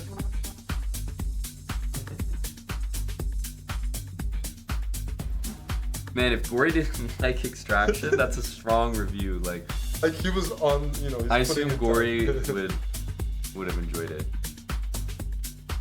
So that's a good intel. Oh, you're very hairy? Okay. So is Val power houring alone? I think so. I'm not sure, but he's definitely had some drinks, you can tell. I mean, Val, that just says a lot about your pubes. You should be able to grow your... I mean, If you let her grow, If you let her grow, she'll be able to surpass most people. I'm not sure that's as good of a line Val's as just there. not manscaping, you can tell. I did buy the Gillette razor for trimming. Intimate razor, I think I posted in the chat one time about it. Uh-huh. It's really good. I got like the Gillette stuff over Manscaped, and I'd say like it's a sharper cut. Definitely better, but I don't know if they had it before. That's good to know. Wow, boozing and smoking. Oh, Holy. Chicken Pants CP doing Chad. his pilgrimage to Tulum to like test himself. Like that. That's just so funny. Like I asked him like a week or two ago, or whenever I asked him last, like where that came from. Like he's been waiting. Maybe he's been waiting like a long time. I think so. He just had these urges. Like, felt pants on the floor.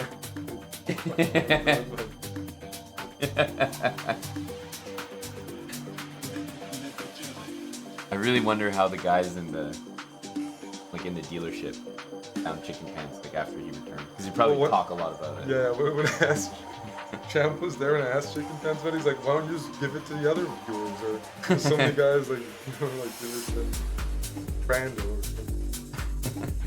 To not do that. So, Chess Ninja. Who, is there a reason this week I was working with, I saw you played a game against Kyler Murray, but you guys like agreed to a draw and moved to. Is that it's a gentlemanly thing? Or did you know you were playing him? Oh yeah. And you guys, yeah, okay. I was hoping you'd win and I could use that as a sales pitch with the chessbrah player. He sent you Brock as a logo? Okay. That's good. That's friendly. But maybe it's like bait Brock. Yes. Like, hey, who would have won the game? Maybe. Instead, he had to go for a draw. I'm like, oh, sure, okay, draw. Yeah, I agree. You're good on. Yeah. I'm okay. Is there still leftover pizza? Yes. I don't think anyone's had pizza. I ordered Argentinian food. platter. It ended up being very tiny. It was good meat, but wasn't a platter. It was like $50, so I thought it was like looking for like a charcuterie board. I kind of misordered, but it was like Smaller than you thought. small portions, but very good because they'll always super. Yeah. That's right. You want I'll that. just try it.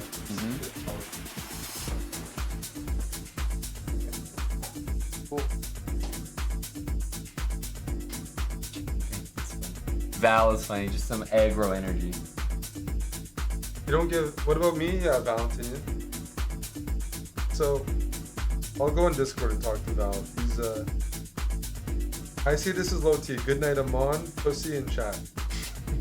You know, that's like a JK Russia comment. He'll often like try to go like, bye to chat and goblin, or bye like Yeah. like. So Goodbye so, to Gordo. Gordito or Gordito. Yes. So am I pussy, Val? Is that what you're saying? Yes.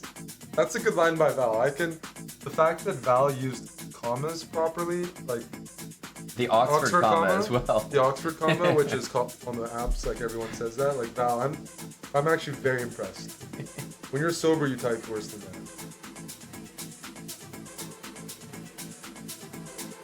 Mon, pussy, and chat. Pussy in chat. Good stuff, Val. You know where to find me. It's a low T night when you're not drinking 20 Bud Light. That's the threshold. Yeah, You're not at that level. Val must be so happy that Bud Light's on sale all the time and like they're giving, incentives to buy Bud Light. That's like, right. Val's just like, yeah. As a regular drinker. Let's get some more trans activist advertisers on there. Drive the, he's like, as a consumer, he Great. probably doesn't care about the politics. He just wants cheaper beer. So it's working out. Somebody that's gonna benefit. Happy Pride Month, Valentinian. Yes, go Val. I hope you find a loving cock. Good night, Mon, pussy, and chat. Funny. This is really good stuff. Val with some energy. But surely Val's not going to leave now after a line like that. Hopefully not.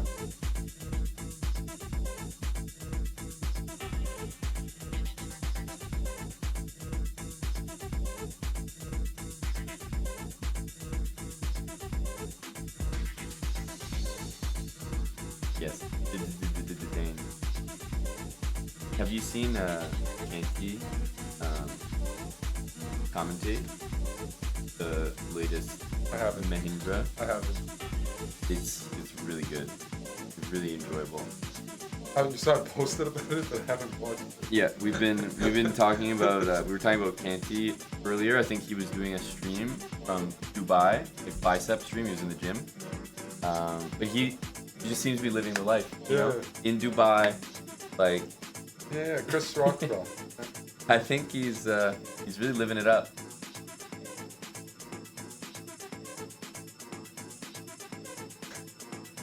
Val said I went to a college prep high school. It's very funny. But what was that like? Why was that tight? That's when I said we were impressed by his Oxford. Oh, we were comma. impressed by his Oxford comma. I went to a college prep high school. I forgot why that was even tight. Oh, so fucking funny. Unintentionally hilarious. Hey, I'm gonna sit down, Val. I mean, you got us there. Fuck. Let me get a fucking marble. Yeah, let's roll out the carpet for college prep. Marbles race is definitely over. College prep high school. What the fuck does that even mean? What's a college prep high school? Well, Is that an American term? yeah, because my private school is called, like, technically it's a university preparatory school.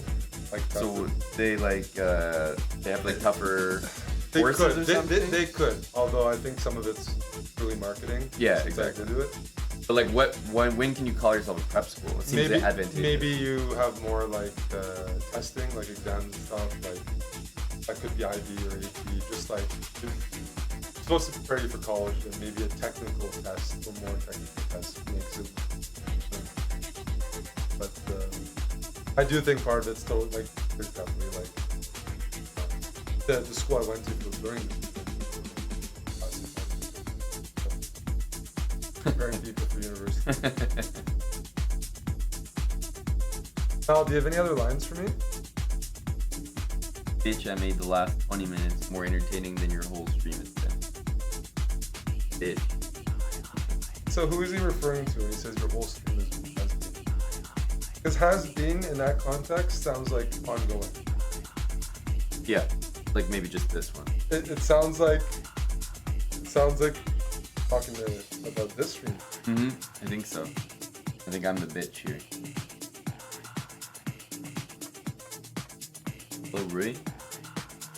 Because you would have used the word was if you're referring to my earlier bird. Is that correct, there, Val? Bird? You would have said was?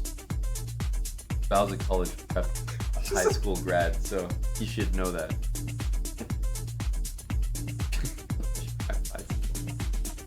I need to find a way to get another comment like that. I mean, he did play. Oh no, Aman had the comment, right? Alluding to Val Soccer in the dating advice channel. You had a funny comment, didn't you, like a week or two ago? Someone said so. I posted an article that a coach said my players must have sex more than 4 times a month. And then you came in with from the top rope. From the top rope. That's why Val's given up soccer over the years. Couldn't go pro. Man, this chess.com chat is also very entertaining. I've been keeping an eye on it. He says, never worked a day in your life, probably. Claim you're rich. That's your dad's money, bro. Mashallah, you work at McDonald's. I'm studying cardiology, so I will be rich soon. I would love to have that chat integrated, or like at some point the Twitch chat runs into the chess.com chat.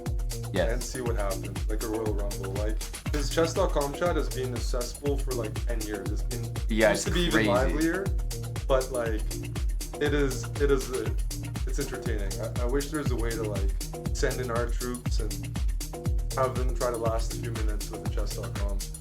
Yeah, the chess.com guys, like, no one can rival them. Pakistan is already in debt, so stop begging. You played for USA, Val? Can you clarify that?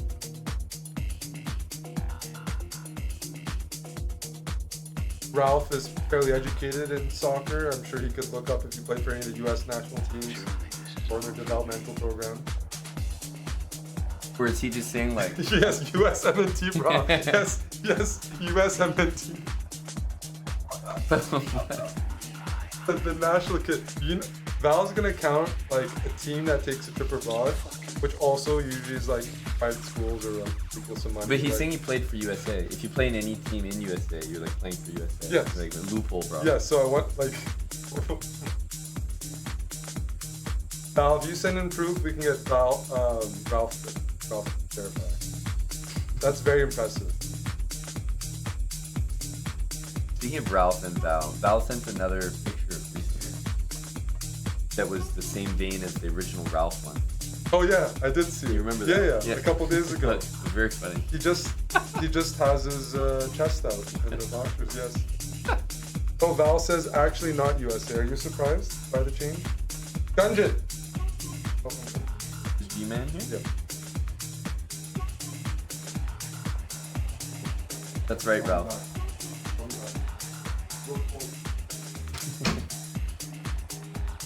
You played in Amsterdam. Well, that's what I remember, Val. You've always said you played in Amsterdam, but now you're saying USMNT, bro.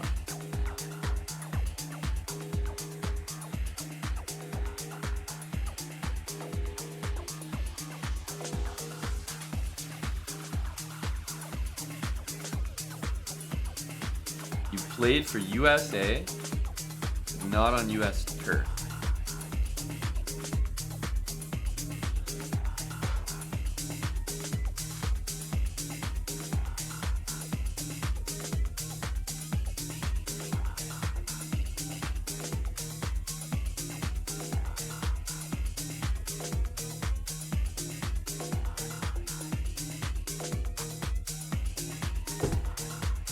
Yeah, away. That's right. Away, bruh. What the fuck was that? Rook C2. Hello?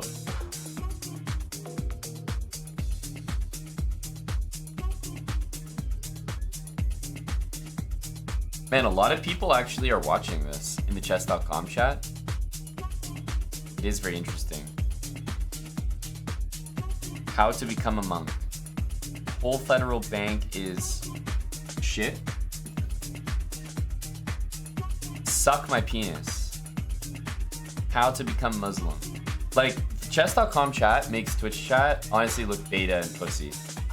Like, the stuff that gets typed in chess.com game chat it makes you guys honestly look like casuals.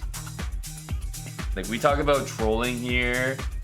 You guys are fucking rookies compared to the chess.com game chat. You got a lot to learn.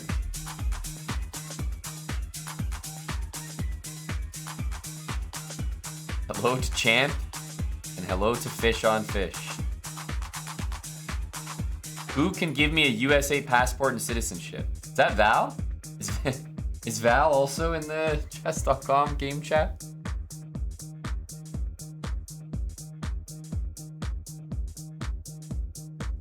Oh, Wild Hacks has joined the game chat as well. Chess Ninja has joined.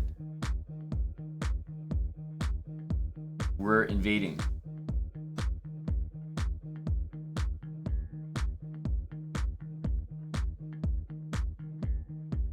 Zane is there as well. Yeah, maybe we can link the stream. Kick.com/chessbrah. Live commentary of this thrilling match.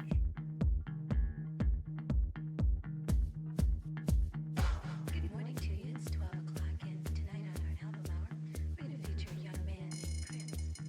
Also, he's here with us in the studio, and we'll be talking to him a little about his success. He's come a And I should change my sexuality. He's also from Minneapolis. I heard Muslim get multiple wives. I want that, but in America is illegal. So how does it feel to have a woman have a little problem with it? Oh, we're getting more chess bras in here. We're multiplying.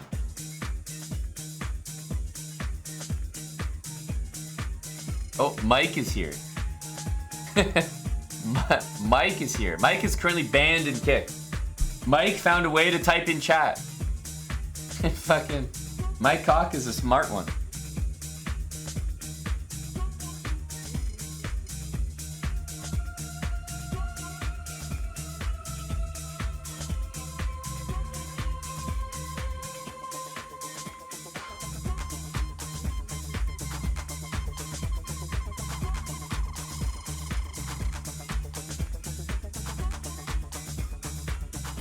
First ever banned marbles entry. Yeah, that would be a first.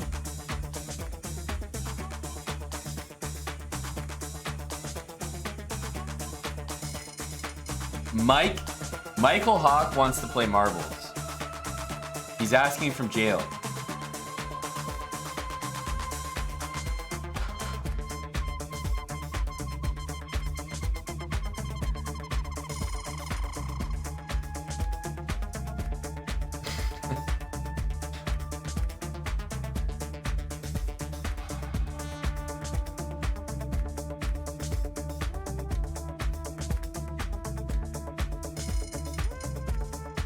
Bond posted for Mike.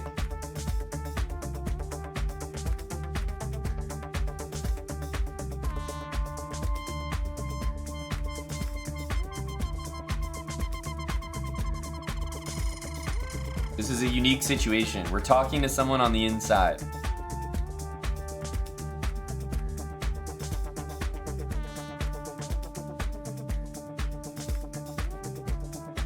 Lol is Danny Gay.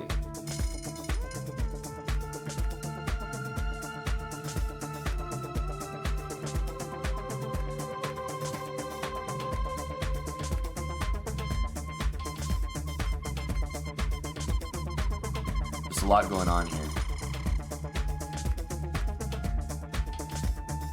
95 would have been nasty, eh? The engine spots that stuff quick.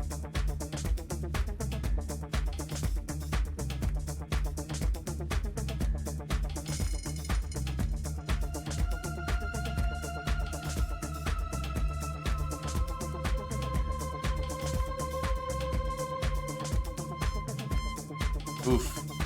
That turned around fast. What a blunder. David Brodsky.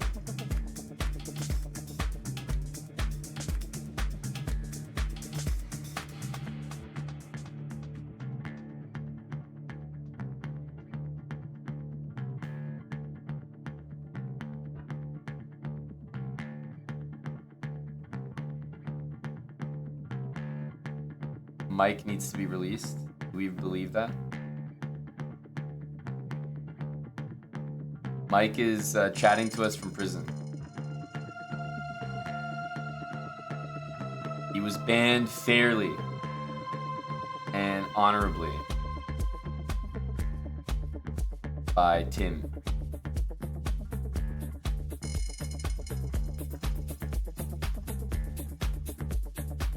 Do the players see the chat? No, definitely not. This is for the spectators only.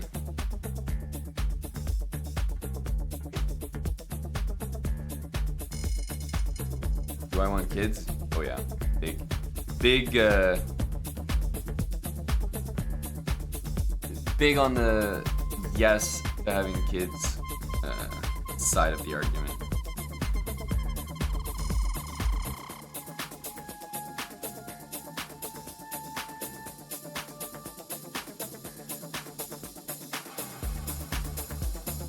We all know how Mike got that cell phone into prison. That's right. He found a way, didn't he?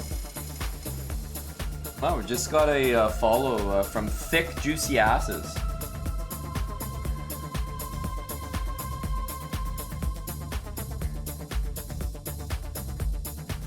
Love to see that.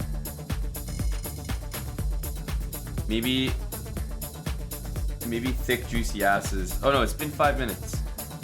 I just checked. We followed more than 5 minutes ago, so they can type in chat now. Where is Thick Juicy Asses?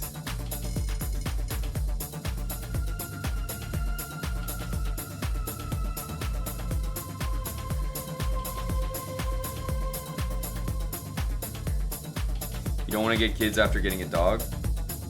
Maybe that should be a prerequisite.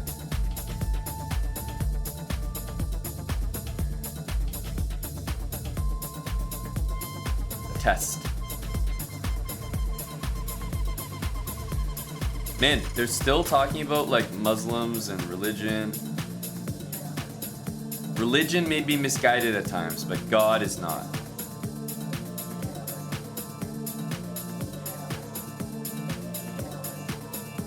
Someone with the username Iranian Islam Muslim says down with gay.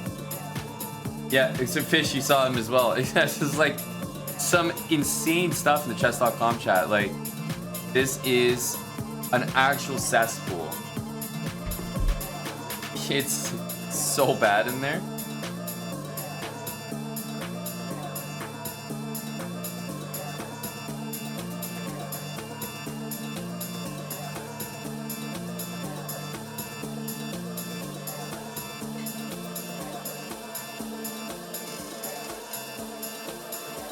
Kick chat that has the moral high ground, honestly.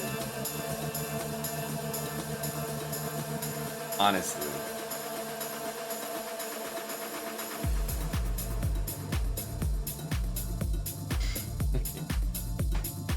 Mike.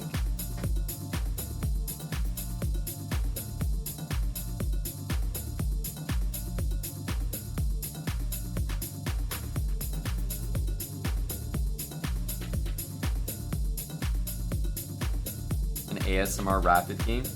I play so many rapid games, Val. What do you mean an ASMR game?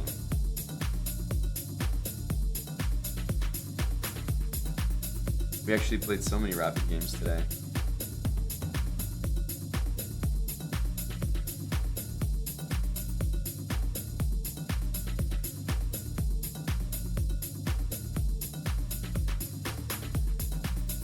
G-Man wants kids. This is a yes to kids kind of chat right now. Speak like Eric.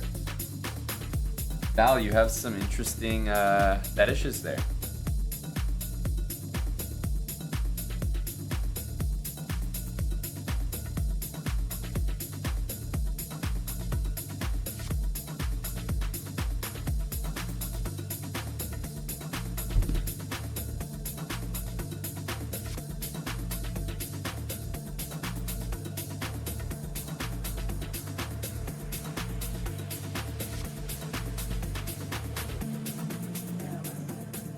A4. Nice.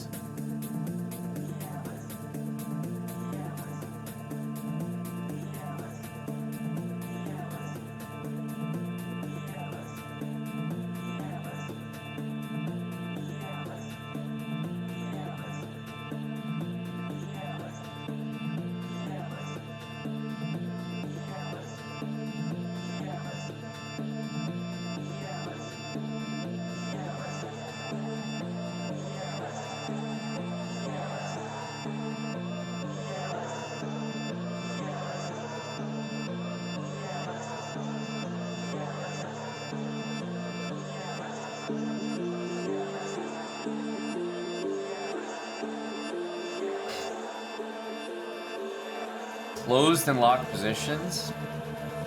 It's an interesting idea. It seems a little too arbitrary for me.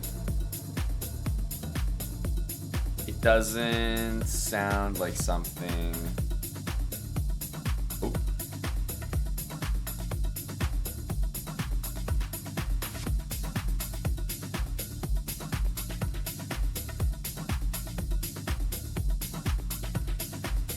Doesn't sound like something I think would be instructive enough. Like, it's instructive to play closed positions, but you can't always force them. So I don't think it's good enough.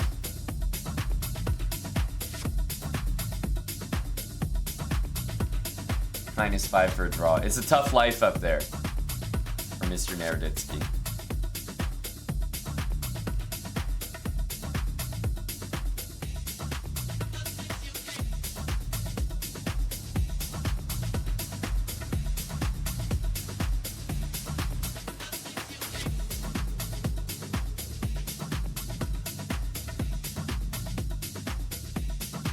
Hello to Derek Wide Chat.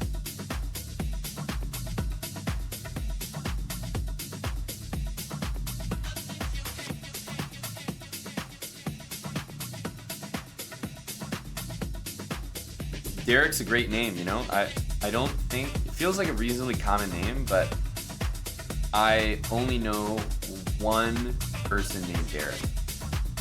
Like, other than Smucker. So somehow it's both, it seems like an average common name, but not that common, at least for me.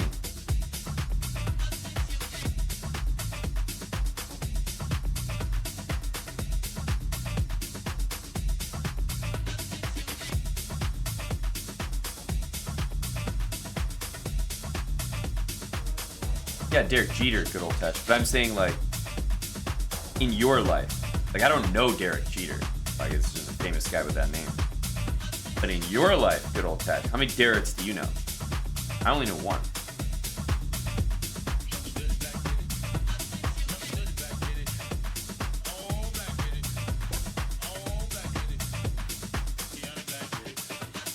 It's like, it feels like a relatively common name, but somehow it's rare as well.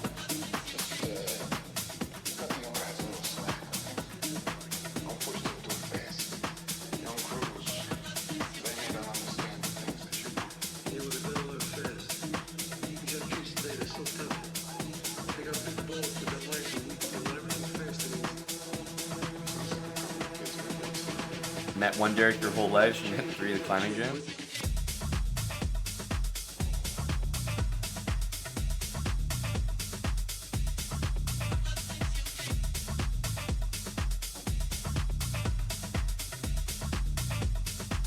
GM BMW.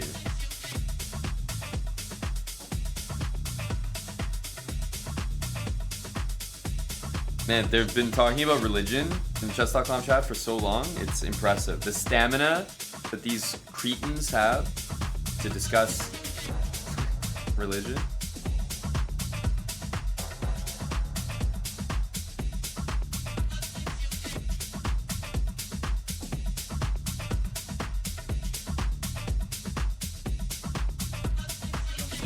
Yeah, Mike is still going?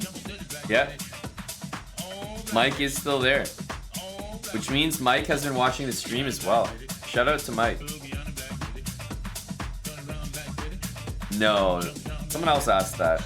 Should be obvious, but these guys obviously can't look at the chat while they play, like the players, because obviously people could post moves, right? They could just post engine lines in the chat.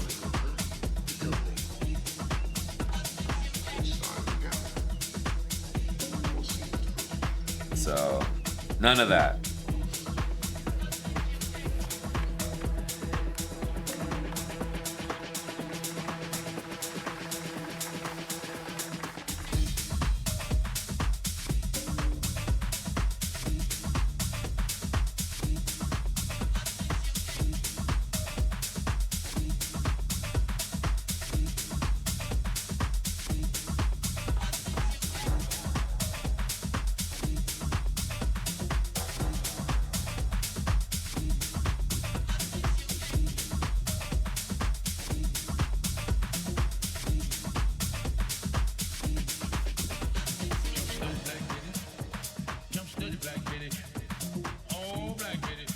Yeah, this Sicilian Naga guy lost a lot of his reading since we played at 2860 FM.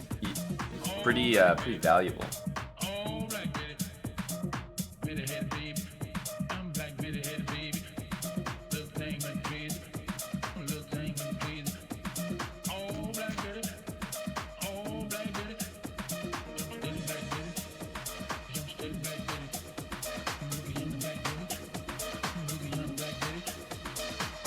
Man, there's some people that are going crazy in this chat.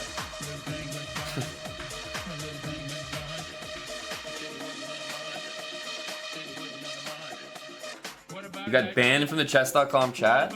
What the hell did you do, champ?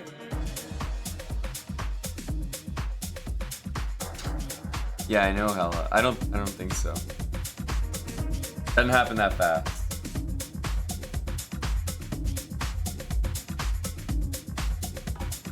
That's right, dude.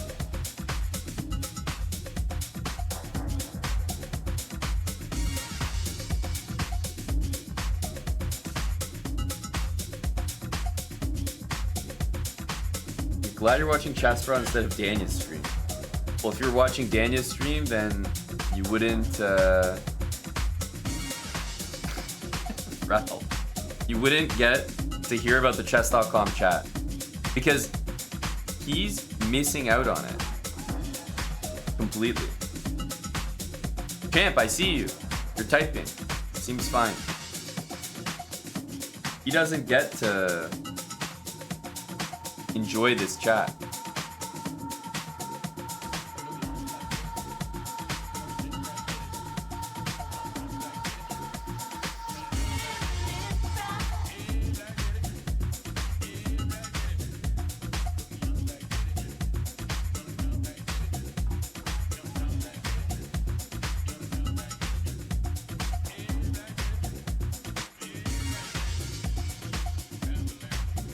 Aman lost for words? What's Val talking about? Val is reminding me of Brando right now. Like, Brando can sit there in like a quiet chat and just talk to himself. Like, he'll generate a full-on conversation with just himself. And it's a real skill. Okay, Beando. Beando. That's really funny. Good name for our bud. I didn't see it, Ray. No. I'm just looking at food.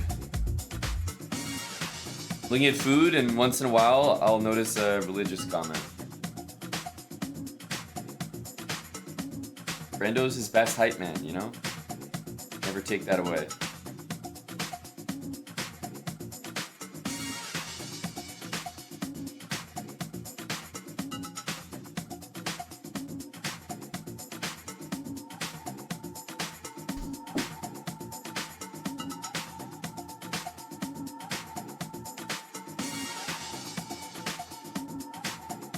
God bless, champ. You got your privileges back. How the hell do you get banned from chat, champ, and now you already have your privileges back? What did you do? Who did you spend time with over at chess.com the Sea Levels Executive Suite.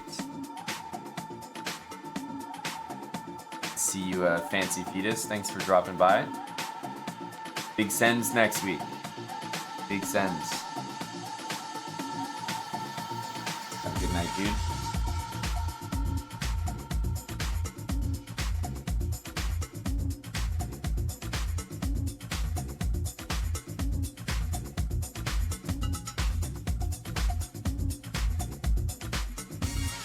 You got muted for calling cheaters cheaters?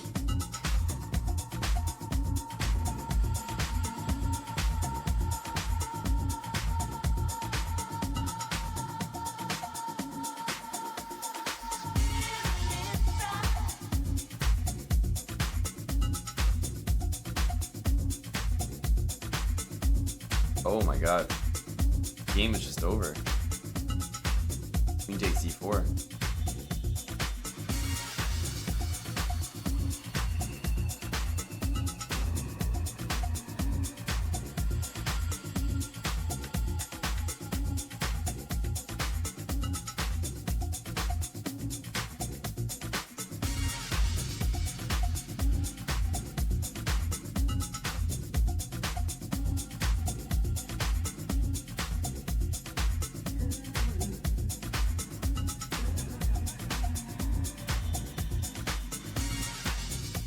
Danya is going for the win here.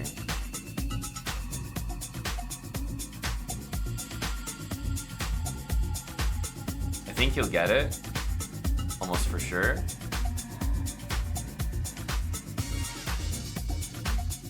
Yeah.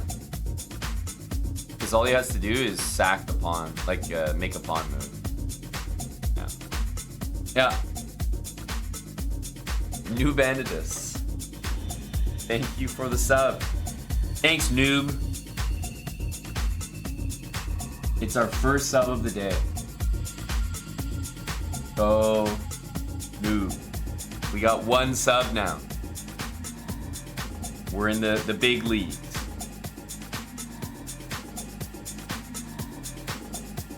Well, like I said, Wild Hacks, maybe you have a project.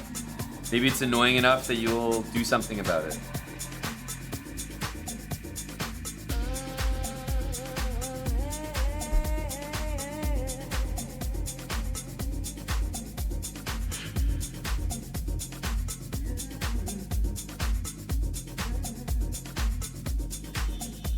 It's interesting these guys keep playing this line.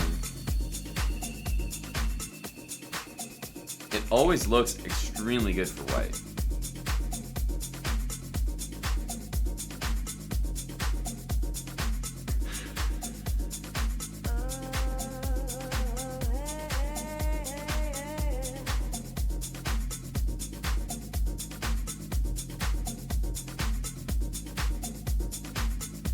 Sasha Grey has moved to kick. Is that right, Smucker? Is that true?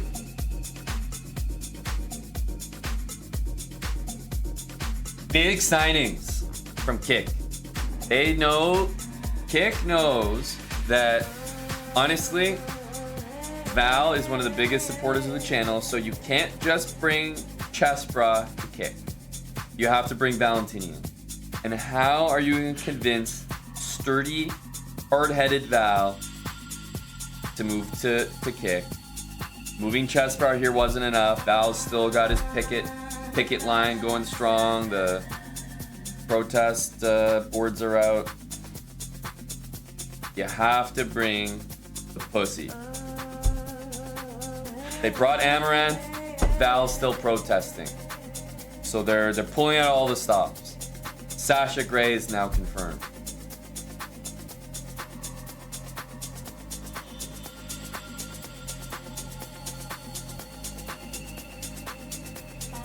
God bless Chess TV and God bless Sasha Grey. Thanks, Viper, for the follow. Appreciate you, bud.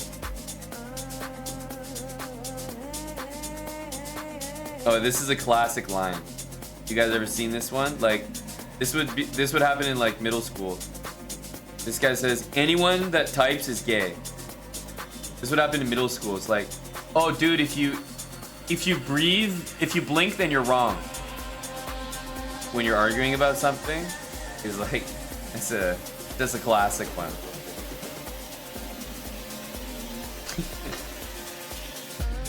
Anyone typing after me is gay. Yeah.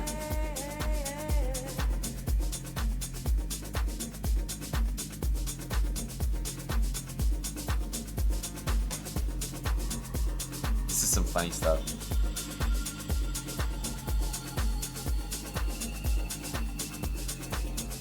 Everyone is just typing no.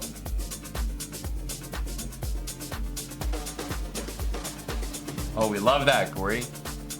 Shout out to the small channels like chessbrah VODs.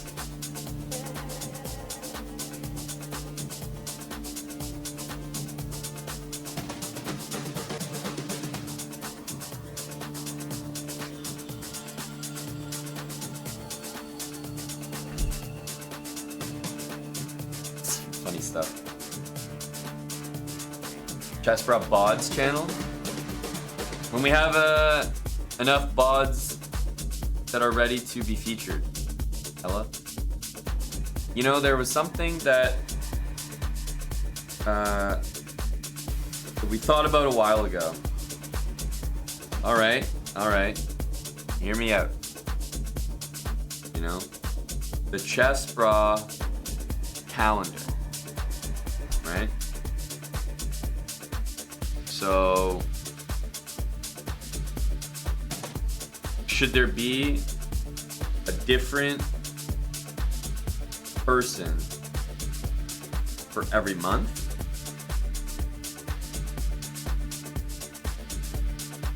Or should it be one person, or maybe not 12 people, in different outfits or poses?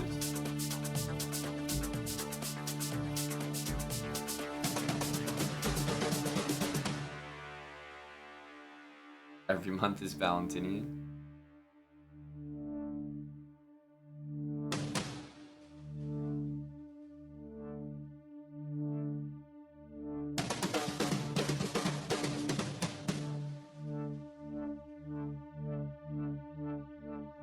Oops.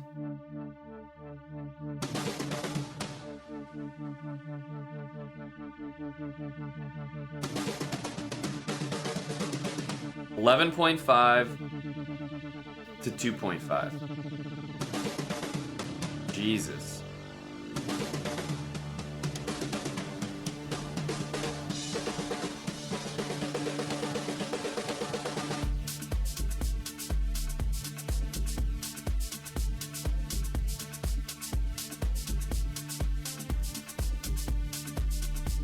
Oh, they're not done.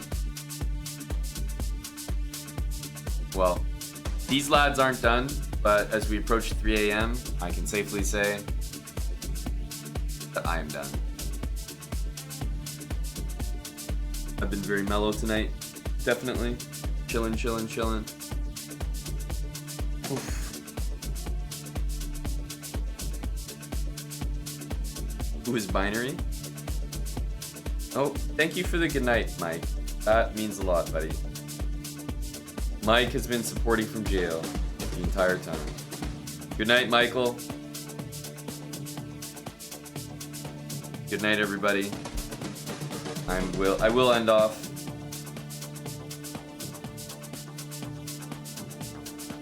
Thanks for hanging out with us on Kick here.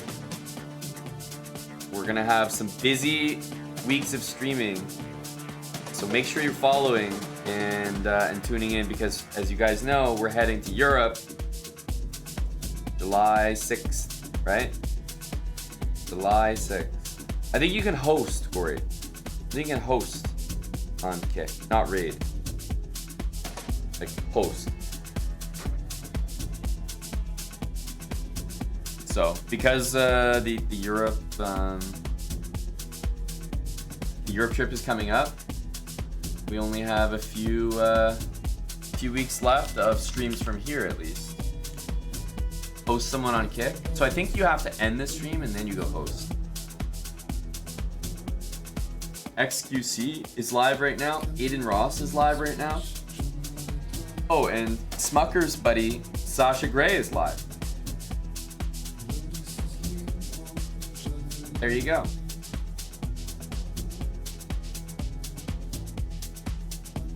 Host her. I've never hosted anybody on Kick before. Will you guys send flowers when we go to her stream?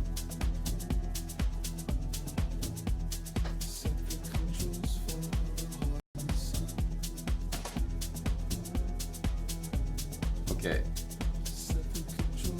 Let me see here.